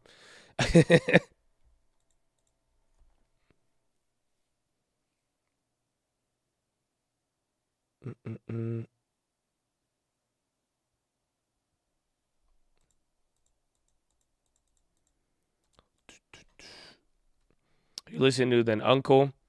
I honestly have a very diverse playlist. I like everything from like literally like West Coast rap to like down south, all the way down to like I like Luke Combs, and some country, but I just listen to the weirdest shit. And like I like Rich the Kid for some reason. I don't know why. So there's a lot of different stuff. Oh, yeah, I do look tall. You look tall, too. Let's get push-ups. We forgot. The market went crazy. Ladies and gentlemen, boys and girls, we are live Monday through Friday, 30 minutes before open. Drop your thumbs up on the video. You're on mobile. Press hot chat. X out the chat. Hit the thumbs up button. Second link for the nightly Watchlist and main channel. First link for the Scream Alerts boot camp and real estate course. But, ladies and gentlemen, we've been here for about 3.5 hours. We got 3.5 hours left to go. Sitting is the new smoking. I need you to get beside your desk and do 10 push-ups. Can't do 10, you do 5. Can't do 5, you do 4. Can't do 4, you do 2. Can't do 2, you do 1. Can't do 1. Get on your knees, do a push-up, plank the worm, anything. But get the body moving. Then, optometrist recommendation. Stare at an object 10, 20, 30 feet away. Blink a few times. Relax those pretty little eyeballs. Blink, blink, blink, blink, blink, blink, blink, blink, blink, blink, blink, blink, blink, blink, blink, blink. Blink, blink, blink, blink, blink, blink, blink, blink, blink, blink, blink, blink, blink, blink, blink, blink, blink, blink, blink, blink. Hey, man, I needed that. That one's good, baby. Wow. Then I need you to drop your shoulders, relax the shoulders, fix the shoulders. Okay, fix that nerd neck. No one's attacking you. Then chest to the sun, flex the core, tuck the hips in, and boom, baby. Damn. I ain't gonna lie, man. You look really good right now. Nah, you looking good right now. Whatever you've been doing, like you look golden. You look taller. Like you got a glow to you right now. I don't know what it is. No, this is not recorded. This does not change. I'm looking at you right now, and I am impressed. I'm just saying, it's almost the weekend. Hit me up. I don't want to make it too awkward. All right, man, just do your thing. You looking good. And finally, relax the jaw. Breathe in really deep. Then breathe out with your tongue out. Do the dragon breath and pump it up. Totally, bro. Oh, I can't believe anybody would short in this market. Oh, yeah. No, get ready, man. Oh, yeah, I'm fully on all of the coins. Yeah. Fuck yeah, I do my push-ups. Are you kidding me? No, yeah, it's going to be great. Yeah. Oh, Powell's totally fucked. Powell has no idea what's happening. Yeah, no, Powell has no idea. Yeah, I'm into that. Fuck yeah. Oh, yeah. Yo, no, this is the crypto drop right here. That's my favorite part. Oh, why is this dropping? Oh, yeah. This feels like the market. They're manipulating the drop. Come on, drop it. So it's manipulation. Man, manipulation. I'm out, man. Nah, it's not even that cool anymore. Yeah, I think we're going to go to after party. Yeah, you need an NFT to get in, though. Sorry. Yeah, if you can't make it. All right, man, I'm out. All right, do the dragon breath. Let's go. Let's go, baby. Let's go. You got to pump it up. Bro, I'm like jumping around. Like, this is great. You got to pump it up. It's kind of hype, bro. At first, I was invited. At first, I was like, bro, is Troy like, did they get to Troy for like retweeting one too many like Donald Trump things? And then I was like, I don't know. And then I listened to it, and then he was like, yeah, this remind me of a church. And I was like, no, it don't. And then it grew on me very quickly. It grew on me very, very quickly. I was like, okay, this is great. All right.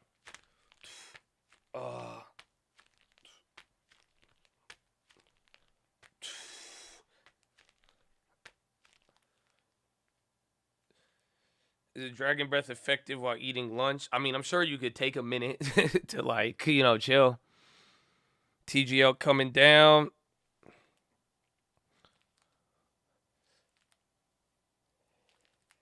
Ooh.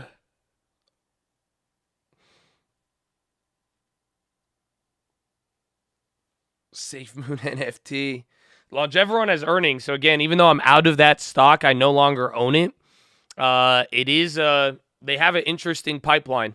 So, I mean, and some earnings updates might cause like a little bit of craziness.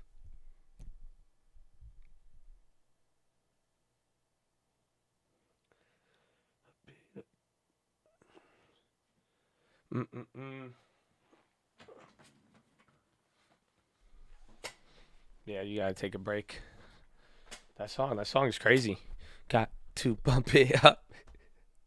It honestly wakes me up. It's like I legitimately get pumped up. I'm like, this is very accurate advertising.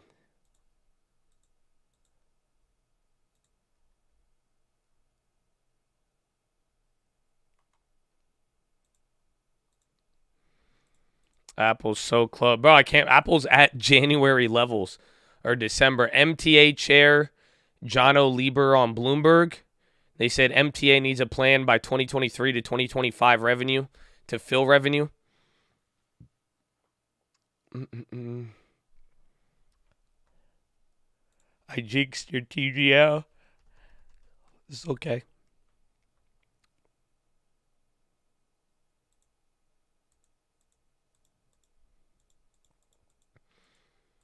Two for two, the pump it up did lift up the market.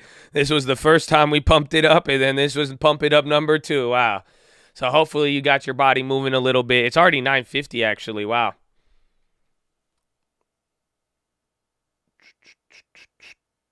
Just loop it. Got to jump it up. Pump it up. It's a powerful song. Oh, man. You ever use Vacasa? I have not. I saw them. I saw their earnings, and they were up.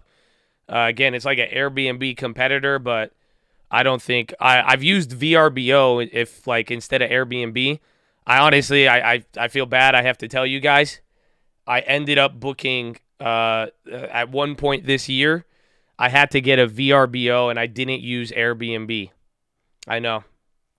Don't hurt me. It's a long story, but pretty much I only had one day to get the booking, and I looked at Airbnb, and Airbnb was already fully booked everywhere. So I had to go. I had to go to VRBO. No, Airbnb, Expedia owns VRBO. I felt bad, but I had to do it. I know. I'm sorry. I should have told you guys earlier. So you're saying short Airbnb. Honestly, I feel like if I say short Airbnb, I kind of want to do it for like reverse psychology, if that makes sense. But that's not what I'm saying. But maybe I don't know. It's hard to explain. Airbnb was more. No, it was for holidays, and then like I delayed on booking. And then I looked Airbnb, every single, like I needed a house in a certain area. Every single thing was booked out. And then VRBO was the only one with supply. VRBO had tons of supply. Like, that's the crazy part. I got a good deal too. So, sorry. Fed balance sheet at 4. That will be interesting, actually.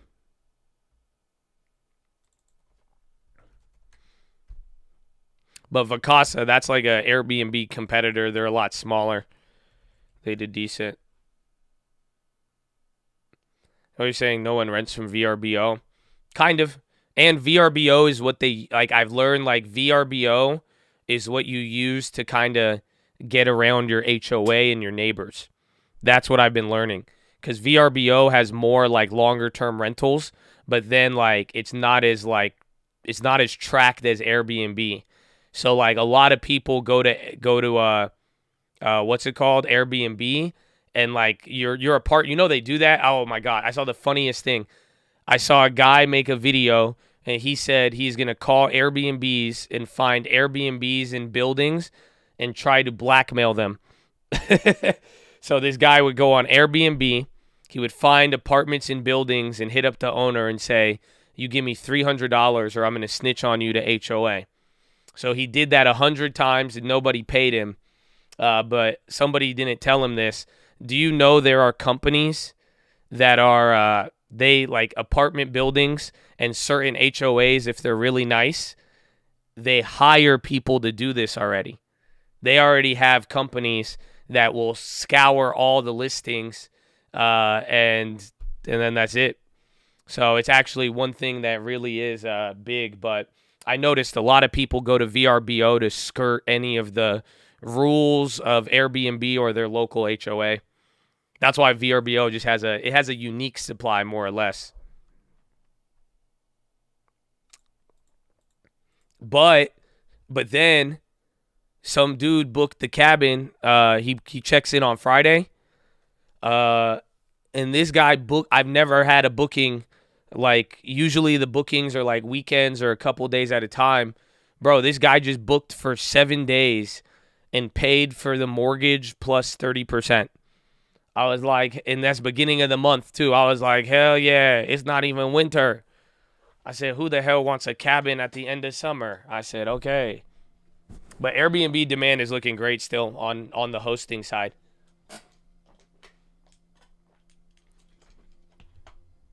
I love you. God bless you, Black Hawk. Damn, pony. You got the pony. You don't have to hire the neighbors or report them. Yeah. My neighbor at the cabin already hit me up. My neighbor at the cabin hit me up through Airbnb. So the guy's house behind me, he found my house on Airbnb to send me a message. And he was like, yeah, your guests are shit. Because we had one bad guest, but he was chill. I talked with him. We made sure he was chill. But yeah, neighbors are pretty good snitches if they don't want it. Or if it's just disruptive.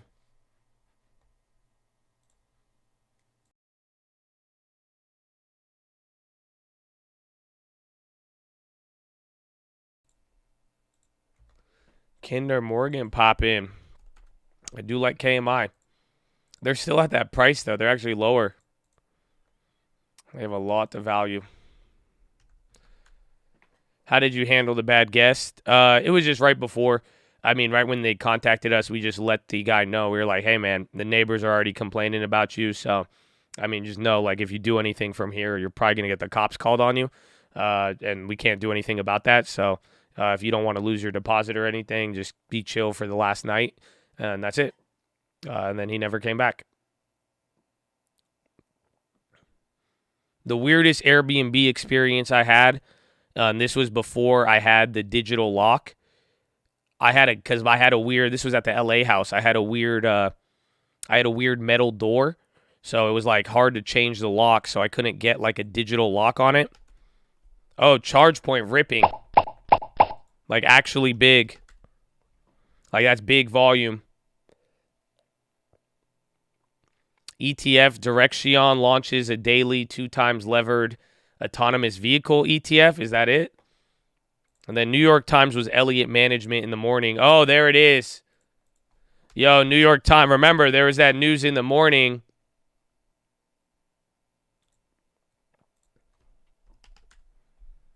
CNBC pump chart point. Watch, what's it called? That one.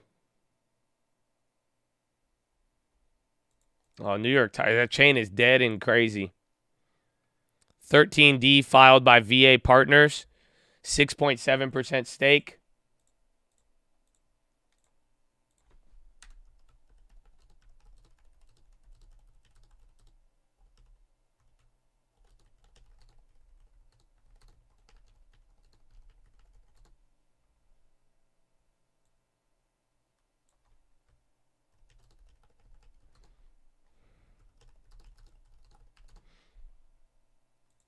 Chain looks good. It just depends on how much it goes. Like the Septembers aren't too bad, but there's just wide spreads. Yeah, Value Act takes 7% in New York Times. They built a new position contending the iconic newspaper could improve digital sales and margins through aggressive rollout of subscriber-only bundles. They said a letter. They now own a 7% stake. It's said to believe the current valuation doesn't reflect the company's long-term prospects. Key to this growth will be more aggressive rollout. Our research suggests the most current readers and subscribers are interested in the bundle and would pay a large premium for it, but are not aware of the offering even exists. A copy of which obtained by Bloomberg. This is an opportunity we believe management to drive with urgency, as it's the biggest lever to accelerate growth, deepen New York Times' competitive moat, and ensure the long-term strength and stability of the platform. Investment firm believes over the long run there's potential for New York Times to see double-digit revenue growth and margin expand by up to 3 times. So CNBC, charge point, and then activist investor, VA getting it. Mute out BRB. Well, God bless you. Pump it up, man. Whatever you do, you got to pump it up, you know? Just don't forget that. TGO halted. Oh, no, they're just chilling it out, man.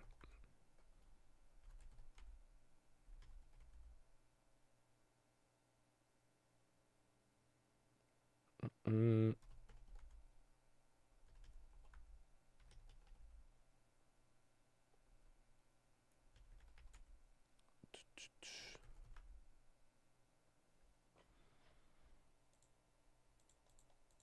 Have you gotten sued? This is not good practice to talk about lawsuits.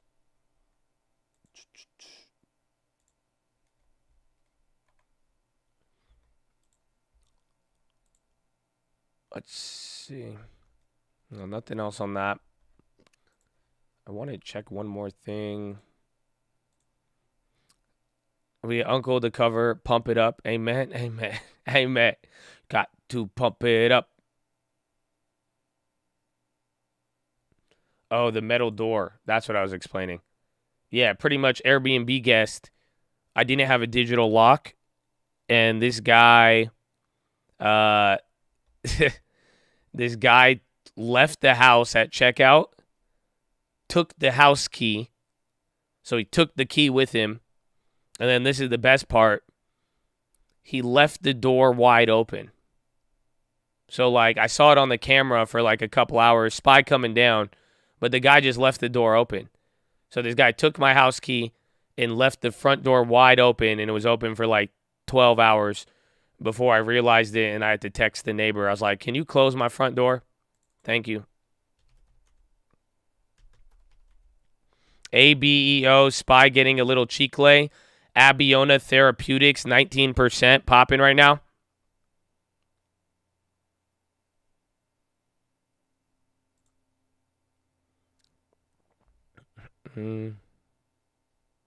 ABEO, is there news on that? TLT, someone just posted, Jesus posted stuff on the bond auction. I think that could be it with moving the market. I think it's the bond auction. Again, ABEO. I do not see anything.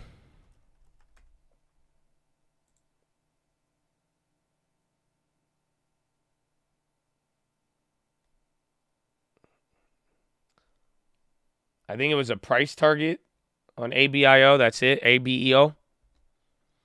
I don't think it's anything crazy.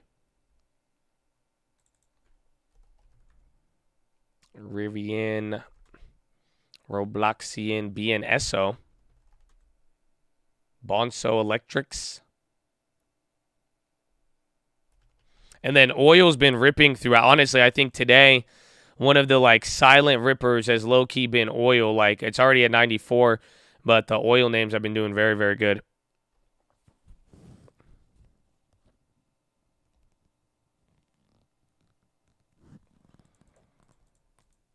Charge point still going. That was off CNBC. It was big volume. That's why I was like, dude, why does that look so big?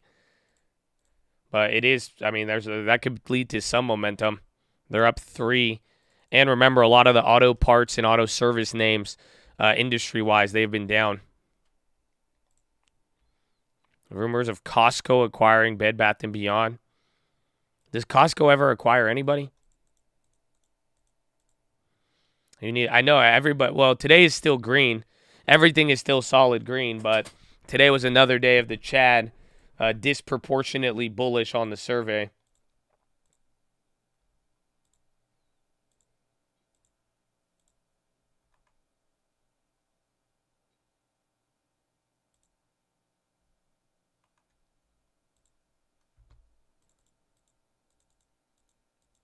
Why would Costco buy Bed Bath & Beyond? Honestly, man, like, I don't know, because, like, Costco already kills it with them pillows. Like, you know what I'm saying? Like, I don't know if you feel me on that. Like, Costco has some of the best home supplies ever. I live off Costco home supplies. I got all Costco towels. I got Costco bathroom mats. I got Costco, like, toothpaste. I got Costco, like, toothbrush heads. Like, it's... Bro, I got Costco pillows. I got Costco pillowcases. I got Bro, I have Costco cooking equipment. I don't even, what do they call them? Pots and pans. I don't, I have Costco everything, man. So I don't know. Costco is already a leader.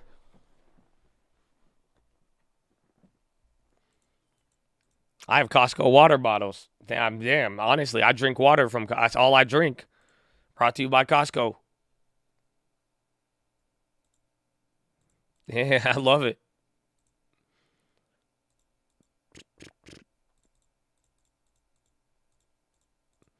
but you don't own Costco stock. I did not know. I mean, last time I wanted it, I was like, okay, I'll take it, and then it doubled. So I was like, nah. Are you sponsored by Costco? No. This is why I tell you guys, just invest in something you really like and use, or that a lot of people like really do, because that's just some brand loyalty, man. That's all. Like, I don't know, just once you have a good experience with the company, and if they do good, that's it. Like, that's all Airbnb is built on.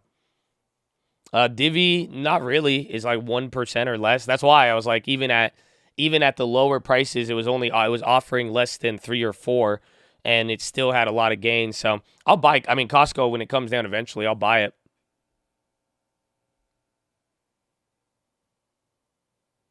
Hence my Uber position. I feel you. Exactly. Because I still use Uber. That's it. That's why I bought Roblox.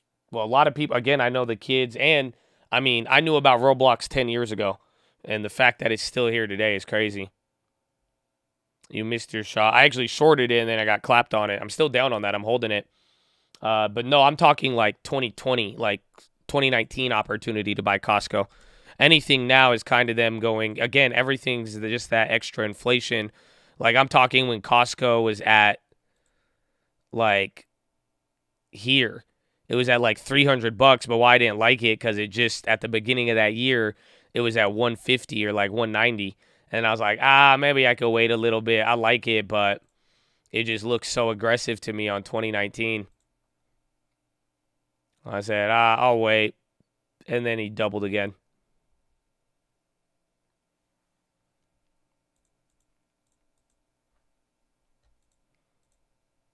I've been on Roblox since 2007, more than half my life. I love Roblox. There it is.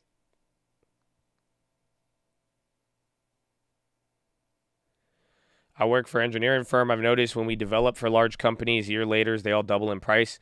It's due to inflated markets, but I feel brand expansion is huge because we developed and designed 3 of them. Yeah, 100. That's why most people, like, whatever company you work for, if you really see your company and believe in it, you should get paid in stock. And that's another thing right there too. If you work with companies and these are good companies and you see them spending money for expansion and it actually has results, it's a very, very good sign. But I feel you. I know that's why I'm so big on the long term, because I noticed that a long time ago too, whether it was companies I knew about or would get exposed to or family friends worked for, it was always kind of the same trend. But you probably have a way more direct experience with it.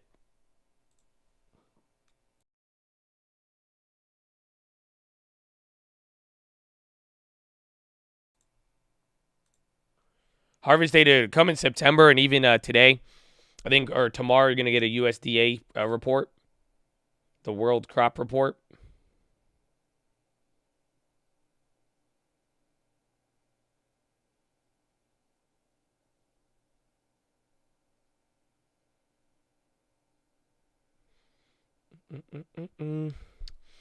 TGO, up or down?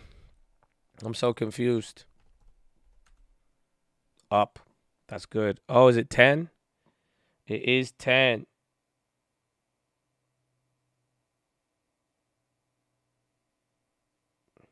Bro, all I keep thinking in the back of my mind is, you got to pump it up.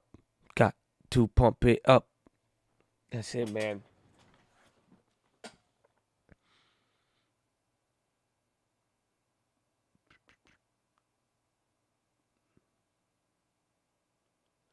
Now I'm working with a lot of home builders. Home builders are interesting. We'll see. That's good though. Honestly, bro. If you see anything, let us know. You're probably that's great firsthand experience. They used to call that back in the FedEx days in like the 1999s and 2000. They called it belt trading, or what was it called? Conveyor belt trading. Because the guys at FedEx and UPS, they would just notice what product boxes were going by the most, and then they would just buy the stocks back in the day. And that's literally, it's like, it worked. It actually, like, it genuinely worked. Again, it's a little different now, and some people still do it. But back in the day, that was like the plug. If you just knew, like, it wasn't like it was private. It's not like it's like insider trading. It's just simply like worldly observations in the world. Like, that's it. It was just guys working at UPS and FedEx they would just watch a bunch of Intel products come across the conveyor belt, and then they would just be like, yo, I think there's a lot of Intel selling, you know, like, and then that's it.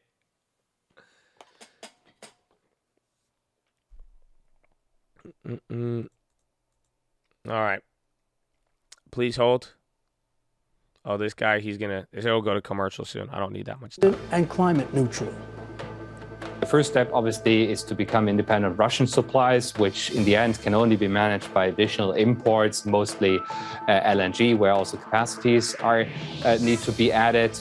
And then in the longer term, obviously, it's the build out of renewables. But that's a topic that's going to last 10 or even more years. Germany faces potential gas rationing if it fails to secure sufficient reserves this winter, an energy shortage that would be unprecedented for a developed nation. Senator Elizabeth Warren criticized Fed Chair Jerome Powell for withholding information on trading by central bank officials during the pandemic, calling an investigation into the matter, quote, troubling. Senator Warren is a member of the banking committee that is Fed over. Got to pump it up. Got to pump it up. Hey.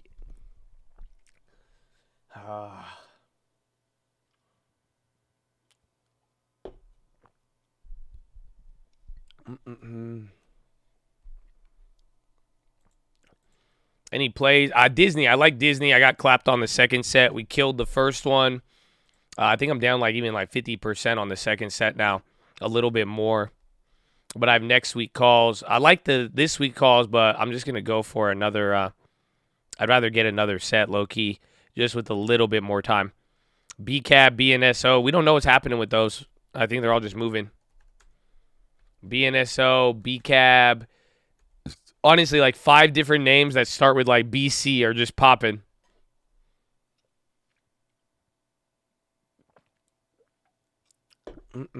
TLT is being a little weird here.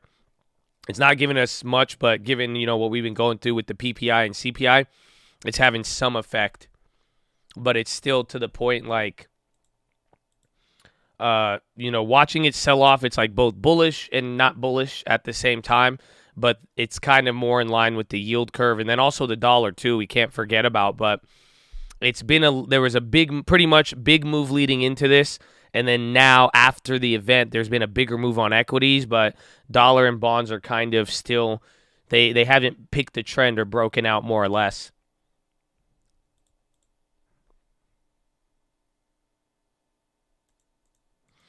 $426 if consumer, well, we'll have to get past $425 first. Like I said today, I said it's either going to get to $425 and then come straight down, or it's going to rip through $425 and go straight to $426. So it's a hard question. It's really, but again, like I said, if just like the CPI, if consumer sentiment is actually decreasing in the sense of inflation expectations, and then consumer sentiment rises, and that becomes positive, I think that could give you a little bit of fuel. But being a Friday and kind of how much we ran, maybe it calms down a little bit, but I would take that as very bullish.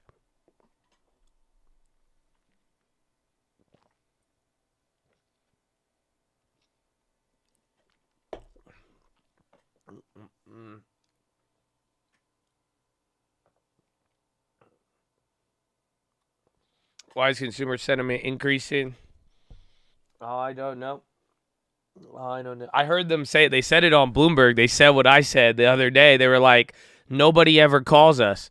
The guy in the morning, I think Jonathan Farrow or Tom Farrow, whatever the guy is, he even said it. He was like, no, he's like, have you ever been called for consumer sentiment?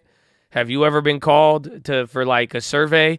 Like, so it's always going to be a smaller group, but I really don't know how they get to it, to be honest with you.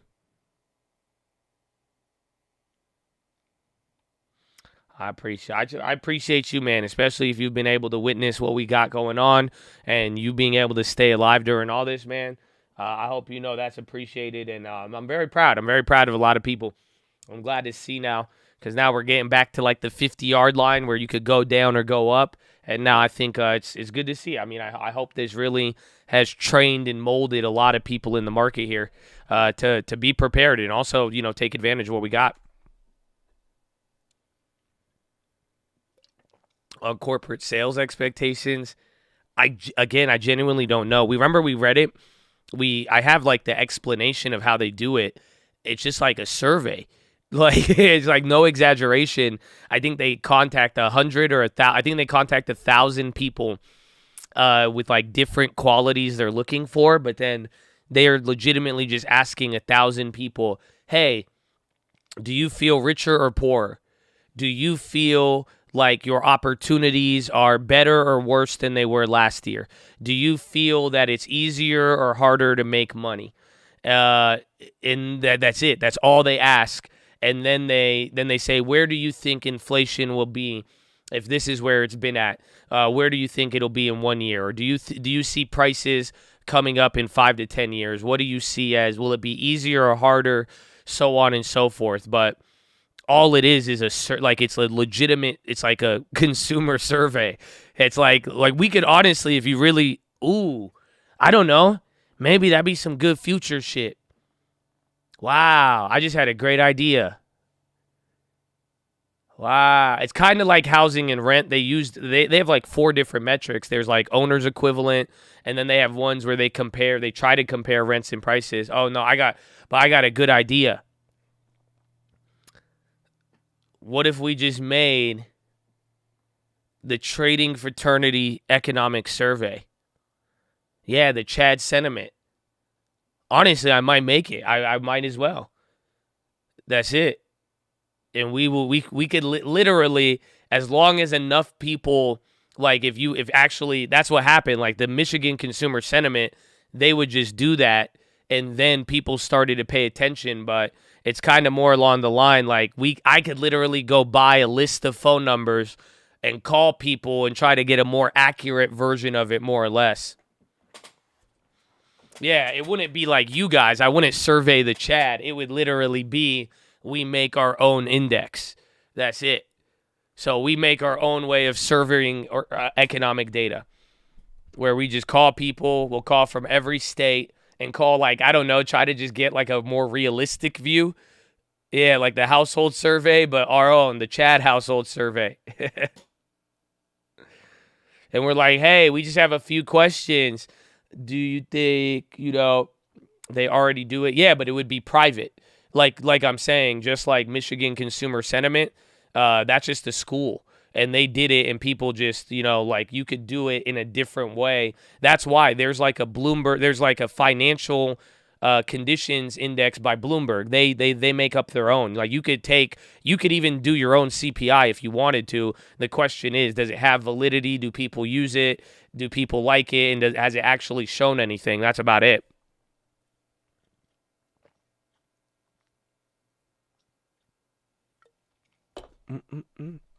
Got to pump it up.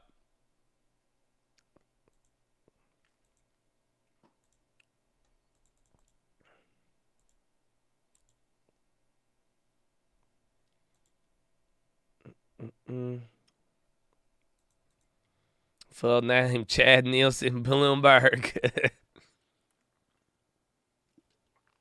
This wild day. There's a lot to digest. Again, I'm very bullish about the PPI. That was nice.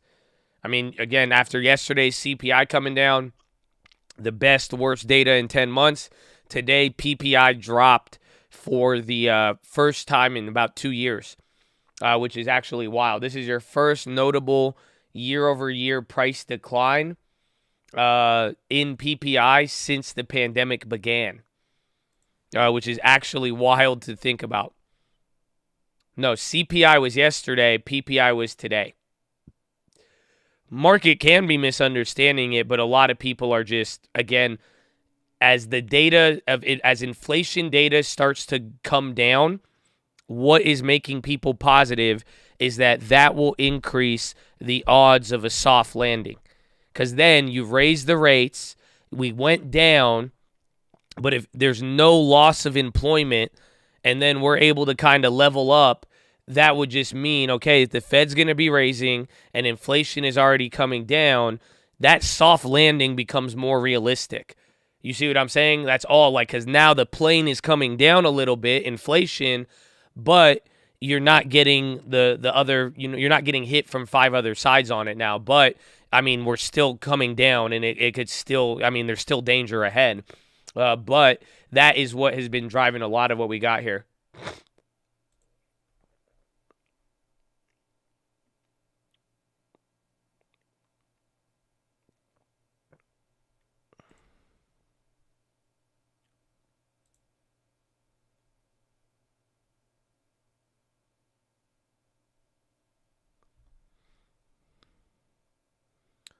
So let me show you with the PPI.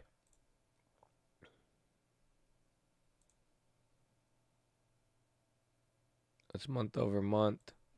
So here's the year over year, and you'll see what I'm talking about. But this isn't the one, like, it doesn't highlight the 2020 thing. Again, I'll show you what I'm talking, because it's still up, like, year over year, but we're going to talk about the month over month. But this is it. Like, look at 2020. This is producer prices. You saw not one sign of decrease till pretty much March. And then that was like the war and stuff. And then it came up. And then now, after today, this is the big drop. But now this is what people are really looking at.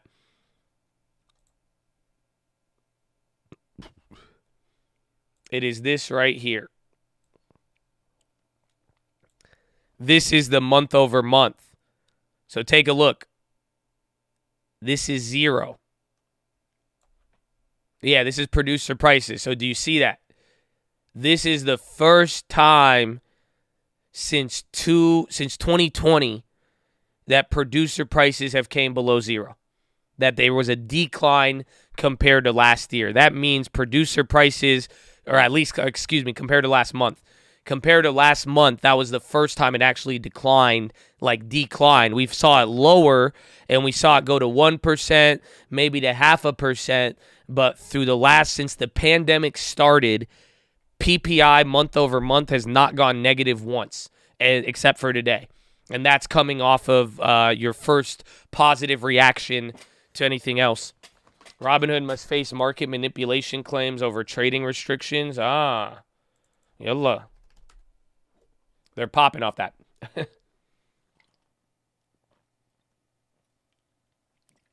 I think the UNG is up on that, and it's been up. But $30 is a big level for them now.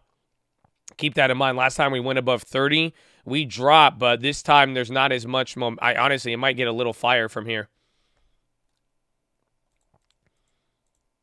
Troy can't hear, FYI. Tell Troy they say thank you and that he has to pump it up. TGO resumes. SPY at VWAP. TGO back at 11. That's honestly not too bad. GME, I think all of the meme stocks, actually not really. Not all of them are red.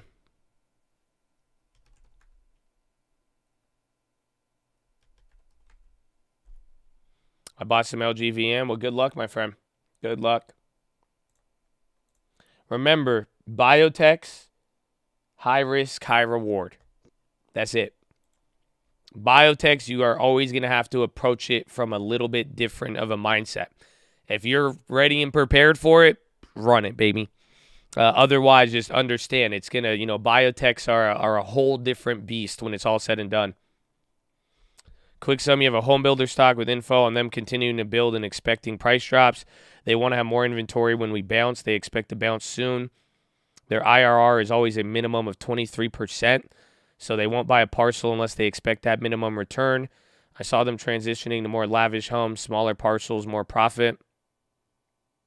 While most builders, I've heard the same thing too, actually, from some. Let's see. Honestly, just if you really are bullish on it, you could go for the home builders, but I don't know. See, that's why they have, I don't know, it might have been on the dip already. I still need a good REIT to add. TGL unhalted. TTD had earnings and they killed it.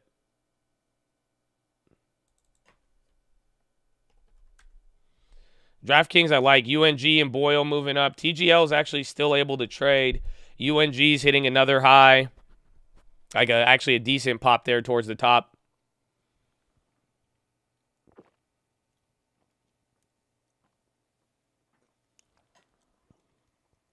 Net gas storage.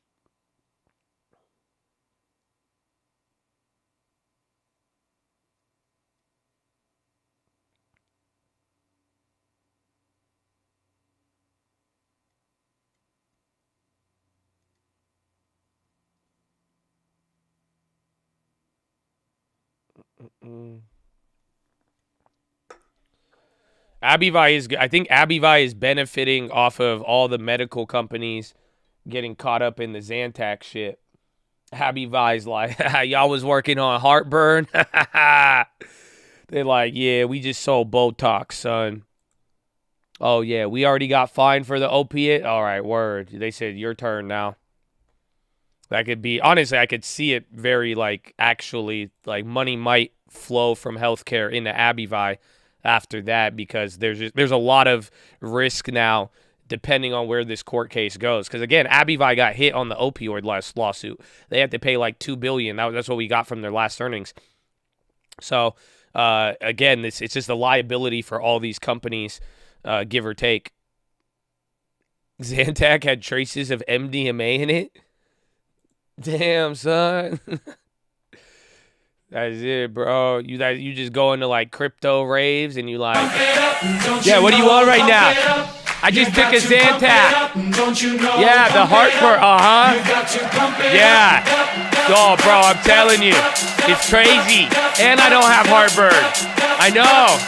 Yeah, it's real. MDMA. No, not the MDMA coin. That's like. You're like, this is great, bro. Oh yeah, that's actually wild. That's literally right when you said that whole scenario played out in my mind. So that's crazy. God, dude, bump it up. Okay, what was I gonna check? There's something we need to check out. Zantac? No. Yeah, UNG is looking fire right now. Again, we're still in the money. And then young TGL is back up to 100%. And they are not halting it. So it's actually looking pretty decent. 1271. You could sell out half and make it free if you want. Or you got to pump it up, don't you know? I'm just kidding. No, don't be an idiot. Is this how they get you guys? Is that what happens?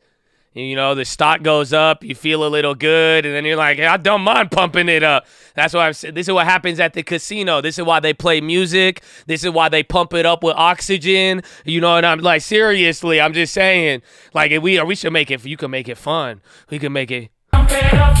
Oh yeah. Oh yeah. What are you trading today? Oh yeah. You feel it? You feel the blood?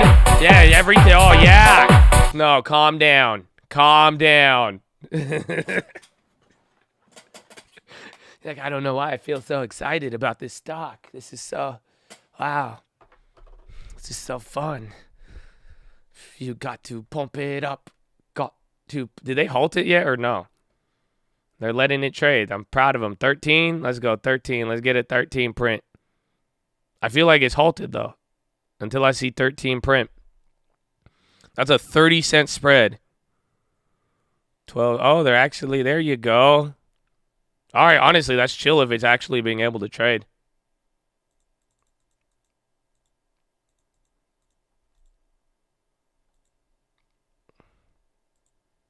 All right, I need to go pee real quick. Follow me on Instagram at the Trading Fraternity.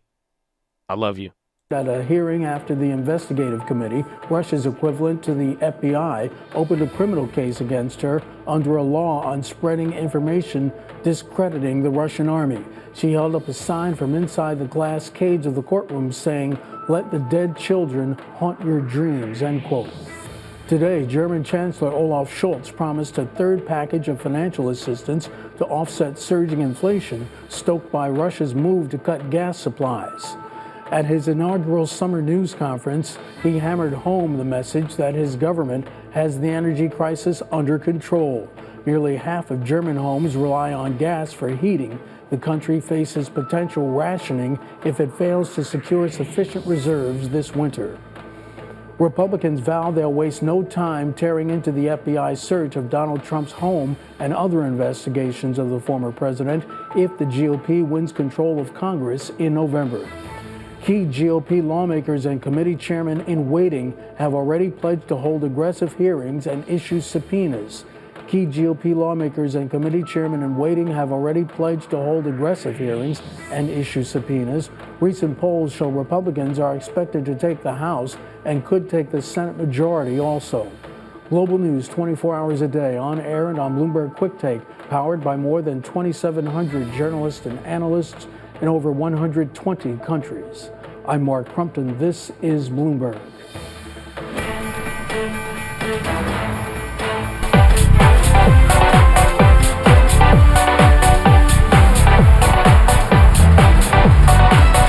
Yeah, now we got real Bloomberg, son. And I'm That's how you should do it. You see what I'm saying? That was good. I told you.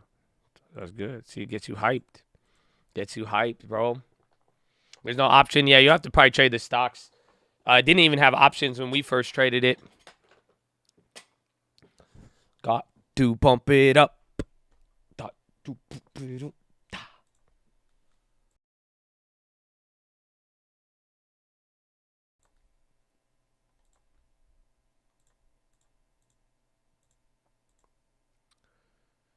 TGL just came. They didn't halt it. I guess they halted it now on the downside, but it was looking so good.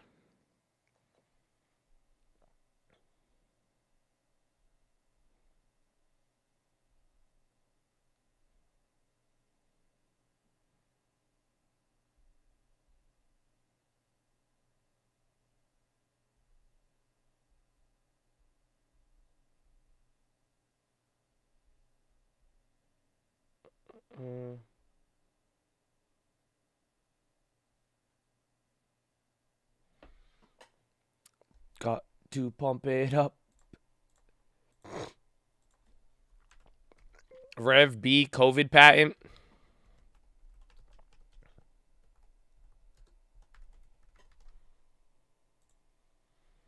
Rev B patent app published today. Rapid detection kit and method for diagnosing infections of respiratory tract.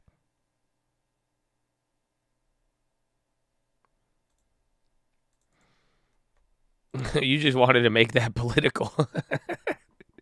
He's just like, I listened to that song while trading the long term on Hunter's laptop and listening to motivational quotes from Brandon. Honestly, you should probably make a different selection. I heard Tony Robbins is quite motivating. Okay? And honestly, there is way better and more secure laptops you could probably get access to. I'm just saying, but I feel you. We're coming down now, too. Got to pump it up.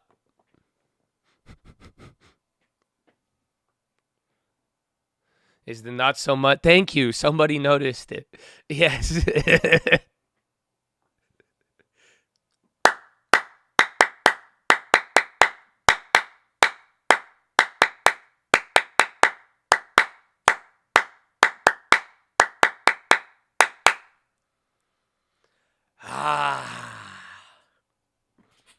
Oh, ladies and gentlemen, boys and gals, how you living? You feeling good? Are you feeling blessed?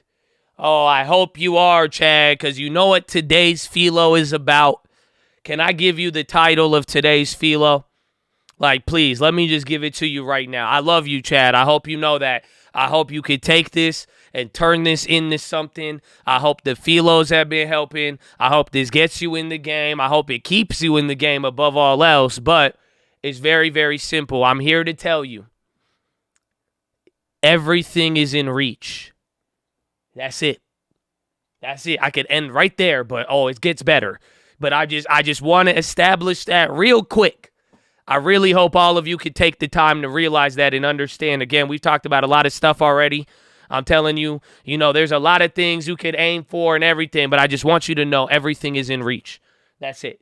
Very simple, and I'm going to explain it to you, okay? But that's what we're talking about today. That's like I'm saying, that is the title. Everything is in reach. Unfortunately, though, Chad, like, you have to understand what that implies. And that literally still means you still have to reach. Oh, I don't know if you feel me on this, Chad.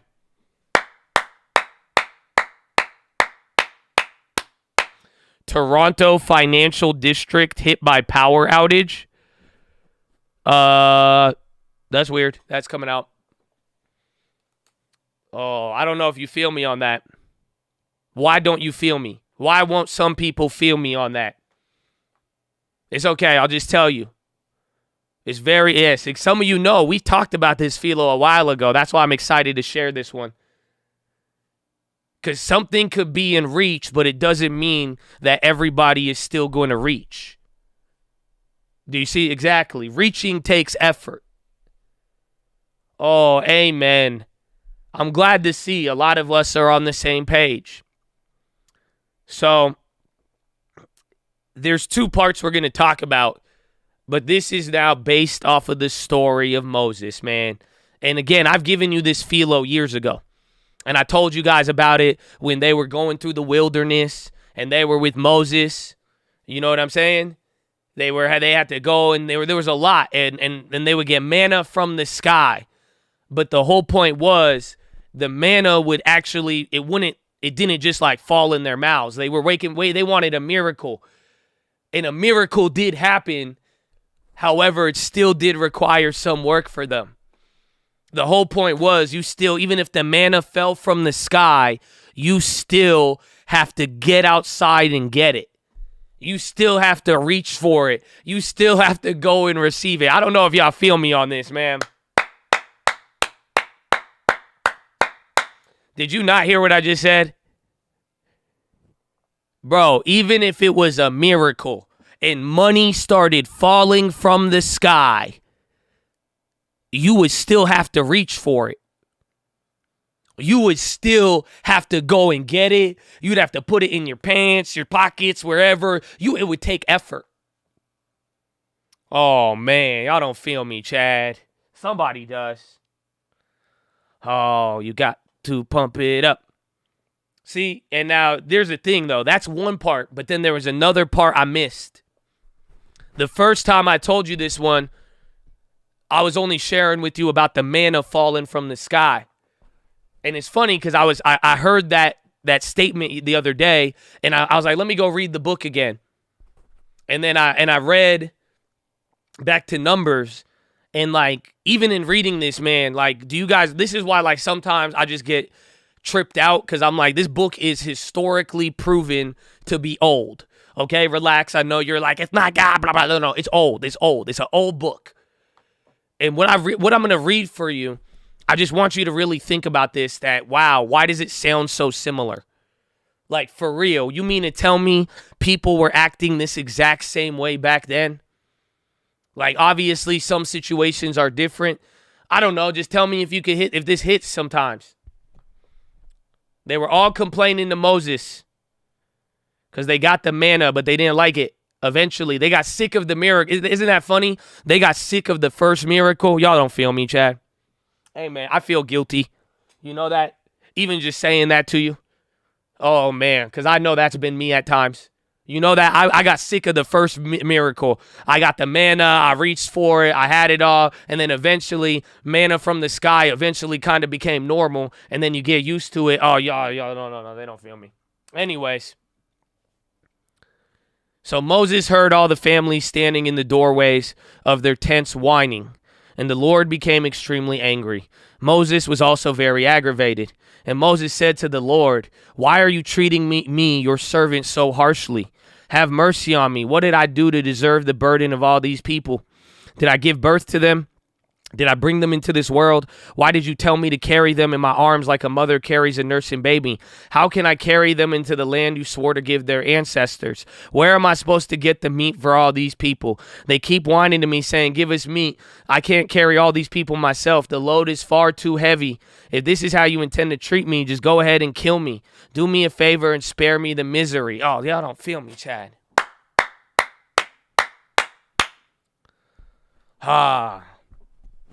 So I don't know what you heard, but all I heard, I was like, wow, why does this sound like today? That's it. All I got from it, I'm like, wow, you know how many conversations I've had with people that have sounded like this? Do you know how many times I had this conversation with God? Oh, I don't know if y'all feel me, man. Chad, I don't know if you feel me. Because that's all I'm like, that's literally, it's like, why? Bro, just let me die. Let me not deal with it. Bro, I'm doing everything right. Why are you treating me so harsh? Oh, man. Isn't that interesting? I thought it was interesting. Amgen's dropping a couple of big candles. Good call out. Think about that one. So that's what stuck out to me on this one, because now the next part that happened is that God told him to get some leaders, and he said, okay, we're going to put people in here. And then even then, at one point, God was like, I'm going to give you meat. You're going to get meat. Watch, you're going to get exactly what they're asking for. And then Moses being Moses. And again, this is God's servant, if you don't know. Like, Moses was like legitimately treated with favor. I don't know if you know that about like biblically speaking, even old text, like, bro, Moses was selected. He was a leader. Like, bro, like, do you realize all the other prophets that were in the Bible, even the Old Testament, like, bro, God would talk to Moses, technically speaking. He said, everybody else, I'll send them a dream. I'll send them a message. No. Like, he was talking to Moses. And even Moses himself was like, bro, he's like, I have 600,000 people. You just told me you're going to give me food to feed them. But he's like, come on, how will I give them enough money or enough food for a month? And I love it, because God's answer was simply, has my arm lost its power? Now you will see whether or not my word comes true. Honestly, modern day translation, God just responded and said, do you think I'm weak? Let's see what's about to happen next, okay? That's it. Honestly, that stuck out to me, because I was very surprised. I was like, damn, Moses, why are you saying that? And then even then, it's not like God didn't even get challenged. It was just like, you're going to find out what really is true. Honestly, I think a lot of us are seeing that nowadays, right? Every day that goes on, every month. Honestly, a year from now, we're going to look back at this, and that's exactly what you're going to see, to be honest with you. A lot of you will see what came true. You already saw what did come true and didn't come true. If you really think about it, compared to what has came true and not came true from today, from 2 years ago. Great. How's it going to play out 2 years from today? So Moses, he went on, he reported this. And he went and did all this. And then the next thing, the Lord sends quail. Now the Lord sent a wind that brought quail from the sea and let them fall all around the camp. For miles in every direction, there were quail flying about 3 feet above the ground. So the people went out and they caught quail all day and throughout the night. And the next day too, no one gathered less than 50 bushels. That's the part right there. So again, I gave you the lead up and what happened, and then boom, God says, "No, watch. Let's see what happens." And then the quails come. That's the meat they were complaining about. But what do you notice? One, this is why I feel bad sometimes. Because I'm like, wait a minute. Like, imagine you asked for meat and God sent you a quail. Bro, I thought we were going to get a bison, some wagyu. Like, I don't know, but that's one thing to notice, though, for real. That little bird was enough for everybody, and it wasn't like the meat you were thinking about, but I mean, hey, I'll take it. I'll take it. But what's the next part? There's literally something. There's something about this whole thing. And that just, bro, it got me motivated. It really got me thinking. There was one thing about it. Yeah. Bro, they still had to catch it. But like, think about it. It said in every direction there was quail flying about 3 feet from the ground. Do you see what I'm saying? It's like, yeah, you have to do a little bit more than, it was like it was right in front of you. So all these birds, they would just go 3 feet. It was like a setup. But like, even if it was right in front of you, you still had to actually go and grab it. It was just barely fly. It wasn't, like, think about it. The birds just didn't fall. Right? Because honestly, that'd be awful if they just fell. Then you'd be like, oh, it's dead. I guess I just got dead meat. I don't know. Maybe I guess I'm going to eat it anyways. But still, yeah, there's an element of trying. And there's an element of it being right in front of you, flying around. I don't know. The imagery of this just kind of blows my mind, especially when I think about a lot of things. Where it's just like it's flying around. It's a bird. It could soar. It could go crazy. But it's like, why is it right there? But it's just flying around.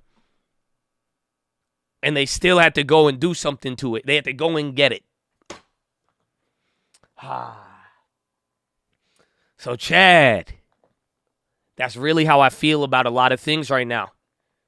This is why I'm telling you, a lot of this is in reach. A lot of what you want, the back and forth. Again, I don't know. Tell me if this story applies. They experienced miracles.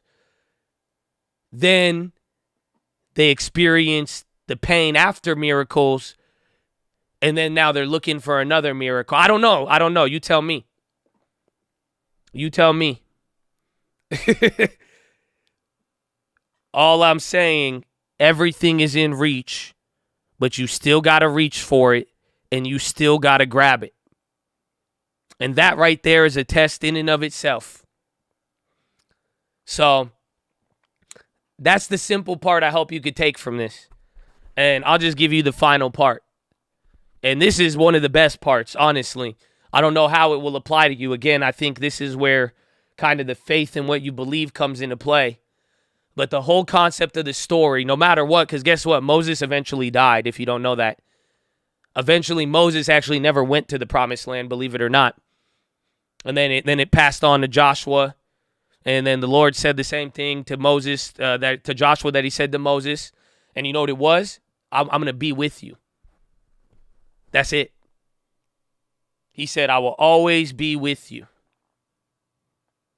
So God didn't say that you weren't going to go through stuff. And this is my final point with it that I got out of it. Very, very simple. God didn't say you weren't going to go through anything, but he did say that he will always be with you. And that, my friends, is game time. And that is your philosophy. I hope you take that to the bank. And I hope you have a wonderful day. That is your philosophy, ladies and gentlemen. Make sure you guys are subscribed. We're live Monday through Friday, 30 minutes before open. Drop your thumbs up on the video. You're on mobile. Press hot chat. X out the Chad. Hit the thumbs up button. Second link for the Nightly Watchlist main channel. First link for the Scream Alerts Boot Camp and Real Estate course. Follow me on Instagram at The Trading Fraternity. We love you. And, yeah. What song do we get? I have to. It's just one of those days.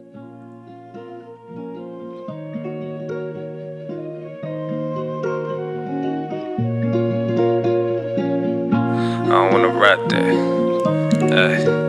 Yeah. Pleasant out, Pluto. Rollie on my wrist. Nah, I don't want to rap that. Pull up in a big body, I don't put a tap back. Hit me with the divvy, I don't even need the NASDAQ. Skinny, is she pretty? baby, I don't even need to ask for it. Kenny was a freebie, I don't even need a fast one. I was never greedy, I just never fucking had shit. Now I bet that I ain't never fucking going bad shit. Please stop backing, y'all need masking. Little more balance and a lot of bit of can. Pull up to the valley, got these motherfuckers counting. Pulling up the line, so got it looking like a million. Remember when I put them on the motherfuckers daddy? Put us some more fighter, y'all don't give a fuck about it. I'm still in the game like a Indiscriminate athlete. Got a little fame, but it ain't changed nothing about me, nah. Same old J, you smoke more J, still make dumb plays, but I play less games. Always ready for the war, I ain't playing campaign, but I really need a reason for I pop champagne. Proper for the fall, so I gotta stay safe. Lot of money on the table, boy, that look like bait. I'ma think it before I get it, boy, that look like fate. Either way the story goes, no, I love that fate. Had these motherfuckers hated me before they love me. Now they selling half and they ain't playing with their money. I told them take a tenth and pay yourself, cause that's your money. Put me on the bench, cause I ain't playing with you dummies. They ain't give us nothing, even if they did, no, I wouldn't take it from them. Then we took a shit, but we still try to love them. Got so many wins that I can't trip about a folly on my wrist. Rather get a B&B and rent it for the scenery, and maybe live the season and keep on buying stats every month. Spread it evenly and shout it out to people that believe in me. I hope you living peacefully, and same thing for the people that don't speak to me. I do this shit for everybody equally. I guess it's just a G and me, and when we done with that, we going back to the reality. Yeah, man. Is it called 2019? Holla at me. Ay. Stop it with the talking, I ain't got no animosity. Called it when I profit, you could say that shit a prophecy. The topics that you talking make me think you doing comedy. I shop it on the market every morning like a shopping spree. Yeah, see, I love it when they doubt it. Ain't rub it in they face, they could read up all about it. Can paint a perfect pic, I don't need the perfect palette. They be coming at me sideways, but still I kept my balance.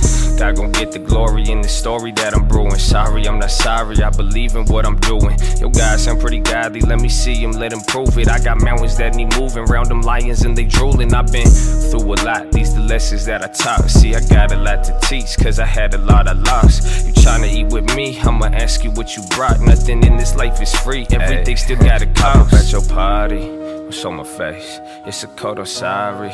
Fuck your gang, everybody want the money, but don't want change. You don't gotta love me, I'll be okay, yeah. They talking and they barking like I care if they believe it.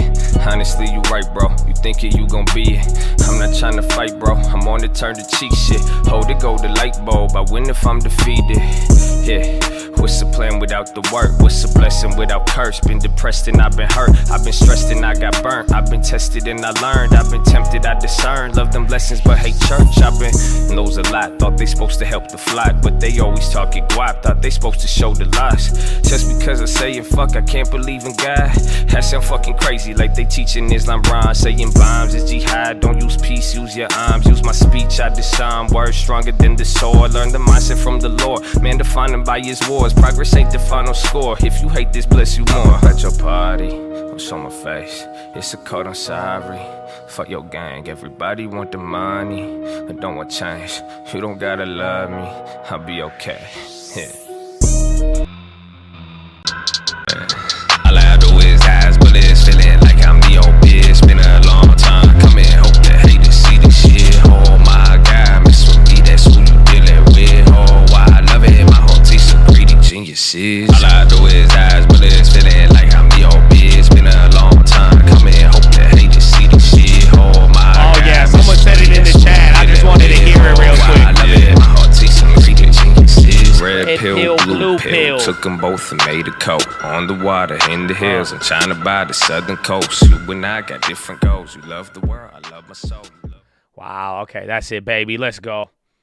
Let's go. Game time, baby.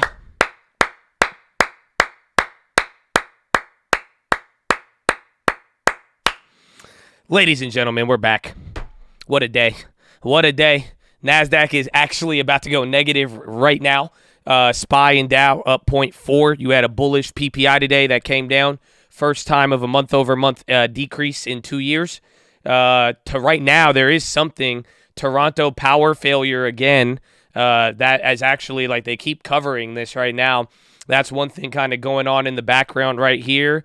And then we're below VWAP, and then we are just chilling.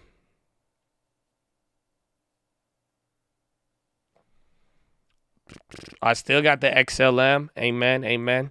I have everything still. I all I sold was the Bitcoin Ethereum just because I wanted to get that house and do that flip. And then by the time we had everything, but everything else, I mean, just like anything else I've held, I hope you guys see, when I say I'm going to hold it, I'm going to hold it.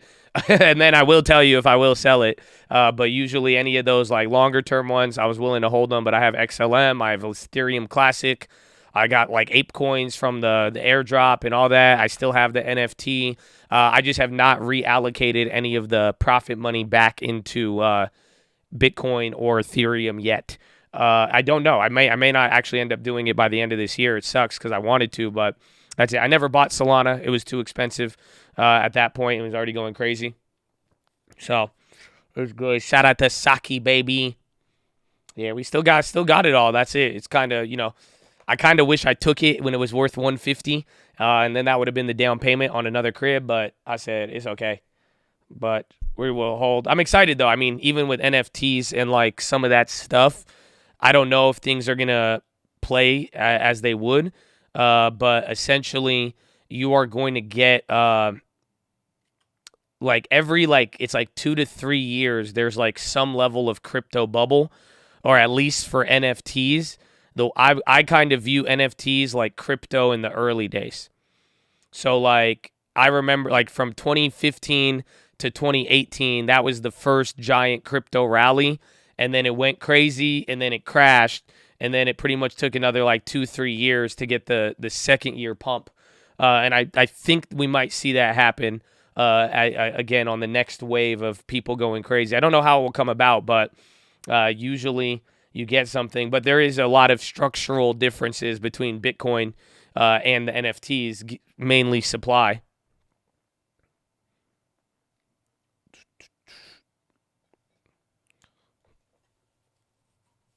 Through 13, 14, it was a big pump.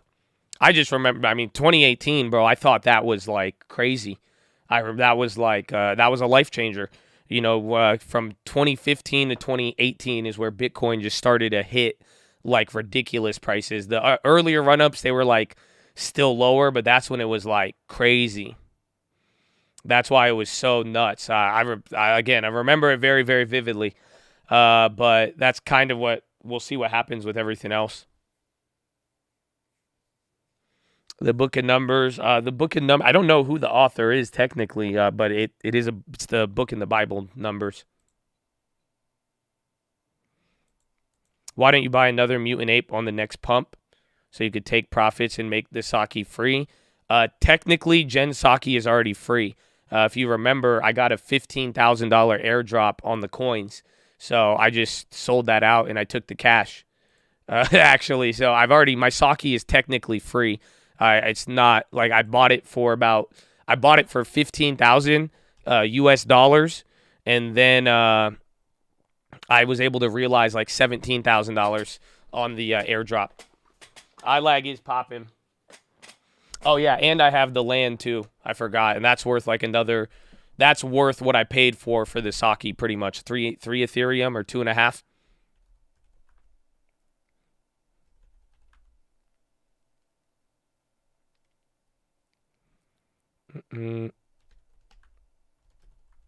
Amazon, 2 Ethereum. Yeah, I got the land, I got the ape tokens, and I have it. We don't know what actually did this. This drop was it was kind of like it was leading into Euro close, and then Euro close didn't really provide it. And then the bonds have been kind of declining. I mean, you could kind of see the correlation a little bit today. But it's a weird sell-off. I think it was just kind of overbought and chilling out. That's why it's like it's still green. Some areas are a little weak, but that's about it. You use the ETH to buy land? No. I got the land for free. I just got free money. I got all my cash back from the ape coin. I sold all of the ape coin, and I just kept like $1,000 of it in ape coin. But then I got all my money back, and then it also came with a free airdrop of the land. It's the Torah, first 5 books of Moses. Yes, I believe so. That does sound correct. So honestly, that's what I was saying. I was like, dude, the NFTs, it really was like a Ponzi scheme. And depending on if you just bought it at the low price and you bought it early, and you held on, they gave you so many dividends that it should have really paid for itself if you held out through the craziness. Now it's came down, but again, I'm still up on it Ethereum-wise. That's where the foreign exchange comes into play. Like, let me show you this one. This should blow your mind. And you'll see what I'm talking about in the long term on this. Where is this shit? What are they called? Mutant apes? I have not been on OpenSea in so long. Yeah, hell yeah, bro. Like, look, these are still going for like 16. So the floor price is 16 Ethereum right now, right? So that's still $30,000. So like, if I sold mine right now, I would make 100% on my dollar value. Right? If I bought it for 15,000, it's going for 30,000. That's 100%. Right? Yeah, that's crazy. But here's the real kicker. I bought it for 3.5 Ethereum. Remember, Ethereum is technically a foreign currencies. Right? So where's the real money? Where did I make my win? Honestly, it's very funny when you think about it. I made 100% dollar-wise, but I bought it for 3.5 Ethereum.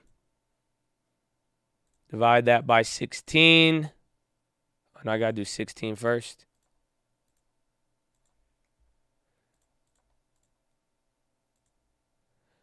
I made 450% on my Ethereum. So even though the Ethereum is worth less money, when that Ethereum was worth more money, I was able to get this asset. So I bought it for 3 Ethereum. So technically, when I sell out of this, even if whatever the dollar amount is, that's interesting, but I'm actually going to wind up getting 4 to 5 times more Ethereum than I had on the original transaction. You see the caveat? So that's the interesting, that was what I made in that video at the beginning of the year, just talking about how, like, again, when Bitcoin is strong or weak, it's just like a dollar being strong or weak, and it has different effects. Still bullish, but it's just a different way to look at your asset value. So it's like one thing, and that's depending on what you want to do. Like, for me, if I want to hold Ethereum, I made way more money on that play than dollars. Because if my whole idea is I want to stack up Ethereum for the long term, as long as you have it more, you're good to go. But who cares? You could buy back Ethereum. You can, but again, if you plan to hold in the long term, it's thinking about what it ends up happening. Because if I could triple or 5x my Ethereum amount, and I believe crypto is going to go up in the future, that gain, it plays out a lot different than taking the gain, taking the dollar, and then converting back and then trying to buy back again, then timing. It's all up to you, but essentially that play turns into getting 4 times my other currency and then double my home currency pretty much. SPY's coming down, bro. We're selling off pretty quick. It's 11:03. Amazon selling. Yeah, SPY's actually getting pretty bad right now. Watch, we have not broke 420 flat. That's going to be a key level. And then we might even just go straight down to 420.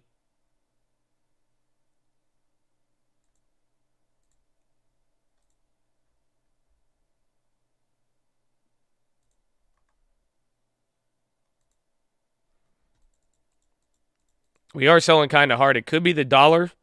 People were calling out UUP. Honestly, dollars, that break even now on the day? Yeah, dollar's about to go green, which is already, I mean, that's an immediate reversal of yesterday almost. I mean, we still got to make up a little bit, but that will be not too good. I mean, people are selling the bonds, though. The question is it leading to hot capital on equities?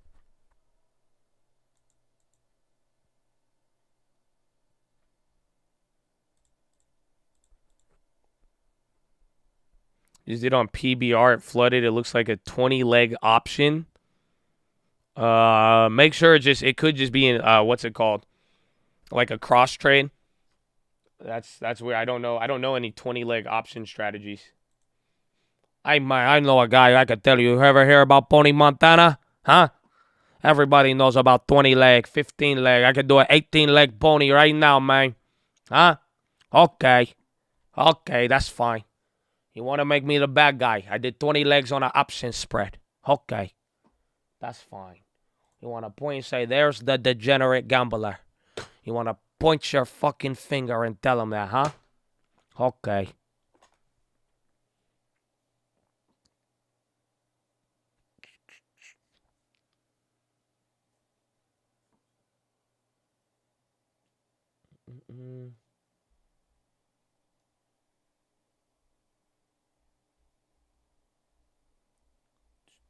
Never heard of a real person taking more than a 9-leg.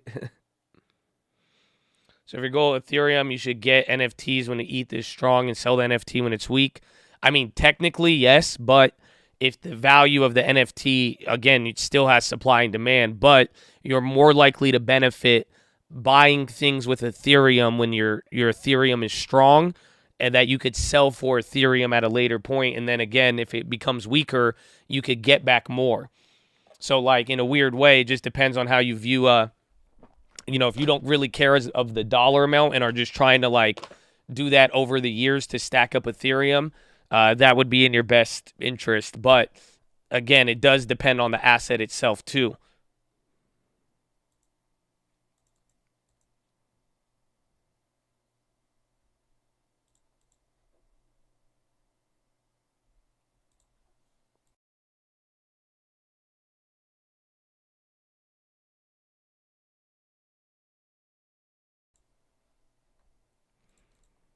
NFTs are not worth it, in my opinion. I mean, I feel you. I mean, I just got in at the hot money wave. Like inflation was going crazy. Every time I couldn't get a house, I would just go and buy something instead of the down payment. But I feel, it should not be a staple of your portfolio, especially if it's not like excess money, really, more or less. Like, if it's like, it should be like your 4th, 5th tier, depending on what you're trying to do with it.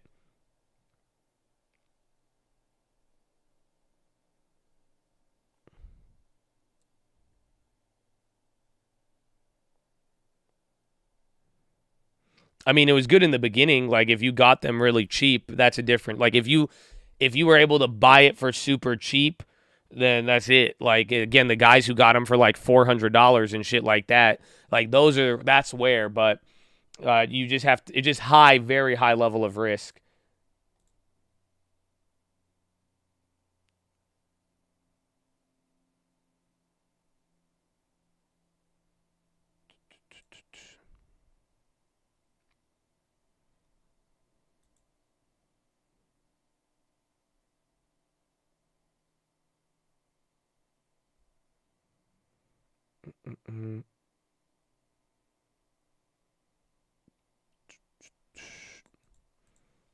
Walmart. I actually like Walmart. I'd want it to go down a little bit more.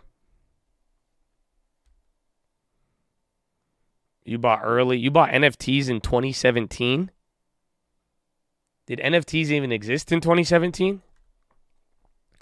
We're coming down now. This is about to hit a new low. Watch out for 421 flat. Yeah, you might flush right here. Punks? The crypto punks were? Really? No way. Wow.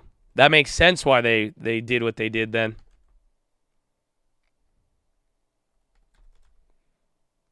Tesla. Everything's just slowly slipping. Let's take a look.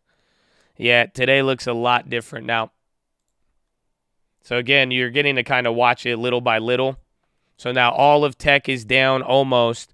Now hardware. So this is software, hardware, then overall industry. Only thing green in tech is semiconductors. And then pharmaceuticals are down. Pharmaceuticals and healthcare now. So remember, this one was green earlier. So now all of healthcare is red.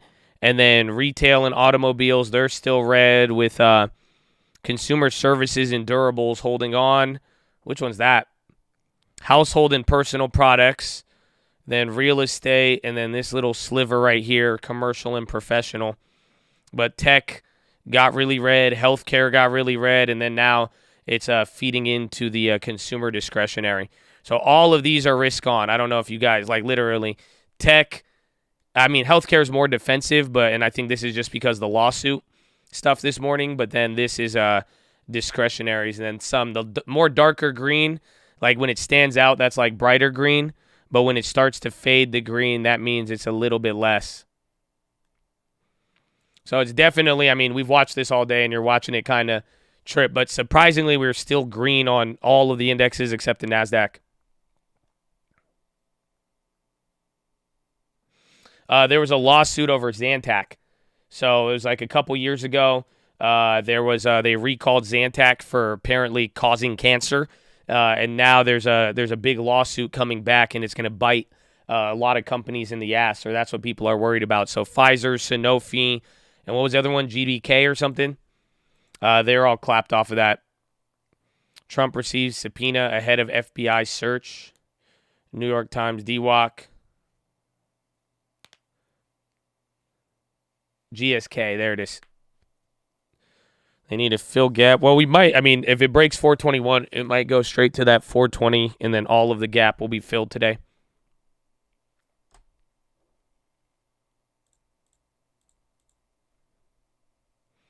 You want to buy a house in Houston, Texas? If it's a good deal, I mean, pretty much whatever you think the house is worth, go on Zillow and see what that estimate says. And if it's 70% of that value is what I'll pay. And I'll pay for it right now. Otherwise, no. Because I've been getting some deals lately, but a lot of them are like, now it's like I was getting great deals a couple weeks ago. This last week, it's been more like people are trying to just sell it to me like $20,000 below the estimate. And it's that we don't really do those. Otherwise, because honestly, I would just list it and try to get top dollar. But if you need to like rent back, you need some special scenarios, that's where it makes sense, where I'll be your buyer. But as long as or if you find a house and want to wholesale it to me, but I mean, don't expect me to pay more than 80% of what I think I could sell it for, or 70. Tradingfraternity@gmail.com. Is there a location, no matter how juicy good the deal is, you won't take the house? No. I don't. Nope. What motivates me is very simple. You give me a good deal, I'm there. That's it. 421.02, here it is.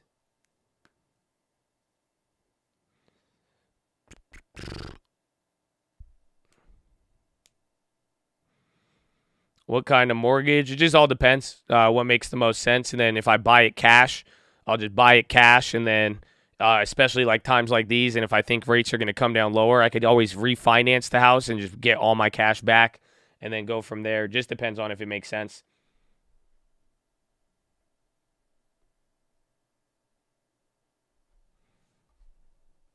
Non-existent volume. Actually, volume was very active this morning, but it has slowed down. It's only 30 million now.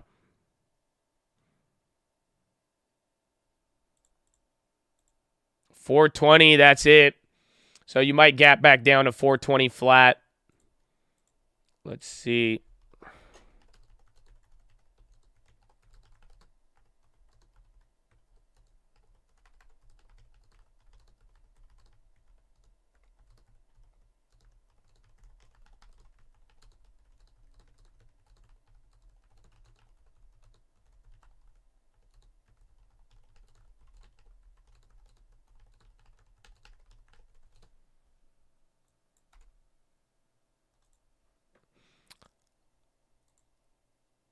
Amen.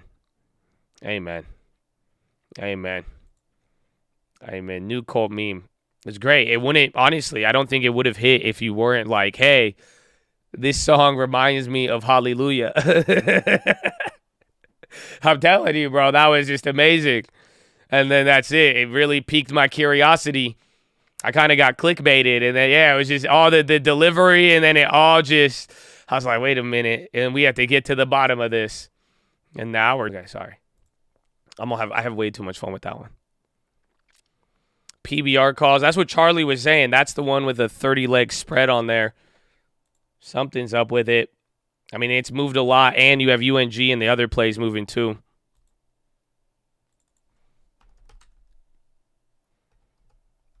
Yeah, UNG still climbing. Oh, TGL's back at 12. That one might be fun after hours. PBR is at 15. Yeah, but it's like it looks pinned, and then a bunch of option things are coming in.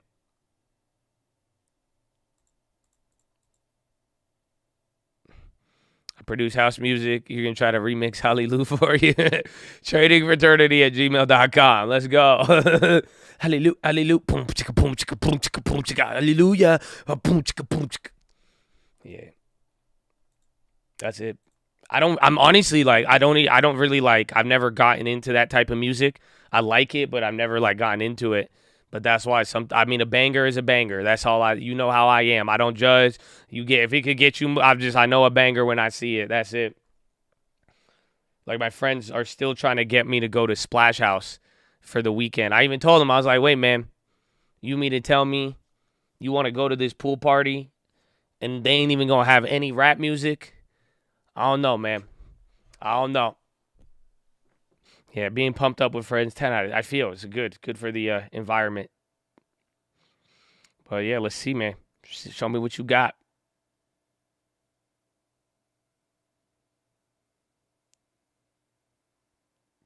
To pump it up. Go, you won't regret it. I don't know. I asked my girlfriend. She's like skeptical. Like she doesn't really want to go, but then I told her, I was like, bro, you've never been to like an American party type beat. And she was like, no. And then I showed her it. And then we both were like, we don't want monkeypox or COVID. So we were like, I don't know. We both were like, didn't want to do it. And then we were like, oh, and then like a lot of my good friends are going to be out there. And then we were like, wait a minute. Last time I got COVID. And then I'm like, I don't know, like a giant pool party. I feel like a giant pool party, Palm Springs. We were like, nah, man, I don't know. And then we're like, you want to go out to eat? And then she was like, yeah. And I was like, yeah. I was like, we could just hang out, you know? And then that's it. No, but actually, no, I forgot. I actually have to go somewhere else this weekend. We have a good deal. I inked that private equity deal. I'm signing more papers on the weekend. We'll find out. I'll see if I could get you guys info on it or if they want me to talk about it because I want to, but they said no talking about it just yet. Argen rejects the offer.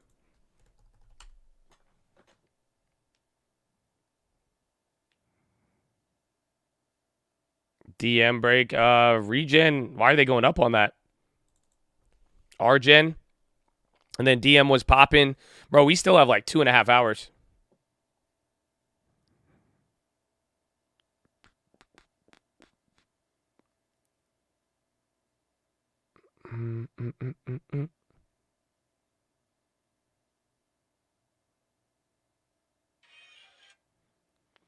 LT selling off. I think there's a bond auction and then something else that caused it, but that's about it.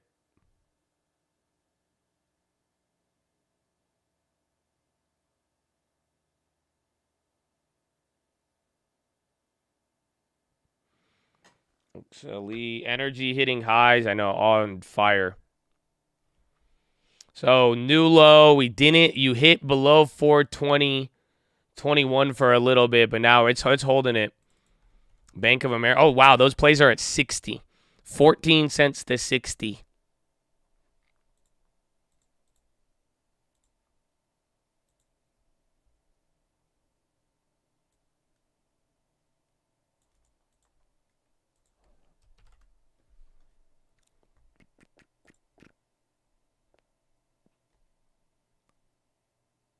That's your house. I see it. The house actually looks gorgeous.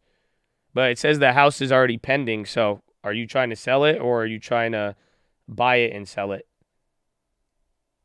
Because if you're selling it and it's pending, just take that price you have. That seems solid.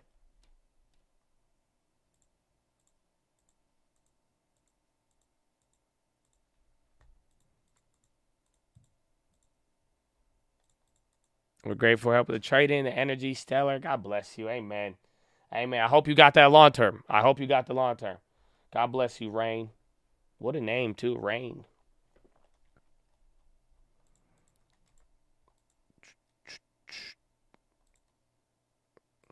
They got me doing 30 push-ups every 15 minutes. Was today the new lower high? Maybe. Could be I think everything was just really, really hype in the morning, and now we're coming down. But you're watching industries again. I think it's really the industry breakdown, and we have one more event, and then we'll go from there.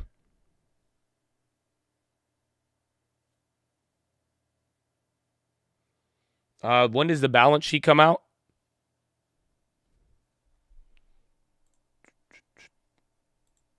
It's after hours, or is it going to be like at power hour?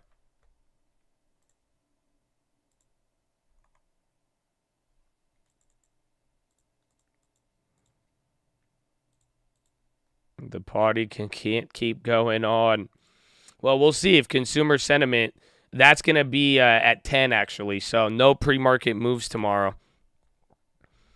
QT effect. I don't really think so. I mean, I'm the quantitative tightening, unless it's just rates you're referring to, but the bonds haven't been dropping.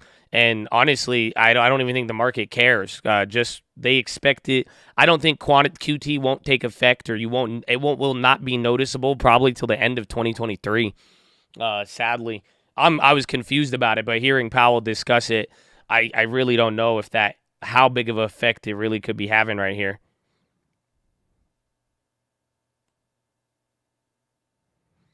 UNH jumping hard on volume.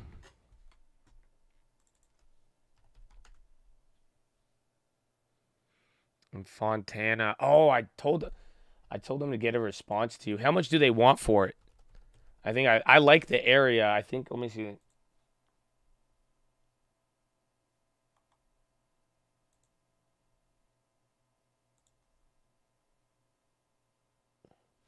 Yeah, if pretty much, I mean, this is what you could always tell anybody, especially if the house is already listed.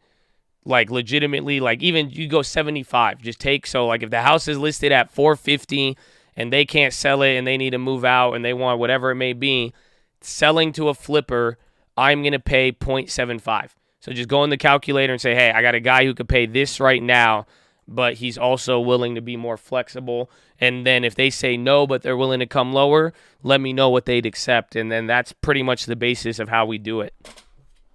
And again, a lot of people, they're like, why do you need to get the house so cheap? If you want to even explain it, it's very simple. I'm only expecting to make 10% on the property. So if you think the house is going to sell for $500,000 and that's what you think it's worth, I need to buy it for $70,000. I need to buy it for $350,000 because I'm expecting that I have to pay 20% to repair anything. So I'm giving you a serious offer because usually I'm saying I don't know if there's foundation, this, that, whatever's messed up. So that way, if I'm going to factor 20% to remodel it and get it up to that value, I'm really only going to be making 10%, and then I still have to pay commissions and everything else and taxes. So it's not like I'm trying to get a lot. It's this, we offer this to account for risk and how much work the house needs.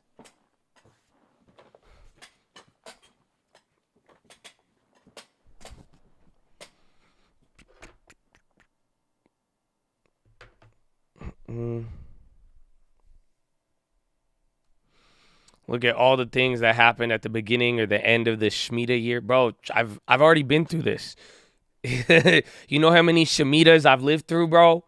I'm telling you, last 7 years ago, I think it was 2015 or 2016, bro. Oh man, I was with you. I would have been typing the same thing in the chat. Trust me. Promise you. I promise you. But I already lived through it and I still got debt. This is bullshit. This is bullshit. Very interesting. I've heard it. I've heard it a lot.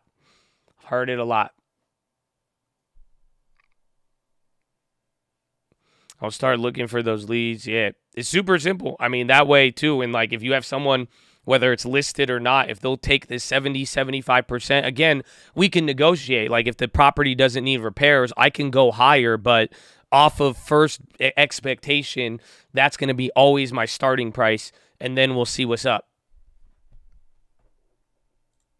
FHA 3.5 conventionals at 3?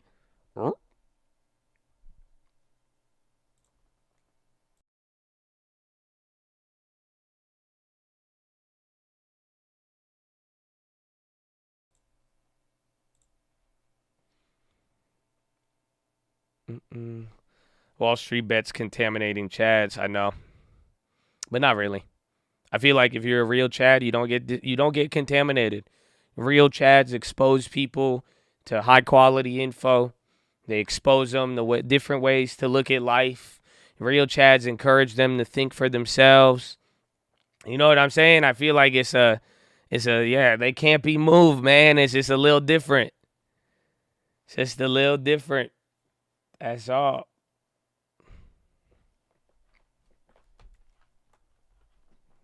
FHA was 4.5. You know what else real Chads do? With this shit. Bitcoin.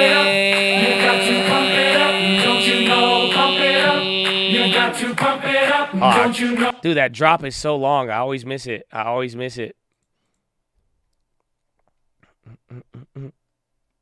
still can't believe that song was introduced to me as, hey man, this really reminds me of the Hallelujah song. U.S. Energy says crude oil deliveries will take place from each of the SPR between September 16th and October 21st.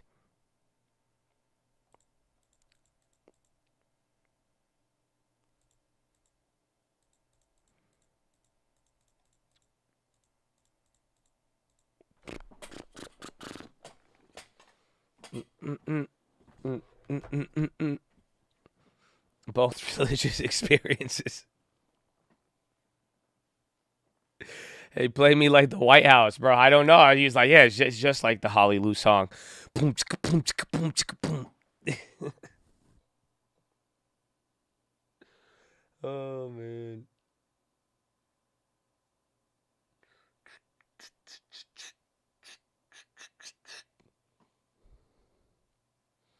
The first part, I think the second one you sent does. The second one where it was like more like live, yeah. They both are bangers. I agree. I agree. I'm fully sold on Pump It Up though. That's it. His uncle cooking in the lab, yeah, man. He has a lot actually. A lot here and there,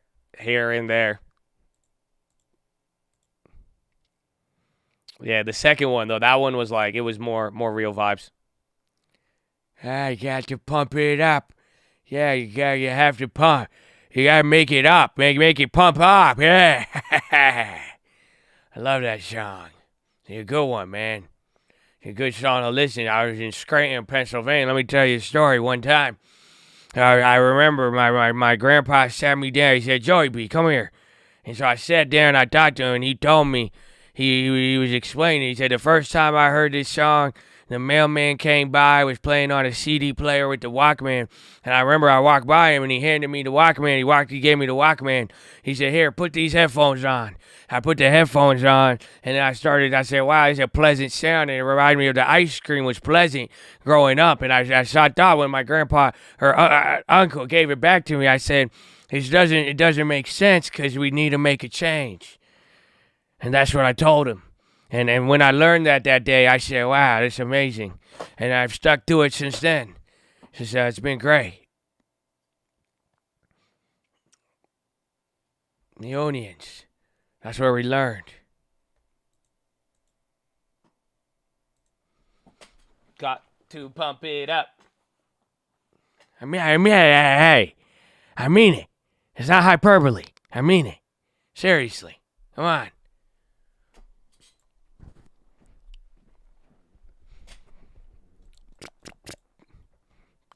To pump it up. See if banks come down. UBS partners with Brazilian bank to serve wealthy clients in U.S. Here it is. Stocks mixed as big tech slumps amid concerns rally was overdone. Hot dog.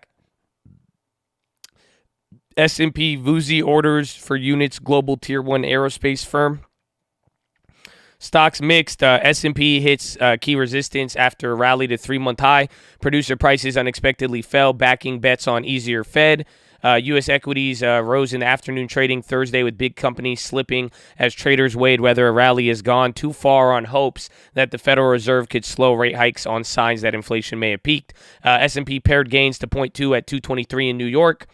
The gauge paired gains to trade around 50% Fibonacci level for the current bear market. 7 of the SPY coming down, another red candle. 7 of the 11 major industry groups rose, with the energy sectors leading gains as oil rose. The NASDAQ 100 gave up gains and slid to 0.3 after making an over 20% rebound from June. CBO volatility, known as the VIX, rose back above 20 after falling below a key threshold for the first time since April. Quote, "There's a lot of risk right now, and the market is becoming a little bit too optimistic," said Ed Moya, senior market analyst at Wanda. The mega cap tech stock rebound has probably run out of steam here.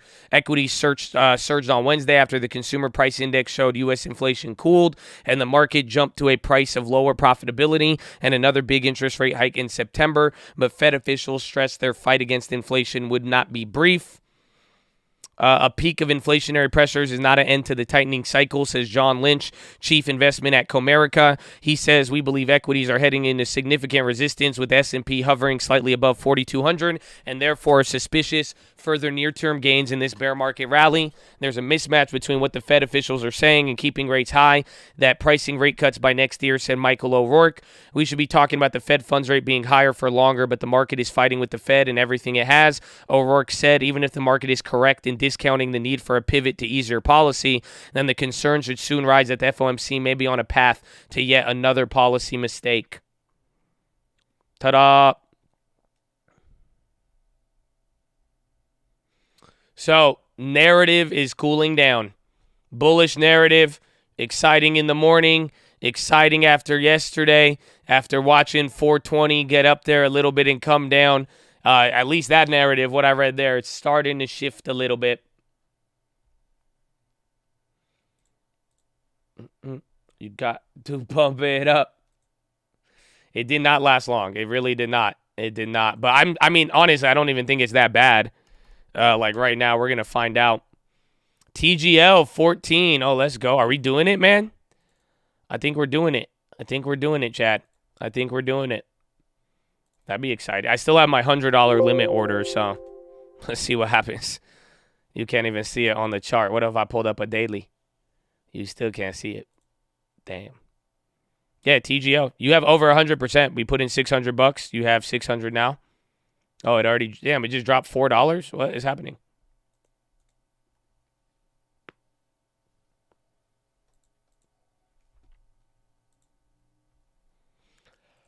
We're Duddy best around to play, man. I still want to grab another Disney. I don't know why. I really like them. UVXY's on the high. Yeah, Ox, and that's another problem, I think, just them going up is there.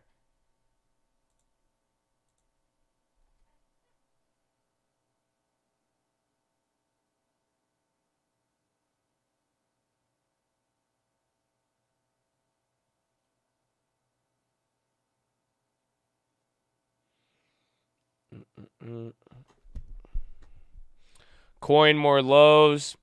And then for that Houston house, I mean, I don't know. Your house doesn't look bad. It looks honestly brand new. I could give you 80%, but otherwise I just keep it listed. But if you are looking for like a loan for the next house, I'll just email you someone. But if you would sell it for $248, I mean, I could buy it you could have the money by next Friday pretty much, like literally settled in your bank account.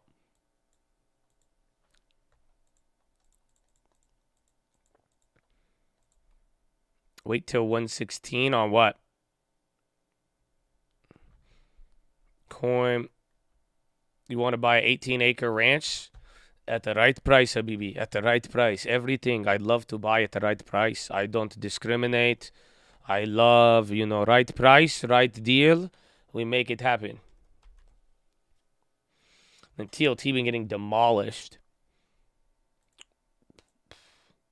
That's where it gets weird, because if TLT gets demolished but then like none of the other stuff, like, and then the rally gives up, it's like, okay, why did everybody just sell the bonds and not buy stocks on inflation going down? That would actually trip me out. You did say the bull case is buy tech. Exactly. That's why I'm saying, though, if TLT is getting demolished now, but then this recovery kind of flips around, then it's just like, where did that money go? You mean to tell me they did that for what?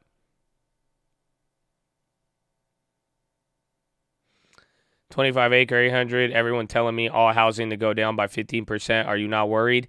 Like, no exaggeration. Like, most of my life, I've heard real estate is going down. That's it. Again, like I said, somebody asked me today, would I buy a house in Idaho? 8 months ago, they were saying they wanted to bet me Ethereum that the market is going to crash by the end of this year. Again, even real estate is the only thing that hasn't been touched. I do think you could get fucked on real estate. I'm not saying that can't happen, and I'm not saying people don't make bad deals. That could definitely happen, but if you approach it with a very mathematical view and stick to the numbers and keep it strict, it's very hard to lose. You make your money on the buy. So, I mean, again, it's been a great couple of years. I mean, even this year, I've had a phenomenal year in real estate. Again, above all else, without real estate, I would have probably lost some money this year. But thankfully, I'm steadily increasing as the year before that and year before that. And again, every single year, I've had people tell me the same thing. Again, beginning of 2021, you had every single giant financial YouTuber telling you real estate was going to crash in 2021. I told you the opposite. I made a video. You heard me nonstop. People would get annoyed about it. I was like, yo, you should probably buy a house. Even Uncle told you to buy a house. Again, even 2022, I said it's not going to crash, but I expect it would slow down. Our bet was for the end of 2023. No, I think you said by the end of this year. I mean, we could go back. You have it on wax, and we said we were going to Ethereum lock it up. Again, but I said I don't want to take your bet. Like I'm saying, it's like I said, it's easy. I mean, the way to make money on it is like you don't even need a bet with anybody telling you it's going to crash. Either just go make a play or not. That's it. But February 2021, you snuck that shit in. Again, February 2021, I'm sure somebody told you or you read somewhere real estate was going to crash, and now your house is up 20%. Yes or no? Is it always 0.7? It's 0.7. I'd say 0.75 because I don't know. I don't know where you guys are going to be at, who you're dealing with. Some people don't like hearing that number, but that's my starting point. We start there, and depending on quality and what needs to happen, we do that.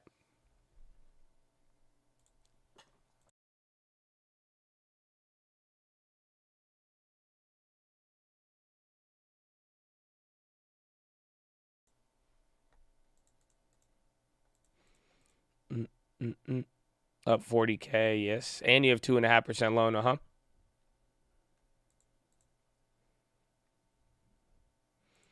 So if the market crashes, I think 2020 real estate will come down a little bit, but like I said, the big problem right now with any asset, I don't think anybody realizes this right now. This is what I was bringing up the other day with just everything. The big risk is if everything comes down to 2020 prices or 2019 because you had 2 years of economic activity at abnormally high prices, you would experience deflation with that. So I think real estate could come down, but it's not going to crash. It's not going to go down 50%, even 30% is pushing it.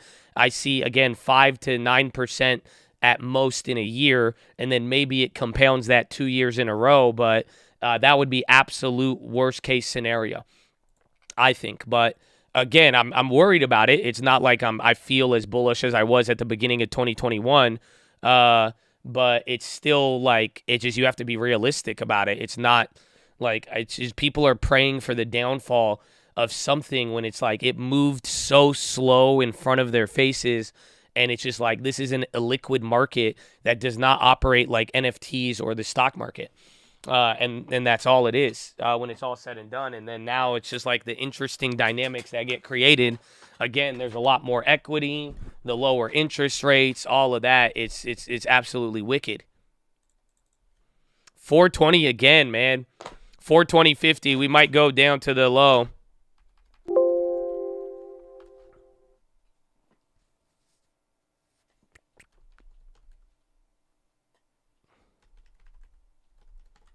Yeah, everything's hitting the low right now.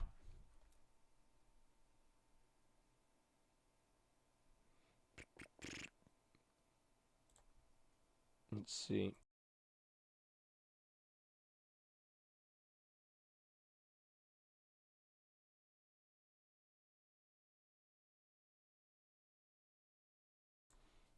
Got to pump it up. TGL hedge. Amen. Amen. Again, $100 limit. $100 limit, please. $100 limit.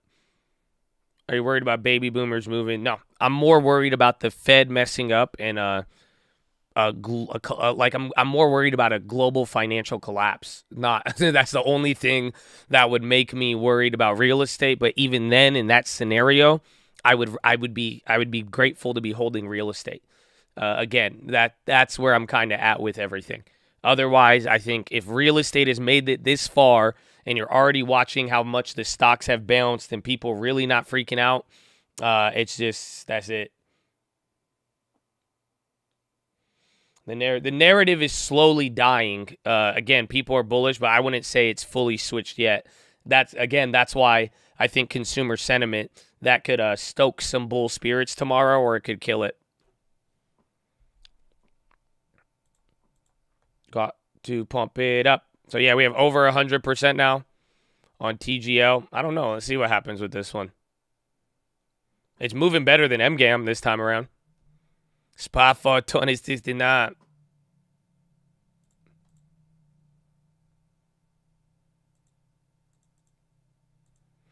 TGL is not on the NASDAQ, but someone said they're going to get added to the thing. The Russell 2000. Bonds aren't snitching because, again, we're still at a level, but bonds will be screaming if the rally fades. So if this rally fades and bonds keep coming down, then that is a problem. Then that will make no sense. And that will mean that people are actually worried about future expectations, and that would be the direct opposite of a Fed pivot. Now, granted, the problem right now, if you really want big analysis on the bonds, you have to look at short-term interest rates. You got to look at the 2-year and the 5-year because they are actually still moving in a weird way that gives you a different value. You see what I'm saying? So here's TLT overlaid with SHI.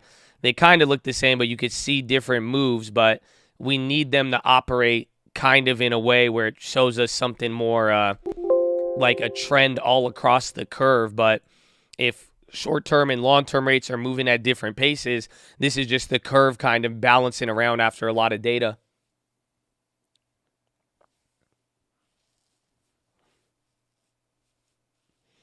TBT, I don't know. I mean, eventually, but I don't know about right now until I see it. I mean, more or less now, it's just the next data set or external factor that's going to clap something. That's it. So maybe tomorrow that could do it with the consumer sentiment, or it could actually think things go up. Do you think consumer sentiment goes hand in hand with CPI? So I don't know if you guys could relate to this as of lately. It's like all of these numbers, I expected them to be dog shit, personally. So do I think consumer sentiment is up? Fuck no. Right? But what has been the trend over the last 2 weeks with data? Every single piece has surprised to an extremely bullish aspect. So deep down, I don't think consumer sentiment is going to go hand in hand. But looking at the trend from all of the data of this last couple of weeks, it has followed the trend of easing, but still remaining elevated, and that puts you in the weird purgatory. And that's why the data has been so key. No, they didn't halt this? No way. I thought they would have halted this by now.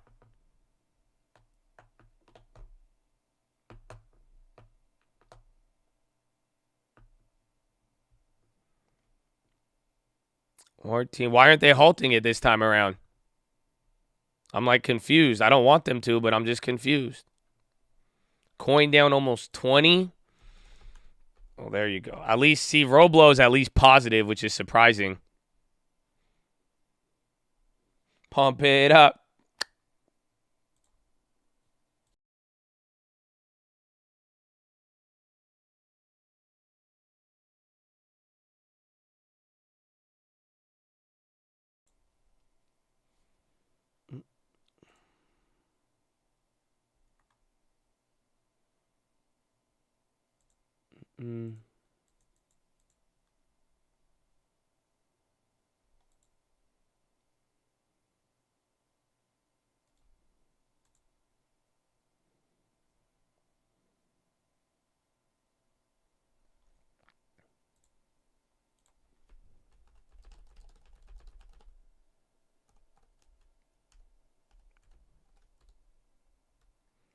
And then Dean, I'll email some of you guys sent me leads, but after hearing what we said, I mean, just ask if you know people, whether even like that's been a big one, and that's where we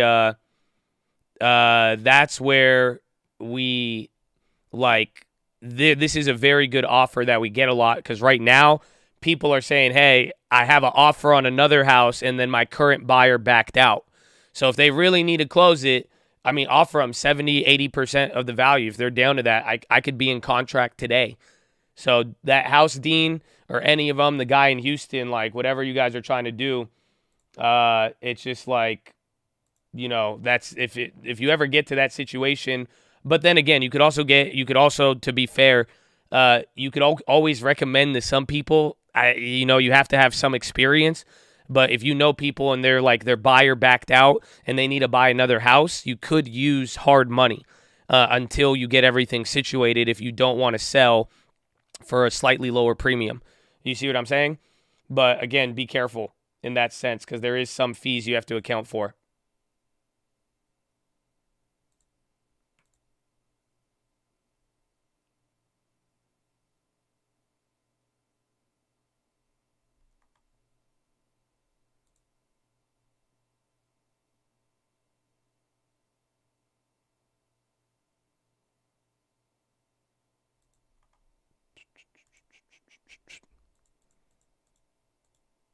I just want to see. You pay commissions on lead? Yeah, if I buy it, you're going to get paid. 100%. 100%. I would never expect anybody to do anything for free. Unless you're Josh on youtube.com/thestockmarket, live Monday through Friday, 30 minutes before open. But it's not free. You still got to like the video.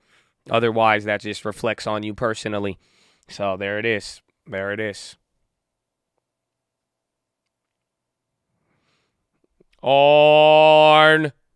Pump it up. You got to pump it up. Yeah. Oh, I love it, bro. I think that might just be the new horn for the rest of the week, to be honest. That's it. TGL 1K confirmed. Well, usually these have the runs after hours, but if everybody starts going nuts with it, again, I think Wall Street Bets already has a hold of it, so hopefully they do all the work for us. But I'm still in it. I think a lot of you made it free. Very, very wise of you. Don't trip out. Again, free will never hurt you.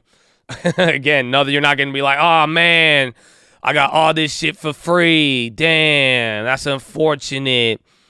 Oh, you greedy bastard. Huh? You got your little FOMO demon. He's like, you could have had double. You could have had double, motherfucker. You're like, what? I haven't sold it. I only have 100. I put $600. Like, it's good. We're up 1,000 now on it. Damn, I was up 5 G's on Roblo today. No, I'm not. Got to pump it up.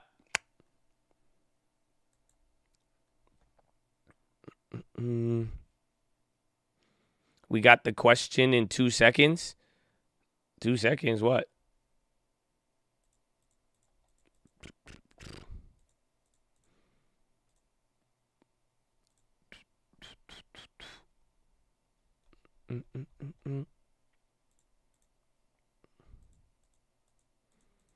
I'm on TLG. Volume is huge. Now, what is the float actually? I didn't even check. Damn, 13 million. So now it's done what? 3 times the float? That's crazy. The free ones, they're down right now, but not down. I don't lose anything. So it reflects a value that's down, but it's just because of I'm holding contracts that are open and closed, but there's literally no risk on that play. Free float, TG says 3. I think it's 2.3 million is the total that they have. There's a lot outstanding, or there's other shares that are not floated, but I think the actual float, again, this IPO today. It IPO'd today, and it was 2 million shares at $4, and then we got in at $6. No, they do. No, it's the scammiest looking company. Again, we were cracking up looking at their website. This is just to get a part of the little meme hype and then any of the crazy volatility that we've been seeing with these. That's about it. That's the only reason why we played it. And then I got peer pressured because we were all laughing, and then you guys started buying it. And I was like, all right, whatever. I'm going to throw $600 at it. And here we are. It's up we're up 140%, I believe. Honestly, it's not halting. There's a lot. Watch at 17. Look at this. There's a lot coming in at 17. That ask, it's not. The spread is really wide, but if it's either 17 is going to be insane here or not. Oh, man. Lot of volume. Nah. See, there it is. Just dropped $1, $2 off of that. At 17, there's a lot there. 17 is going to be a very interesting level for it. AG Garland delivers first statement on, oh, I want to hear this. And I need to go pee. AG Garland makes statement soon. Wow, you're going to get to hear about. Got to pump it up. Nothing matters until we hope. I feel you. I mean, and now you just slip. Market's selling off in the midst of this, so I feel like every time we watch TGL go up, the market starts low-key doing its thing.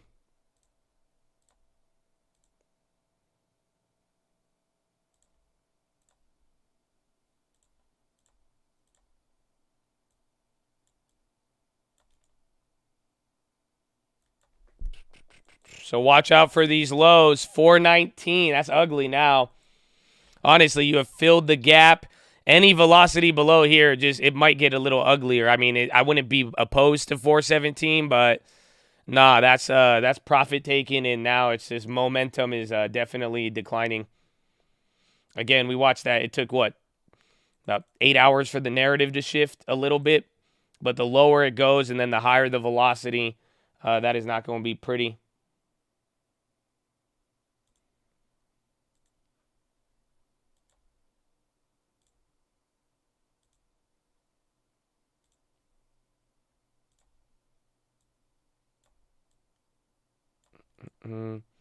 Sell Disney. No, we already got clapped on it. I'm gonna go double dip on those. The double dip bit us in the ass. 419. Amazon even selling off. I guess Disney's still up though, which is good. Apple, Microsoft, everything now. That's it. XLV on the low. What? Financials hitting a new low. No. That's, again, you're half a point below the 420, which is the gap. You might get a little bounce, and we have power hour. VWAP did not go down a lot.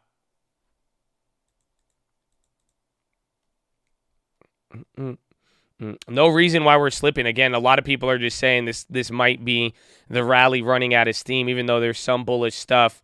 And a lot of people were feeling crazy this morning. Just the latest thing we read. I mean, I read you 3 different quotes from a couple of just industry people, and some people are saying maybe it's the top, too far, too fast, more or less. So then we'll find out. But no real developments have really hit.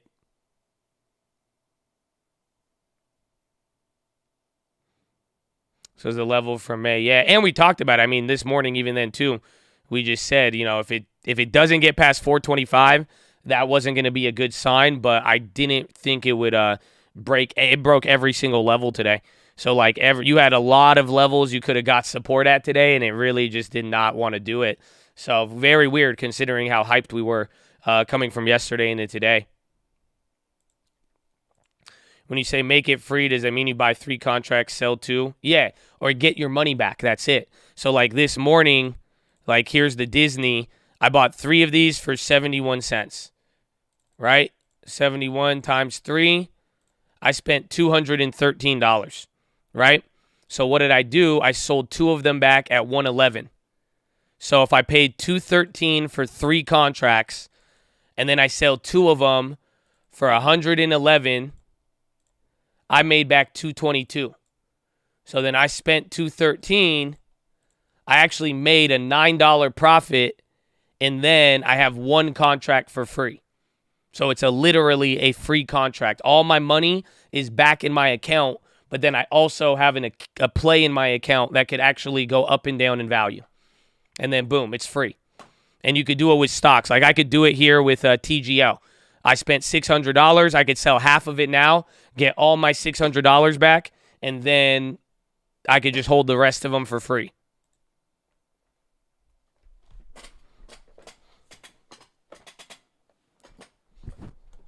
Who's talking? We're waiting for I think it's Attorney General Garland. This will be his first statement since the raid on Donald Trump. We grabbed TGL in the morning. That was literally us right here. We were right there. It was we actually got the bottom of the intraday, even though it opened up at 4. TTD on the low. Watch if XLF comes down again. Chip makers too.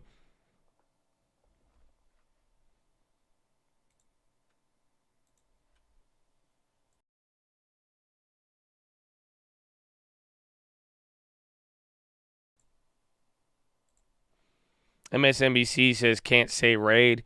I don't know if I'll get in trouble for it, but they are. I mean, that is the thing they're trying to push. Like all the news sites, they're trying to, like, the guy got banned for sending it out, but a judge approved search is what the politically correct way is, that they want the media to refer to it. They don't want to call it a raid, because if it was a raid, the implications of your democracy are very, very widespread and very, very negative. But they want to call it a judge-approved search. So that's why this is important, because I hope clarity on the language is what we'll get from this. Again, this is for educational purposes. By hearing straight from the government, we can have an idea of what is really going on and see what they are saying.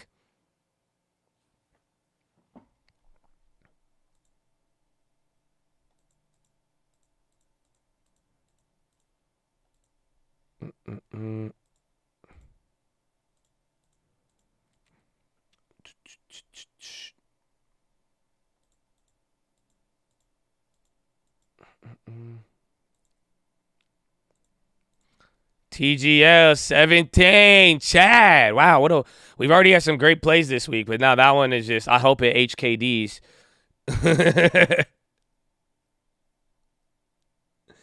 I just hope it HKDs. I don't know, man.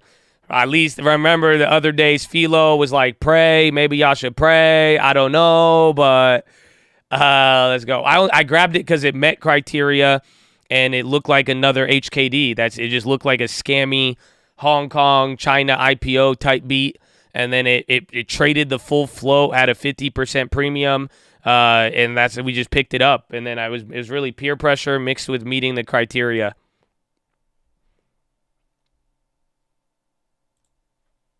I got in at $6.12 on 100 contracts. Let's do the free share strategy. Well, if I didn't, we had MGAM at 100. I'm only up 100 something, but I'm gonna push it. I don't really care. Again, I don't think you should do the same thing. Again, if I have a lot of cash balance, I'm ready to go with a lot of things. But on these ones, it's like I want to see it push. You know what I'm saying? Like, it's not. I didn't play it for the $600. I played it for, if it is gonna get crazy, it's like I want to see it go stupid.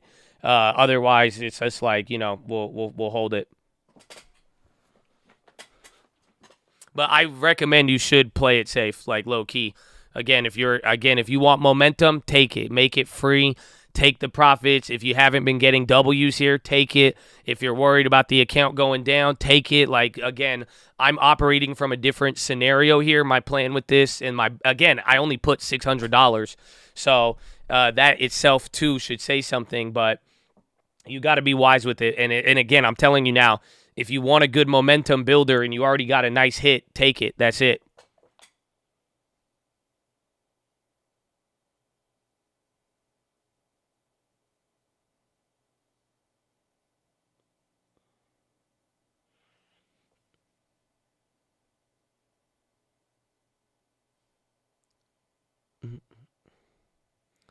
So when you say make free example, so in this case, it would be selling out of 50 shares. So take a look. I bought 100 shares at $6.12, so my price was $612. So now at $17, if I sold 50 shares, I would get back $868. So actually, I would make about $200 off of the trade. I would get $200 cash back but I would have all of my initial money back in my account, and then I would still have all of the shares to hold. So that's kind of the whole idea.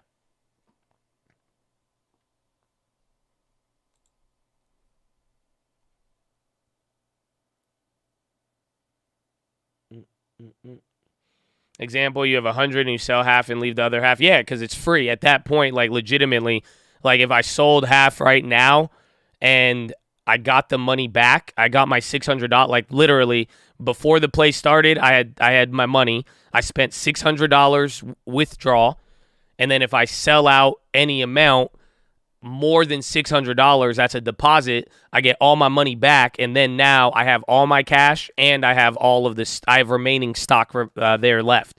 So we've done this again. A lot of the Robinhood portfolio, like all the shares. Again, I've lost money on them as they've came down, but I probably have 20, 30 grand of free shares that were worth a lot more at other times. But I think I have a video on it. Pull out original equity and let the profits run. Yeah, make it free. That's just all it means. That's all it is.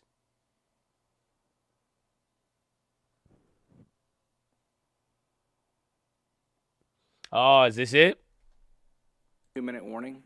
The speaker will be the Attorney General of the United States, Merrick Garland. Thank you. This is going to be interesting. Yeah, I don't know why they're letting it run now. Maybe they have to. Otherwise, again, it's only 2 million shares. And it's already done 15 million shares right now. So it's done about 7 times the float. And the stock is up, I guess, 300 from IPO. Nothing why we're selling off. I mean, maybe the bonds and then the dollar coming up. I would even argue oil. That's something you got to keep your eyes on too. But that's about it.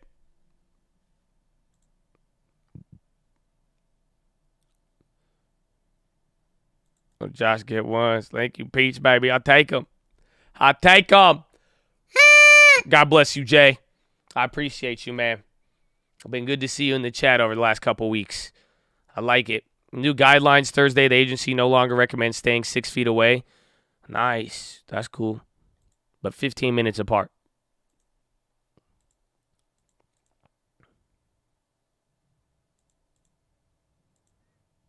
My TD mail says it's 15 million shares. Is the float only 2 mil? Yeah, they have more shares that exist, but they IPO'd today with 2 million shares with a right to offer an additional 300,000. So unless they do another offering, the other 18 million shares aren't going to hit the market until then. And the announcement of that will probably drop the stock 50% or more, but that's it.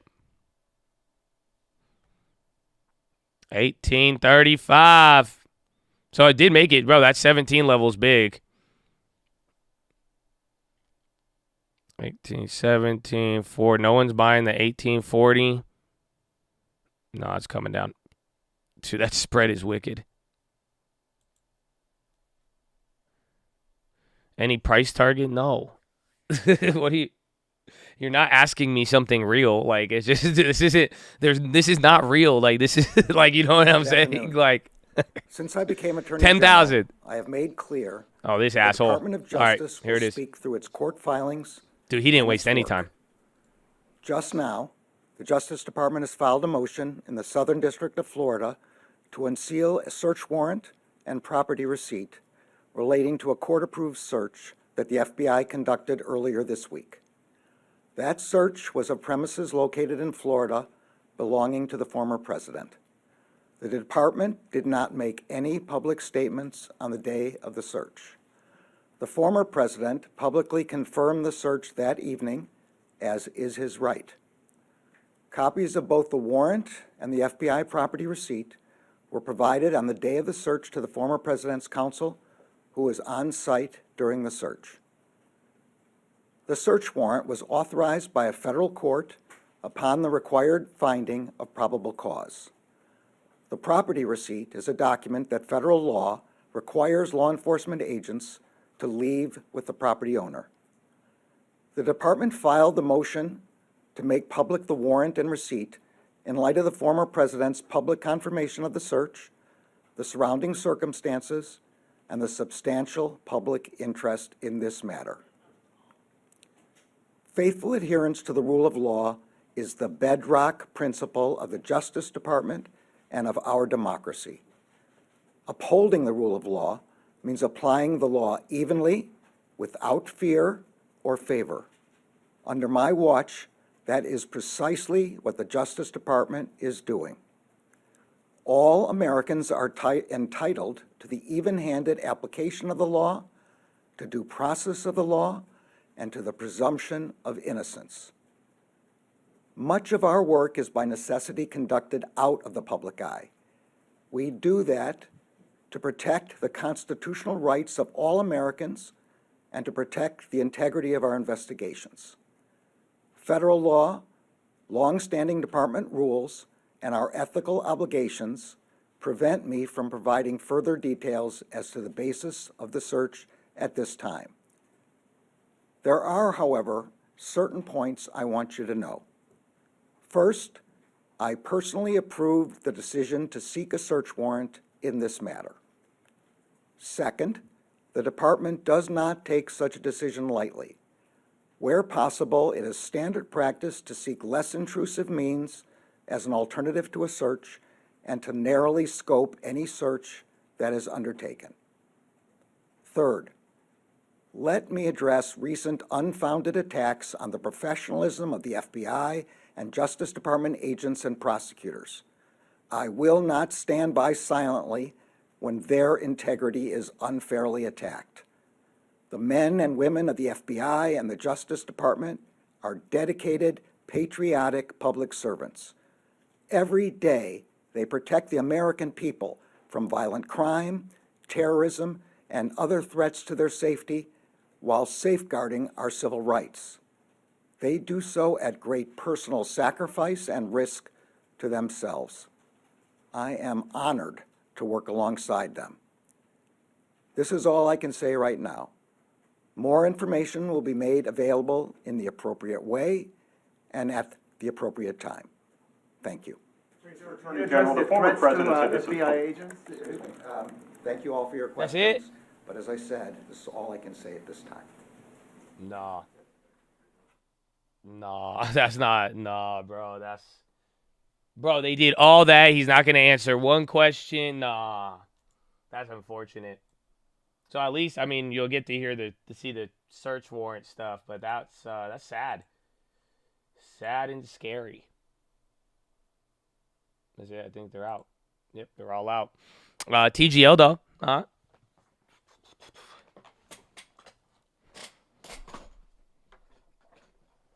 This could have been an email, right? Yeah. Oh man. That's it. I'm just going to use my same logic from the CPI or anything. If they have to explain in depth what it is, then that's it. They do a lot better. That's it. Otherwise, they're like, nah, man, it's chill. And then if it's chill, they don't explain it. They're like, nah, it's chill. When it's not chill, they really explain it. That's why I'm like, what? Hold up. Go. Why? What do you want to say to me? Huh? I had no idea. They raided the guy. Why? He didn't raid me. I mean, why? What do you want me to do? There's nothing. Stop with me. Stop talking down on the FBI. They're killing it. Huh? You saw how they got the guy who was about to clap Bush, huh? You. I told you. I told you exactly what's going on. I had no clue. So what? It's simple. I don't know. I don't know. I don't know about Trump. I don't know about Hunter. Why? Why are you asking me these questions? Go. Shout out TGL. That's amazing. Love it. All right, bye.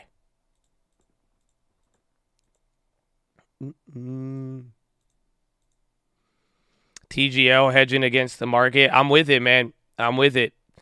It's 600 into 2,000 right now, so give or take. But again, do as you guys please and what you need. And I love you. And I love you. 19. I want to see 20 is going to be a very crazy point. I don't know if they're going to halt it or not.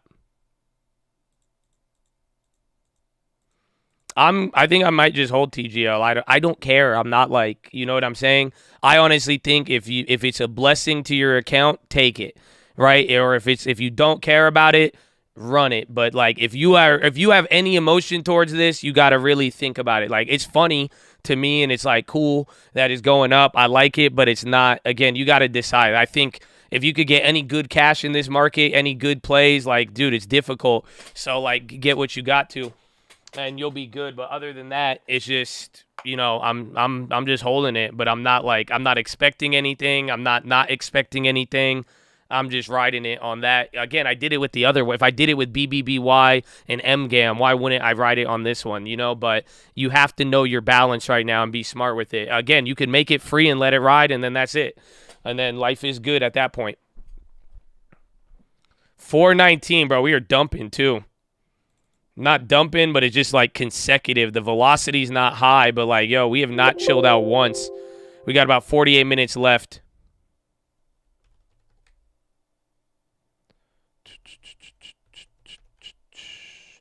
Yep, everything dropping now.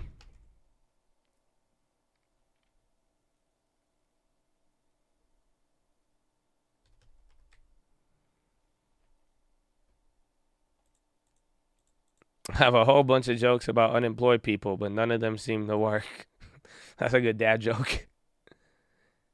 DOJ has asked judge to unseal search warrant for Trump property. Damn. He says he approved the decision, and that's it. That's all he said. He didn't even take any questions or anything. Rally over. Let's just call it like intermission. I think this is going to be intermission until tomorrow. And then I think tomorrow the consumer sentiment will let us see what we got. For free contracts, ghetto spread it if you want to push it. Because if it's already free, you could even do the ghetto spread, get some money, and then you get the best of both worlds.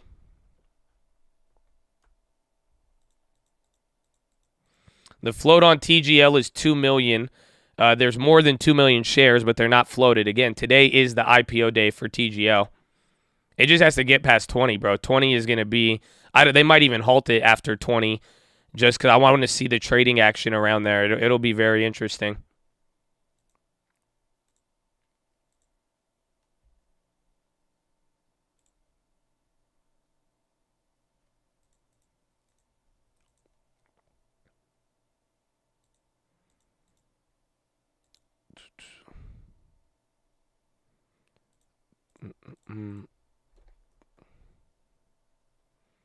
What time is it? 12:14. We still got time. I do this. This slow decline has been quite fascinating. Quite fascinating.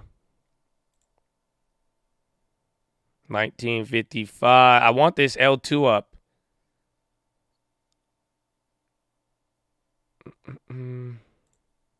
Well, I need the spot. Why were all the sodas mad after the basketball game? Because Sierra missed. Which reminds me, if you don't know, the mist of a Sierra is literally the dew of a mountain. Did you know that? So Mountain Dew and Sierra Mist are alluding to the same thing. I know. Mind-blowing. Once you learn that, I'm telling you, your life will change. For real. Serious. Think about it. The dew of a mountain is literally the mist of a Sierra. Isn't that phenomenal? Think about it. I'm telling you, your life just changed. You don't realize it, but it did. I'm telling you, your mind now you will realize all of these word games and why freedom of speech. That explains it right there. If that doesn't explain the importance of freedom of speech, I don't know what does. You you see there's meanings in words, and who knows? Little did we know. Little did we know. Also the mellow of the yellow.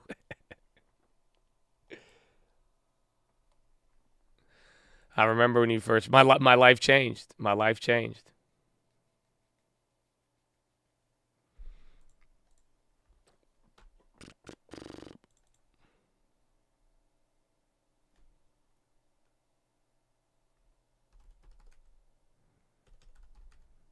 Apple, nothing bounced. Those Netflix, dude, Netflix still at 240 though. Netflix looks dead, but I see 240. That's great.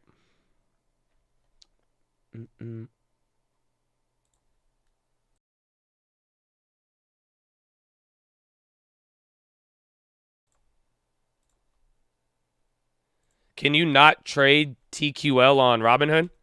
I've heard like 4 people say that so far. I haven't checked. What's it called? Is it TGL or TQL? Oh, it's there.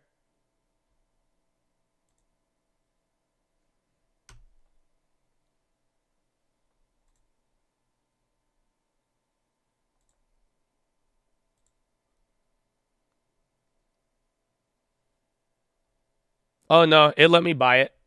It would let me buy 1 share on Robinhood. Yeah, you could get it on Robinhood. I don't think it's actually a problem yet.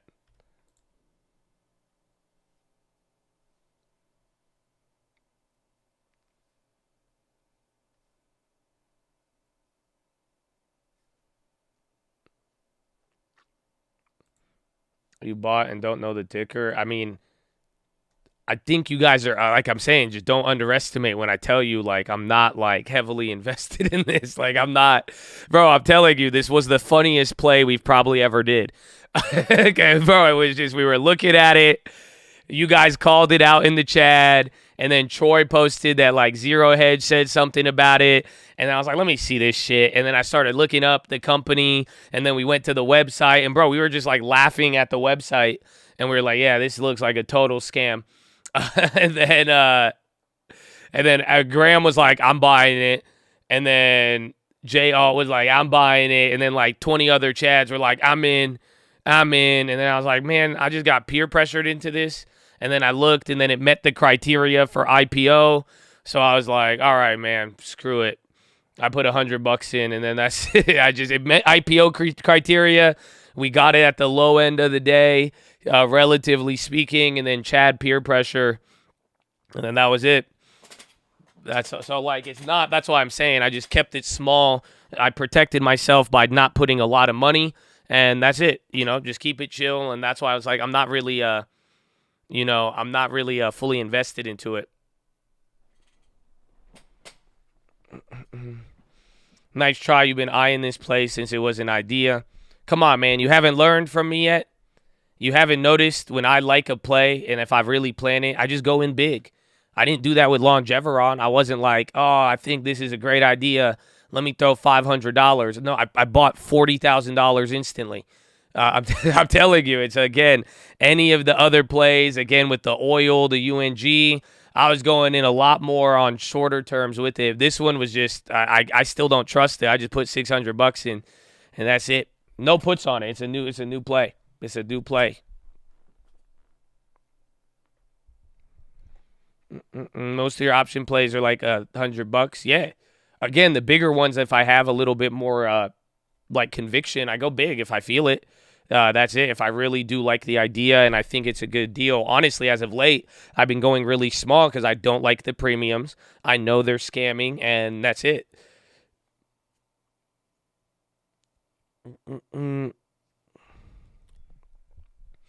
Taiwan rejects the one country, two system. Mom, yo, chill, Taiwan, chill. Leak happened on land, pipeline fix. Anything on Canada? Do you guys still got power?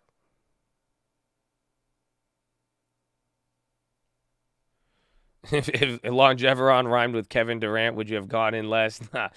It just that one was lucky, bro. We had to wait technically 5 years for that play on Longeveron. It was just very rare. I've seen again at that moment, and even the market lined up with it too. But that Longeveron was great.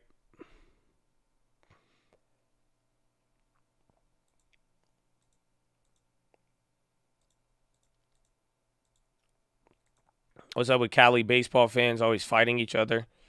I had to explain this to my girlfriend the other day. Like, I was trying to tell her, like, I was like, you don't go here, you don't go there. I said, you're going to get killed over here. Like, and you know, my girlfriend, like, this wasn't, like, they don't do this a lot in Switzerland. And do you know what she just discovered? Bro, This little girl, like, bro, I'm telling you, she weighs like 100 pounds, like 110 pounds maybe, right? And she has just discovered the horn on her car. So this little ass girl is driving around California honking at everybody. And I'm like, why are you doing this? I said, stop. I said, bro, you are in California. You are in Southern California. I said, everybody here is psycho. I'm like, what is wrong? I'm like, dude, I said, do you not realize this? And she's like, what? It's fun. And they listen. Like, I'm like, bro, I'm trying to stop her. Bro, she will like get up on somebody's ass like in the fast lane. And if they not going fast enough, she would honk. And I was like, oh my gosh. I'm like, what's wrong with you? I'm like, bro, this is like, I'm telling you, she is one of the most like respectable women that I've ever met. Like, she's so like, she's sweet, very soft spirited. And like, I just don't understand where this is coming from. Cause like, bro, she just wants to get ahead. She'll honk. If you delay at the light, she'll honk. She'd be like, bro, she honking every chance she could get and she loves it. And I'm like, oh my gosh, bro. I had to explain this to her. I was like, do you realize you live in the craziest place in America? I said, do you not realize what everybody says about California? I'm like, imagine what they got everybody to vote for here. I'm like, bro, everybody here is on some crazy shit, myself included. That's why I was like, bro, you're going to honk at the wrong person. I was trying to tell her, bro. So I don't know, man. It's crazy out here. It's crazy out here. She gonna get clapped. I've told her this. I tell her this. Like, I don't even laugh when I'm like genuinely concerned, and I tell her this. I'm like, bro, we watched the I watched the Road Rage movie with her. You know, the one with Russell Crowe? Bro, I watched a Road Rage movie with my girlfriend, and she's still doing this. I was like, oh my gosh. I was like, you're crazy. I told her, I was like, somebody is going to hit your car and pull out a gun and shoot you. I said, that's it. That's all that's going to happen. I said, that's all. I said, you are asking for trouble. I said, how many times have you driven in the car with me? Have you ever seen me honk? And literally, I was like, oh my gosh, bro. So I was like, oh man. So yeah, California, dude, we're crazy in Cali, bro. Cali is literally some of the craziest people, if you don't know. Laser CEO buys 500K.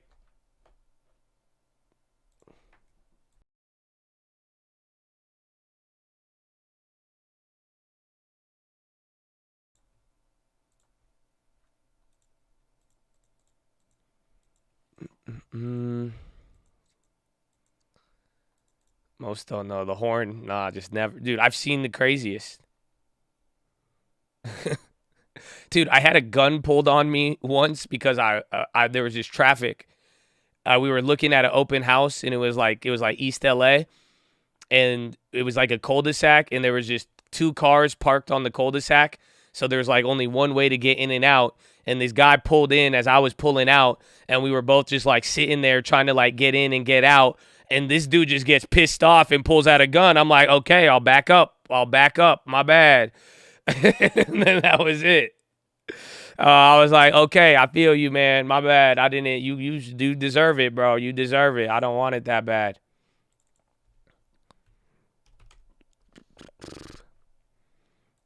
That's wild. Yeah, that one was a close one. I didn't think he was gonna pull it, but I think he wanted to get in more than I did, and I was like, I feel you, bro. Thank you for letting me know how motivated you are. And then I proceeded with my life.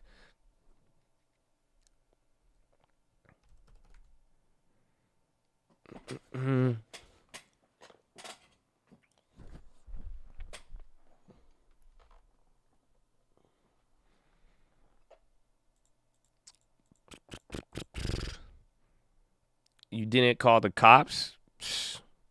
Man, this is why I say I don't even understand y'all who report shit on YouTube. I will never understand you.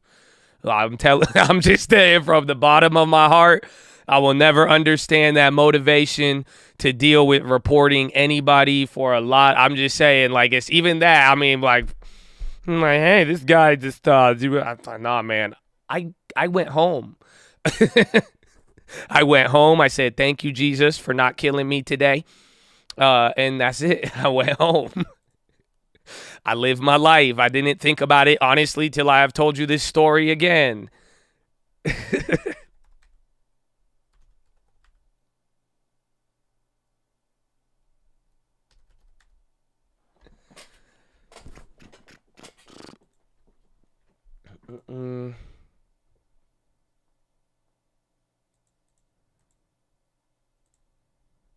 Josh drove with the music off. I think I did. That was. I know exactly what you're talking. Yep, it was one of those.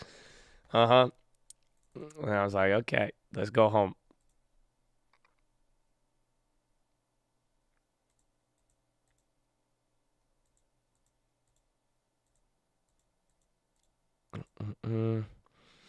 Pots don't get it. Snitches get snitches. No, I'm not even like, I ain't even trying to come from an angle where I'm saying snitches get stitched. Like, no, I'm not even like that. It's just inner peace, my friend. That's all it is. Yeah, it's just like, I don't like to think about stuff. Why would I turn a bad situation? Why would I extend it? You know what I'm saying? Like, why would you get involved? Again, I mean, I truly believe in God. I think that's God knows everything. God will exact justice where it's due, and that's it. I don't need to do anything. And it's just like, why? Especially if I get out of a situation, the last thing I want to do is get back into it.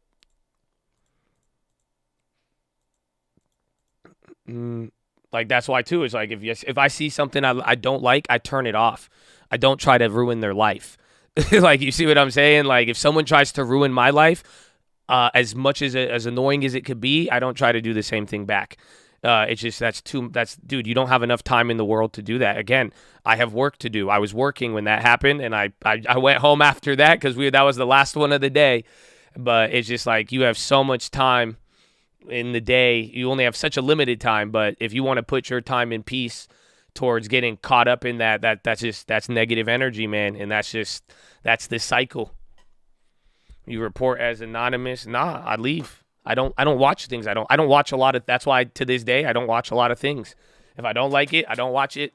If somebody I don't agree with them, I mean, I don't make it my life mission to hurt them. I believe in the world and God, and that everything will happen exactly as it should. We cannot explain the sell-off today, except for we might have just went up too high too fast. However, I do think that tomorrow we will have a little catalyst with consumer sentiment. Yeah, consumer sentiment's in the morning, but it's not pre-market. You will get import and export prices pre-market.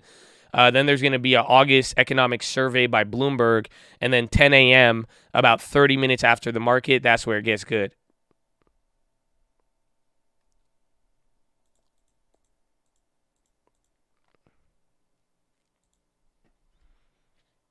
Why I'm VWAP? Because I think a lot of volume, that means there's big volume in the morning that trade in at pretty high prices. And if you think about it, this is a lot of money just slightly below it that add that here.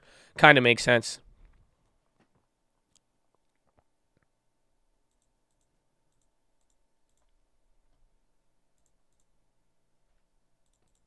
TGO dip by 35 after hours. Well, after hours on these is when they go crazy. Again, that's what happened with MGAM and the rest of them. Even MGAM, Longeveron, all of them. That's what they did.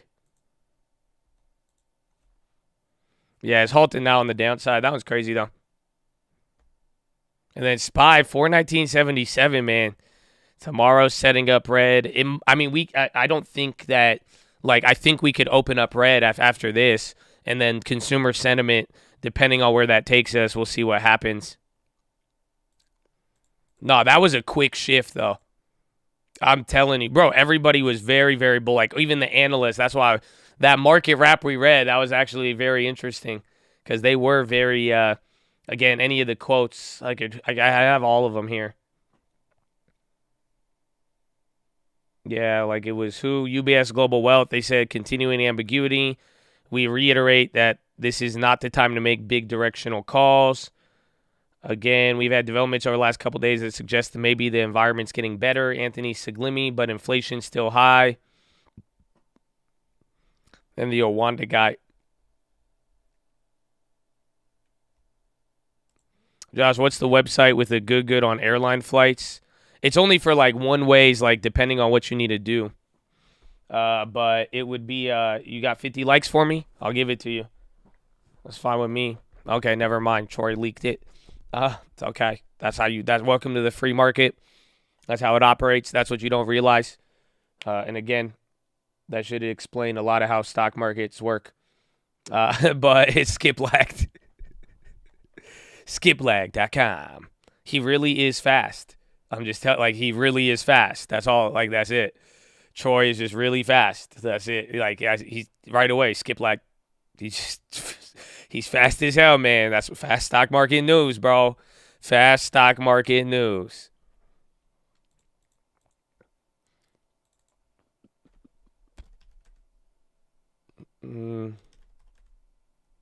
Damn, I still didn't even get the 50 likes. I only got 30.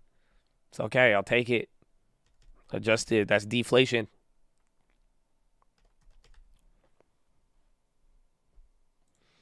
It is skiplagged.com. And it pretty much just finds cheaper flights so you could get off. But there is risks with the airlines. If you do it too much, you could get in trouble.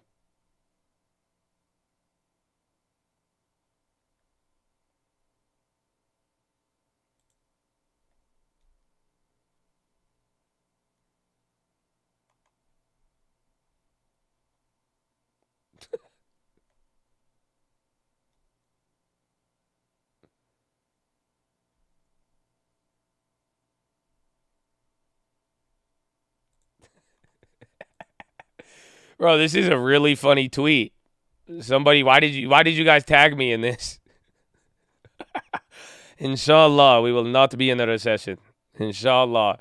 Very good, honestly. This one's actually really funny. That's actually like really funny. I thought you'd love it. I do. I mean, you know me well. You know me well. My people. Inshallah, we'll not be in a recession.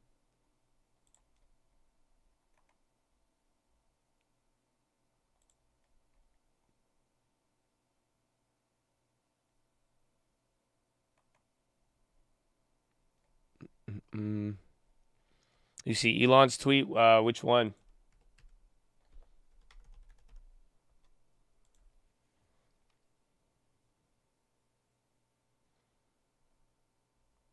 Starship, static fire. Oh, in the country that revolted. This is Elon's tweet. When the country that revolted over taxes hires 87,000 new IRS agents.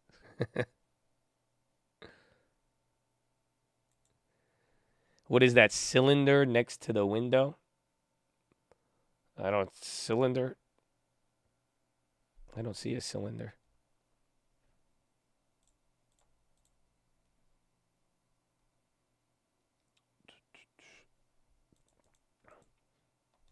Oh, the Biden tweet. Open door Zillow partnership. They issued Zillow a warrant representing the right to purchase 6 million shares of common stock that'll vest in tranches for resale services. Not bad. Tesla is reportedly going to build Model Y with BYD Blade. That's from Electric, a tweet. No, what's BYD? The lithium one or the EV one? DraftKings big dump. Yeah, big volume, and it is moving down a little bit. Not seeing anything on the wire as of yet.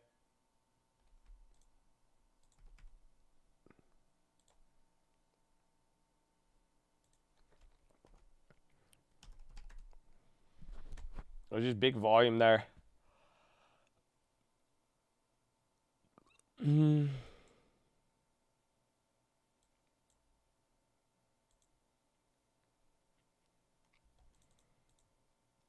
Buffett China Electric is BYD. Oh, that's Boyd Gaming. I don't know. AMC, yeah, you guys called out AMC a little bit ago. How much time we got left? 23 minutes? 420, bro. We're right below it. Honestly, you're trading there. Bonanza, Boeing to hold media update on Starliner project. AMC is coming towards the highs.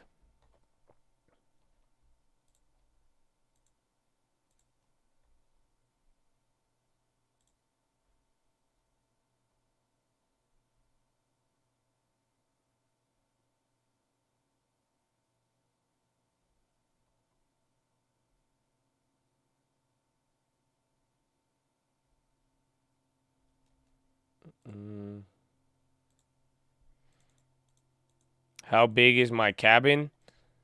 I don't. You're asking like this. You're really asking about my cabin, or does this mean something else? I'm just messing with you.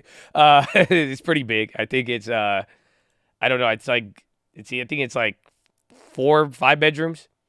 It's actually quite large for a cabin. I have a picture of it. It's on my Instagram. You can see it.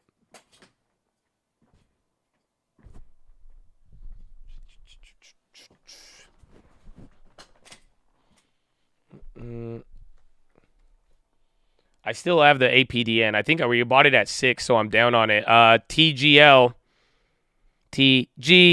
stock. I want to just see 20 though. 19. That was the high last time. But look at there. Notice, they took 20 off the ask. It might. I feel like it will get halted around there, but I want to see. It might go straight through 20. It might go to 2041 if these sell. 1980. There's a dollar spread. Okay, now it's 1950. Not so much. This is one of the bigger volume candles of the day. Microsoft, more layoffs. LinkedIn. And then SPYs, dude. SPY comes down every time TGL rips. That's why I feel bad, because I'm looking over at the level 2 and I'm like, wait a minute. The SPY's like just dumping on this. Yeah, TOT is actually wrecked on. But now that's the thing. If the market goes down tomorrow and TLT just keeps going lower, this is going to be it could be a very negative sign. And I don't know how it's moved things. Let's see. You're 25% on Fed futures. Well, we're going to have to see how it affects this. Yeah, because this going down, that means the short term. Short term is chilling while TLT is dropping. You see that? So honestly, this is actually kind of bullish. That's why I'm saying it's like if the market doesn't react too bullish, but honestly, curve steepening is not too bad.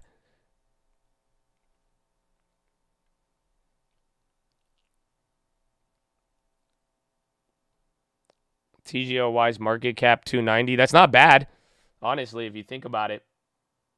Because then that means it could go up more without being excessive. So if it's up 3, but then again, there's the other shares too. So it's probably like times it by 10. So no, it's worth about like $2 billion if you count the shares outstanding, not just the float. Make them free. I don't want to make them free. I want you guys to make a decision if that's the case and that's what you want to do. That's why, we've been tracking a lot of the trades, and like I'm even saying I want to see the profit potential on what we call out, because a lot of them are very, very, it's just up to you, but it's like I really don't want to. I want to push it. But, like I'm saying, we give constant reminders here, on it. You could do it, but it's like I'm chilling on it. But like if you need to make it free, or if you want to, like I would do it, but please do not wait for me, because like you'll see with a lot of these plays, you don't need to wait for me. That's it.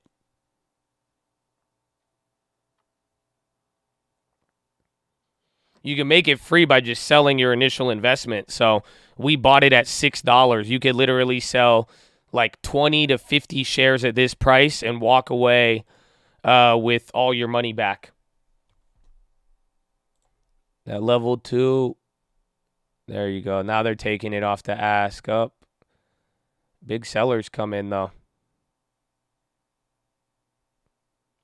GSK, no evidence of association between ranitidine and cancer. That's related to the Zantac stuff.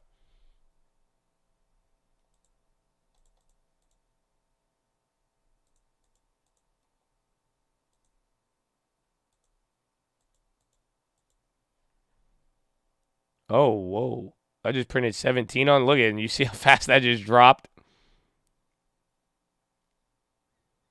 Okay, now they get down. Is the market bouncing? Maybe. What time is it? 12:42. 8 minutes till 10-minute rigged. JPMC stocks return to all-time highs in 3 years. Woohoo. Now I know to make it free. I'm making everything free. It's really good. It's a good strategy.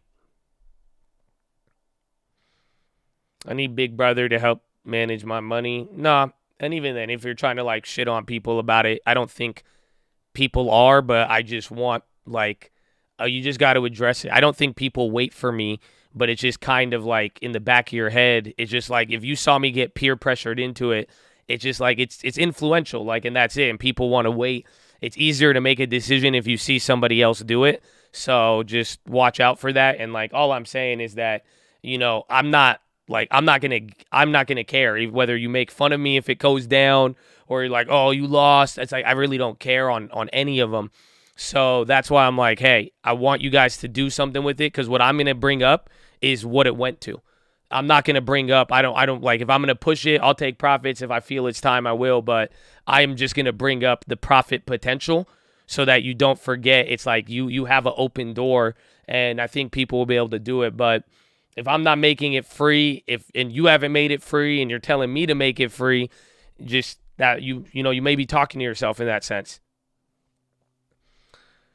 Pray for my sister and fellow Chad Megan. She be protected and guided no matter the outcome of her court date today. Amen, man. We will. We will, man. I hope so. I hope he's good. Unless it's like a crazy charge, and then we're like, she don't work with Russia or anything, right? No, I'm just messing with you, man. We will pray. I hope it's all good. Pray, prayer warriors.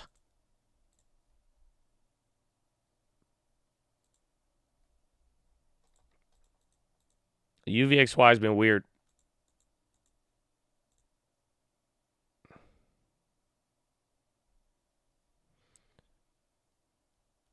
Good call, saying shit they want to hear or don't want to hear. I don't know. I just, like I'm saying, I know the dynamic of it, and that's why I'm saying in the last couple of months too, we've got to see so much up and down in so many things, but it's like I just want to make sure people look at their own accounts. I'm willing to push certain stuff. I'm going to do it, but it's like, end of the day though, it's like there is profit potential. It's not as if we are winding up, like we're not losing money because we're hitting every play wrong. Do you see what I'm saying? So it's just like there's either equity losses and any other plays.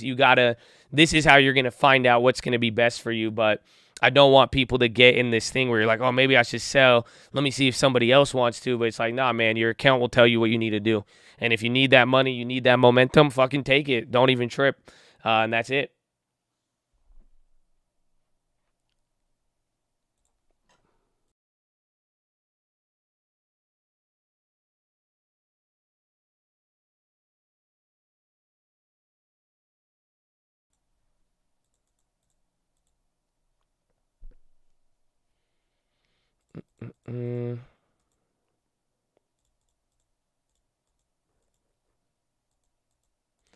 Yeah, 1.2 says sell side. We appreciate you, man. God bless you. 1.2 is a lot. Let's see. And then SPY coming down. Banks came up a little bit.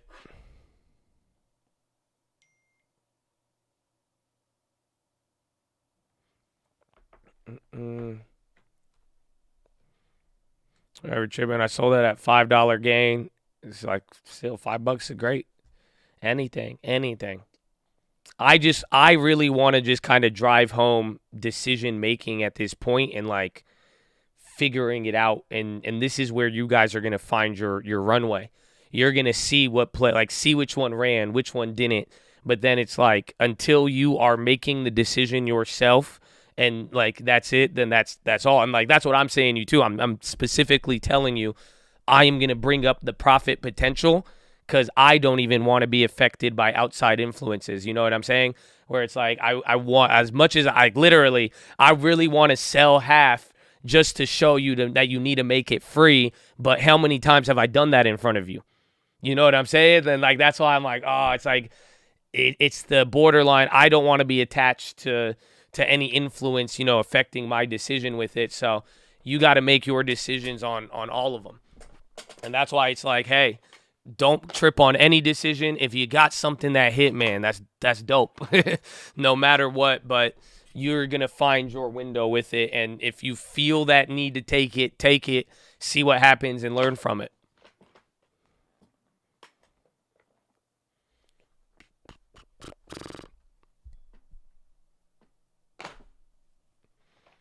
Man, I have this like little arm thing for my table. And like I put my foot on it sometimes and then it just hits. And then it reminds me to put my legs in front of me. It's kind of worked out good. Too late to buy TGL. I would not buy it right now. I barely bought it at $6, so I don't know. I wouldn't. I'll just be careful with it. You know what I'm saying? Just be careful. I would not buy it.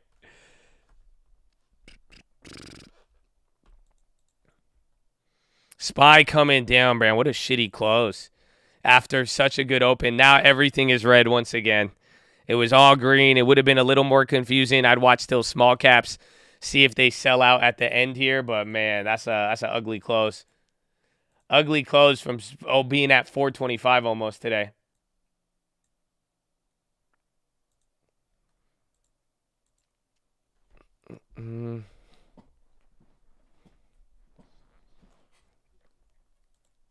Everything. AMC is up. It is, again, even Disney's up, even though it's sold off. I got washed on the second play, but I still like it.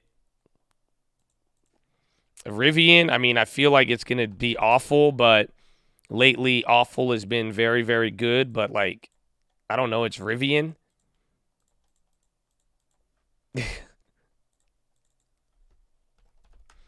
Average down. Wait till tomorrow. We don't need I don't think there's any pressing to try to get it now. I think it'll cost us more trying to average down here than not. Or we could just wait and get something decent.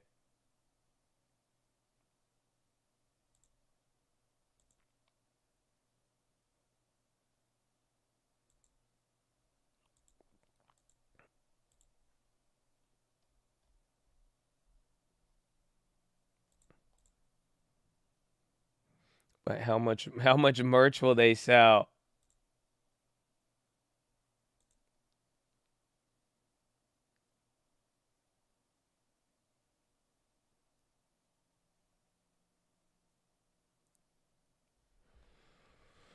I'll make it 12.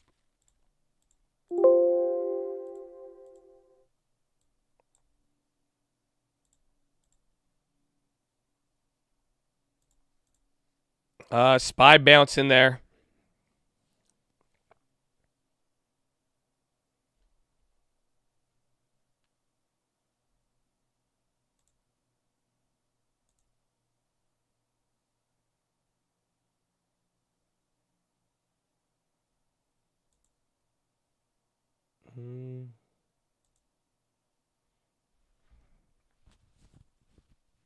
If I could get 30 for them. Big features look good.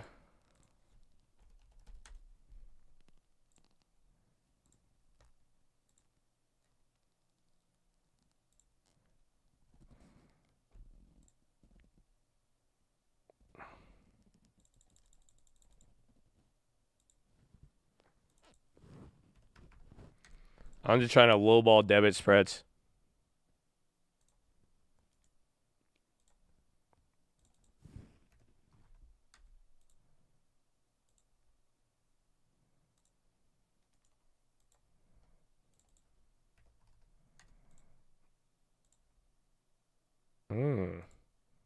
I thought they would have filled that.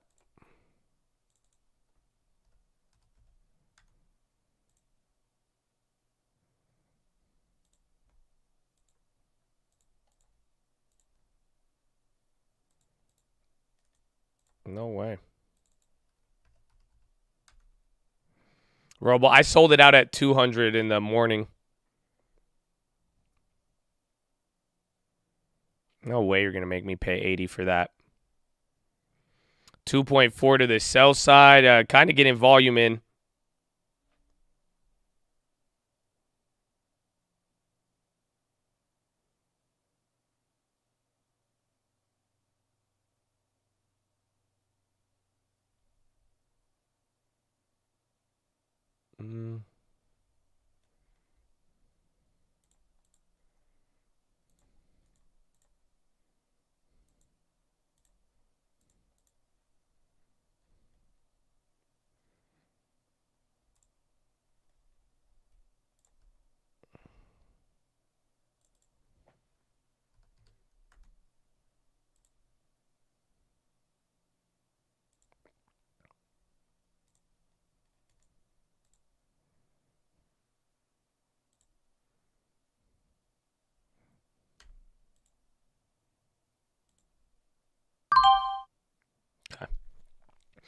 I'll go with that one. It's a little bit of a difference. Kind of down with it. I did a Rivian debit spread on the put side. I spent $150.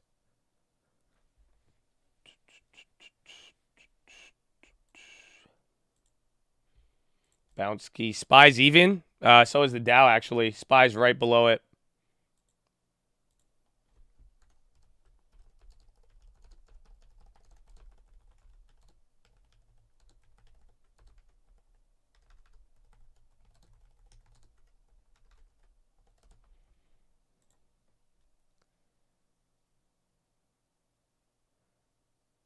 I think you could get that at 2 cents now. For the debit spread, 15 puts.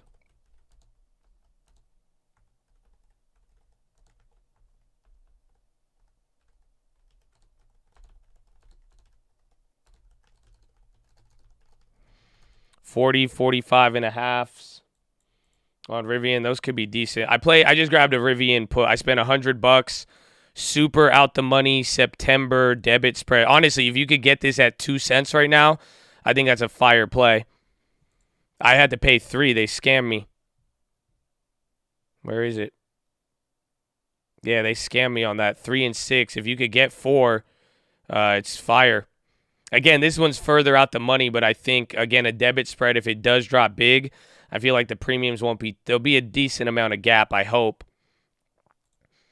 But $150 is pretty much like a September YOLO if they do bad. So don't trade it. Not a recommendation. You will lose money.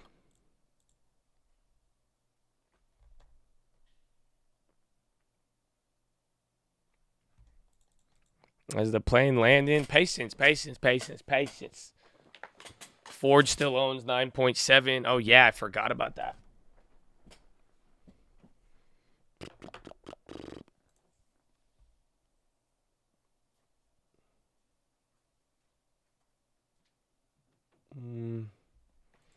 How could Rivian do good? Guidance is just so low. That's what I'm scared of. It's like, honestly, in my mind, I think Rivian is going to rip. But I'm getting the puts because every time I should have, I'm just thinking anything that's already done bad is so easy to go up right now. That's it. If you got knocked and lost a bunch of value, you are more likely to go up off of just barely missing or something very obscure.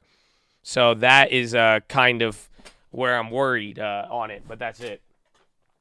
Landing time a little bit. We getting there. Don't worry. But wrap up the plays, baby. You got to finalize it. I don't know. Do we have any other earnings? We already have Disney and everything up. So that's it.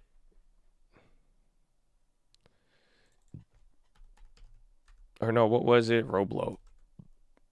Roblo wants to work.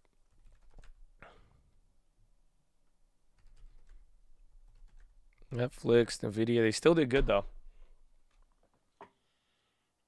Rivian, Sand, Fun, Posh, Illumina, Toast, MNND, Volta, Indy, and Boxel. Illumina is a biotech. They could actually move somewhat. I sold out of the Roblox. We got about 200% on that.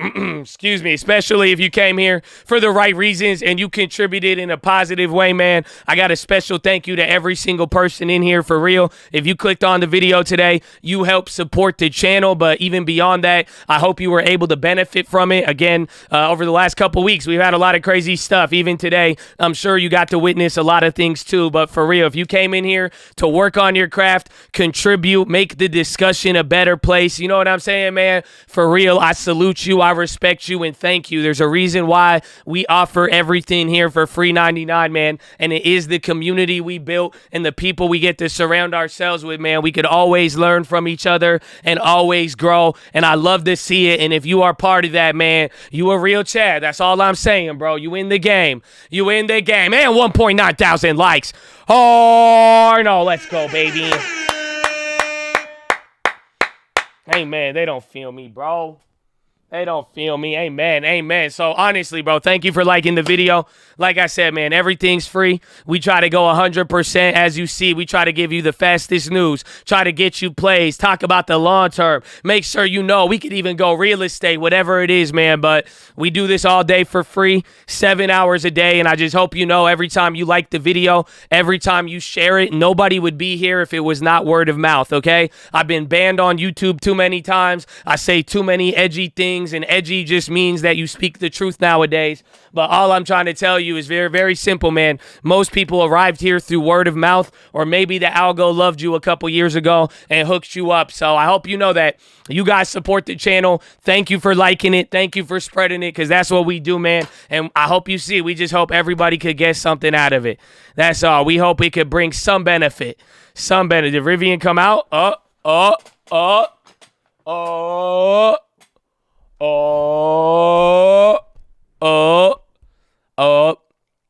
The algo hooked you up. I know, but look at how old your badge is.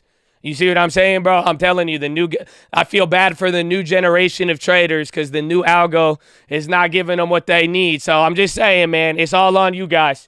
I'm putting it on you, and I'm putting it on you. That's why I thank you every day, for real. Thank you guys for holding it down, man, sharing the stream and making all of this possible, okay? We love you. God bless you. And shout out to the cult, baby. Oh, they don't feel me. They don't feel me. Shout out to the cult. If any of the earnings came out, I don't know. Let me put Rivian on here. Let me put Rivian. No Rivian yet. No Rivian yet. But Chad, God bless you. For real, don't matter, members or not. This is my thank you to all of you. Some of you are honorary members, but like I said, man, if you came here for the right reasons, made the most of it, you see what's going on in the market, and I just hope you're ready for a lot more. And big up to you if you have stayed around and been able to stay alive and not give in to any of the craziness and give up on what you are working here for and what we do every day, baby. Amen. Shout out to lurkers. It don't matter who you are. It don't matter, man. That's what we're about. They don't feel me. Oh, well, Lumina died. Should have done the put on Lumina instead of Rivian, but okay. We'll take it. But Chad, God bless you. I love you. Big shout out to the members. Now, you see, that's why I said, look at the badges. Look how long they've been here, man. And I don't know. I hope you got it from that PHILO and just everything that we've got to go through. I'm just telling you, man, it's very, very humbling, for real, from the bottom of my heart. If you have been supporting this channel when we have not offered any incentive, when we have not tried to do anything to make it special, and it's just like, it's amazing to see what you guys have made out of the membership, because you guys have turned it into something special, which is awesome. But for real, thank you guys for supporting the channel. Members, we would not be here without y'all, and I hope you know y'all with me every day. And honestly, I see y'all every day. I know a lot of y'all, for real, you with me every day. We working hard at it, man, and just God bless you for sticking through it. And like I was saying all day today, man, for real, if you have been here long enough to see everything, like ups and downs, and the good of the long term, the bad, it's like, you know, now that we're getting on the other side of it, I really hope you could look at it and be able to realize, yo, this is real learning and this is real experience, and you've got to go through a lot, and I hope it is just really preparing you for what a lot of you guys have coming, and a lot of it is goodness, bro, for real. That's all I'm saying. That's all. It's a lot of good things, and I think you can see it now, and I really hope you guys have been able to take everything we've dropped and use it to make a lot of good decisions. So, you know, don't worry, even if you had bad decisions, whatever it may be, it opens up the window to a lot of things. And I really feel there's so much learning, and I think it has made a lot of everybody in here sharper. So I'm excited, and it makes me even more excited for the future. But members, thank you for riding with me, baby. We would not be here with that, y'all. God bless them. God bless them. Oh, they don't feel me. Did TGL hit? What's it at after hours? It's still at the same price. I'm actually surprised. I'm still the same time. But again, finally, last but not least, my stream alerts, baby. Oh, we love you, stream alerts. God bless this stream alerts. Stream alerts. I told you. The reason why we have stream alerts is so nobody misses anything. Again, if you are here and you're able to be on stream, it's free. Again, it's a freemium product. That's why we always say we don't sell anything, because at the end of the day, if you want the stream alerts, all you got to do, if you don't want to pay premium, you pay attention. But stream alerts, oh, yeah, I told you. Wait on it. I'm telling you. I'm going to say it every day. You are going to get a stream alert one day that is going to scare you and get you excited. But also for days like today, you didn't miss anything. You didn't miss out on any TGL. There's nothing, man. So I'm glad stream alerts, but ultimately, I'm just glad that you guys are supporting it. I thank you for it. Again, some of y'all in this stream every day and contribute as well while doing it all, man. God bless you. And for real, man, let's make it happen. And let's make sure nobody misses anything. And God bless the call, baby.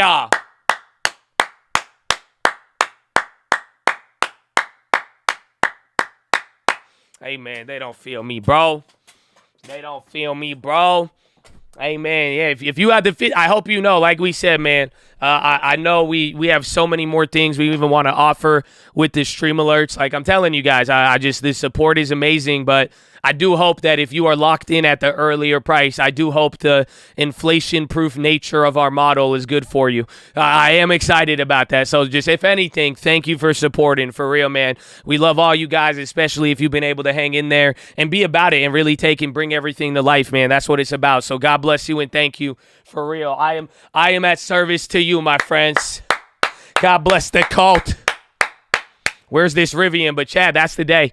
That's the day. I'm waiting for the Rivian. We'll see what happens. First link, Scream Alerts Bootcamp and Real Estate Course. Second link for the nightly watch list and main channel.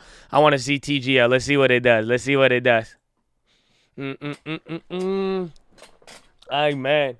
Amen. But second link, nightly watch list. Don't miss it. Again, I think if you've been watching the watch list over the last couple of days, you've been ultimately prepared, and I love it. So God bless you. That's going to come around like 4:30 p.m. Pacific time. Third link for the membership badge, baby. Shout out to members.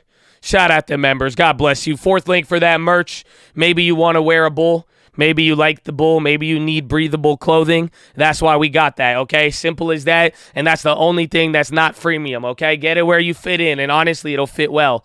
It'll fit very well. And it's so breathable. Oh, my gosh. Oh, my gosh. Troy, why'd you do that to me? Come on. Oh, yeah. Yeah, you got merch. Oh, you're in the cult, too? Oh, hell yeah. No, yeah, I got the bull. I got the chest to the sun. Yeah, fuck yeah, bro. Okay. Sorry. I can't help it. I can't help it, man. Honestly, I can't help it. I hope you know that. I genuinely can't help it. Something comes over me. I don't know. Maybe it was my frat boy days back in the day, but I don't know. But, like, it just get me feeling some, I'm sorry. I can't help it, Chad. I'm sorry. I'm sorry. Okay, anyways, I love you. Check out the merchandise. I lost my voice screaming at this fake nightclub that we created. Check out the new channels. Cult Real Estate, Cult Cars, Cult Music, baby. Follow me on Instagram at The Trading Fraternity. If you get followed by a fake Josh who don't sell you breathable merchandise, just report his ass, okay? That's all you got to do. And then how option pricing works is amazing. If you don't learn anything from this video, I will be surprised. We recently went up 1,000 likes. This is a very good video. I promise you, you will learn something from it. It is critically acclaimed. I don't know what that even means, to be honest with you. But how we set up our long-term, shout out to long-term. You see it. Let's keep it going, baby. Come on.